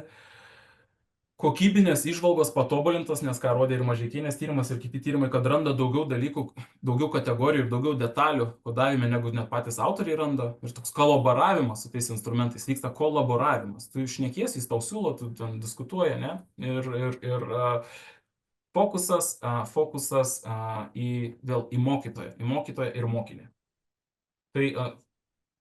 Tai kol kas tyrimo iš Lietuvos rezultatų neturiu, bet vat, matau, kur juda laukas ir pristačiau jums viską, ką galėjau. Tai jeigu yra klausimų, mielai padiskutuosiu.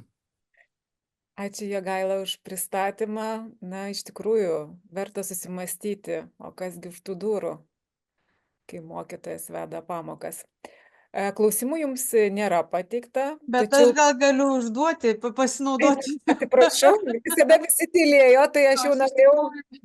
Jo, nespėjau parašyti, bet aš iš tikrųjų klausydama, ką Jogaila kalbėjo, man tokia mintis atėjo, kad galbūt tai yra vėlgi įrankis mums, kaip mokytojų rengėjams, truputėlį keisti ir savo, ar ne, kryptį, ką mes darome, vat kaip pats Jogaila sako, mes galime ištranskribuoti ir pamatyti, kas vyksta, nes tai, ką mes kalbame per paskaitas, ar ne, kaip mes stengiamės savo studentams įdiegti naujausius dalykus ir ten viską, kas tik tai gali būti tobuliausia ir paskui, kas iš tikrųjų atsitinka realiame gyvenime. Taip, tai mes tikrai, nepaisant to, kad darome daug praktikų refleksijų, ar ne, ir studentai tikrai kalba apie tai, bet aš dabar pradėjau galvoti, kad čia būtų be galo įdomus dalykas, iš tiesų, jeigu tos studentų refleksijos išvirstų į jų transkripcijas ir tada padirbėjimą su šitais dalykais ir realios situacijos pamatymą. Nes mes galbūt kitą kartą ir patys net nepajaučiame ir nepamatome, ką mūsų kalba sako, ar ne, kokiais mes žodžiais kalbame ir kas tame yra užkoduota. Tai ačiū labai Jogaila, man dabar bus nerami naktis nemigos. Ačiū už įžvalgas. Jo, tikrai čia be abejo viskas ir dėstytojams aktualu ir tikrai pažiūrėti save iš šono visada vertinga. Aš kai mokytojas būdavau, aš tai filmuodavau, kartais įžiūrėdavau, kaip pat iš šono matydavau visai kitus dalykus, kas klasėje vyksta. Tai savęs stebėjimas yra geras dalykas. Tai jeigu čia gali kažką susumuoti iš karto ir kažkokias išvadas padaryti, atrodo, kad gali. Ir gali geriau negu, sakau, net aš žiūriu tas transkripcijas ir ten skaičiuoju, kiek klaustukų uždėta, kiek klausimų per pamoką iškėlė mokytojas. Ir metu į tą dirbtinį intelektą ir klausiu, kiek klausimų uždėjau. Ir jis man sako daugiau.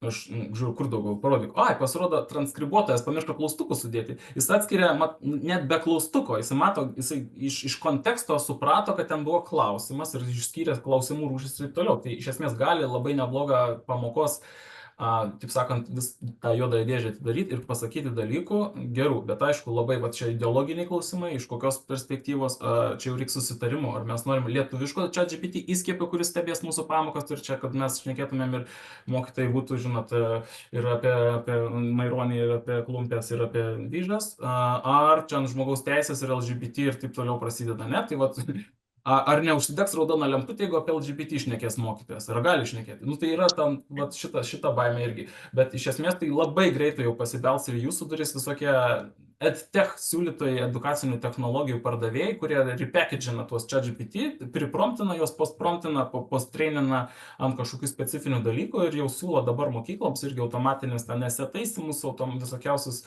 kitus niuansus, tai greit pasiūlys ir mokytojų įsivertinimo, kažkokias paradigmas, dėstytojų įsivertinimo. O sentiment analizės tai yra studentų komentarų ir vertinimų dėstytojo analizė su išvadom jau tikrai automatizuota jau yra šita paslauga.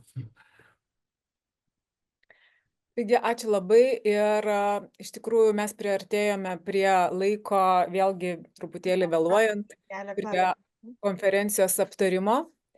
Ir galbūt, jeigu leisite, aš aptarsiu konferenciją trumpai ir tada galbūt kažkas norės dar pasisakyti. Tai šiandien turėjome unikalią galimybę giliau pažvelgti į mokytojų rengimo aktualijas ir ateities iššūkius, pranešimai, kuriuos mes išgirdome, manau, kad įkvėpė mus naujais sprendimais ir idėjomis, kurių esminė ašis yra atvirumas naujovėms, demokratinių vertybių ugdymas ir gebėjimas bendradarbiauti globalioje švietimo erdvėje. Šioje konferencijoje, tikrai turbūt paantrinsite, kad gilinamės į aktualius mokytojų rengimo klausimus, nagrinėjame naujoviškas demokratinės kultūros ir bendradarbiavimo praktikas bei aptarėme švietimo ateitį susiduriant su naujais iššūkiais ir pranešėjai pristatė įžvalgas pradedant nuo demokratinės kultūros kompetencijų ugdymo ir tvarios komunikacijos iki debatų svarbos, bendro mokymo galimybių bei dirbtinio intelekto integracijos mokytojų rengime.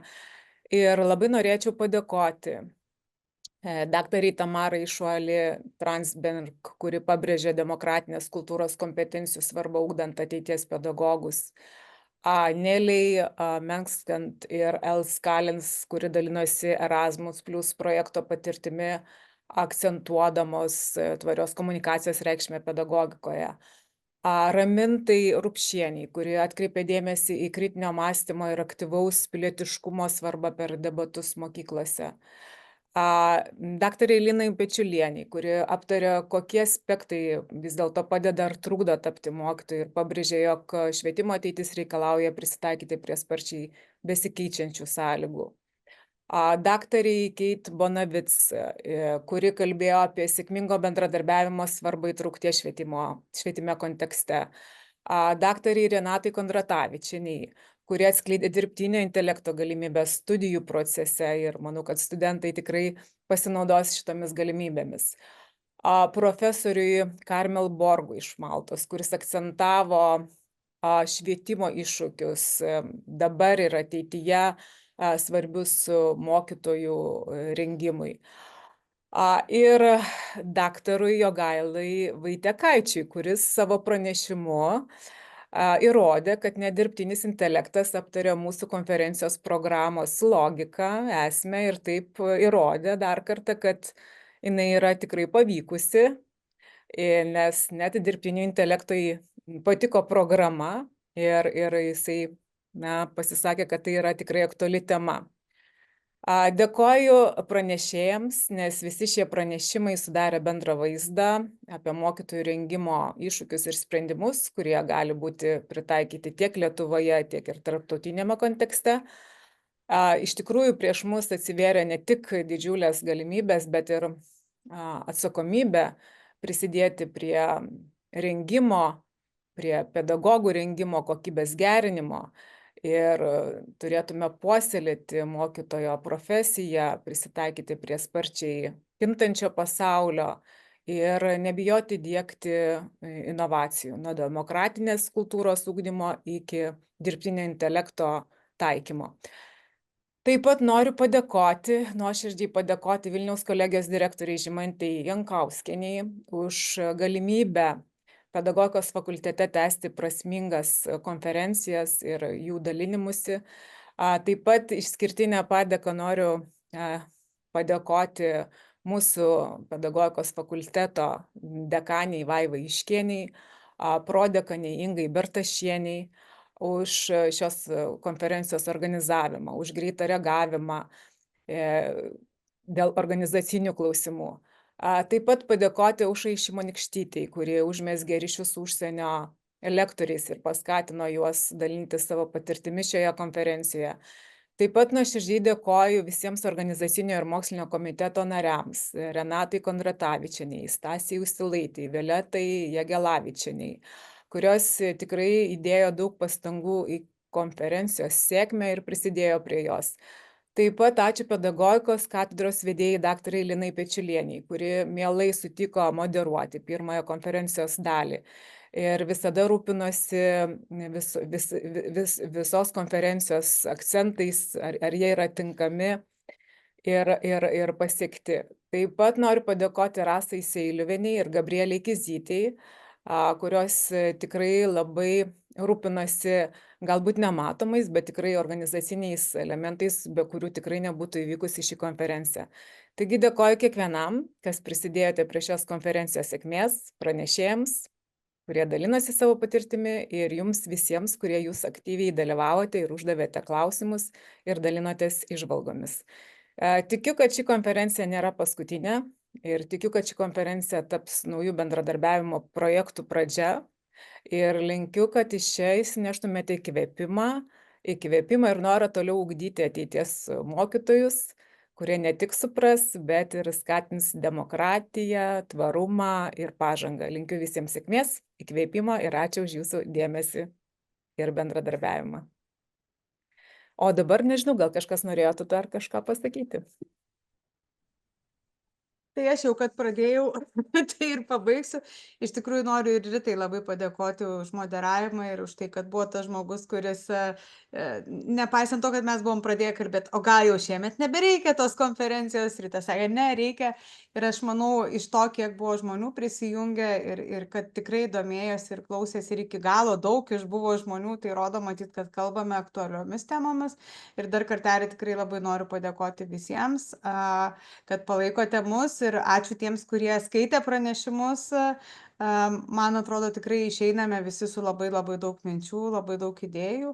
Ir kaip Rita ir sakė, didelė tikimybė, kad ne paskutinis kartas.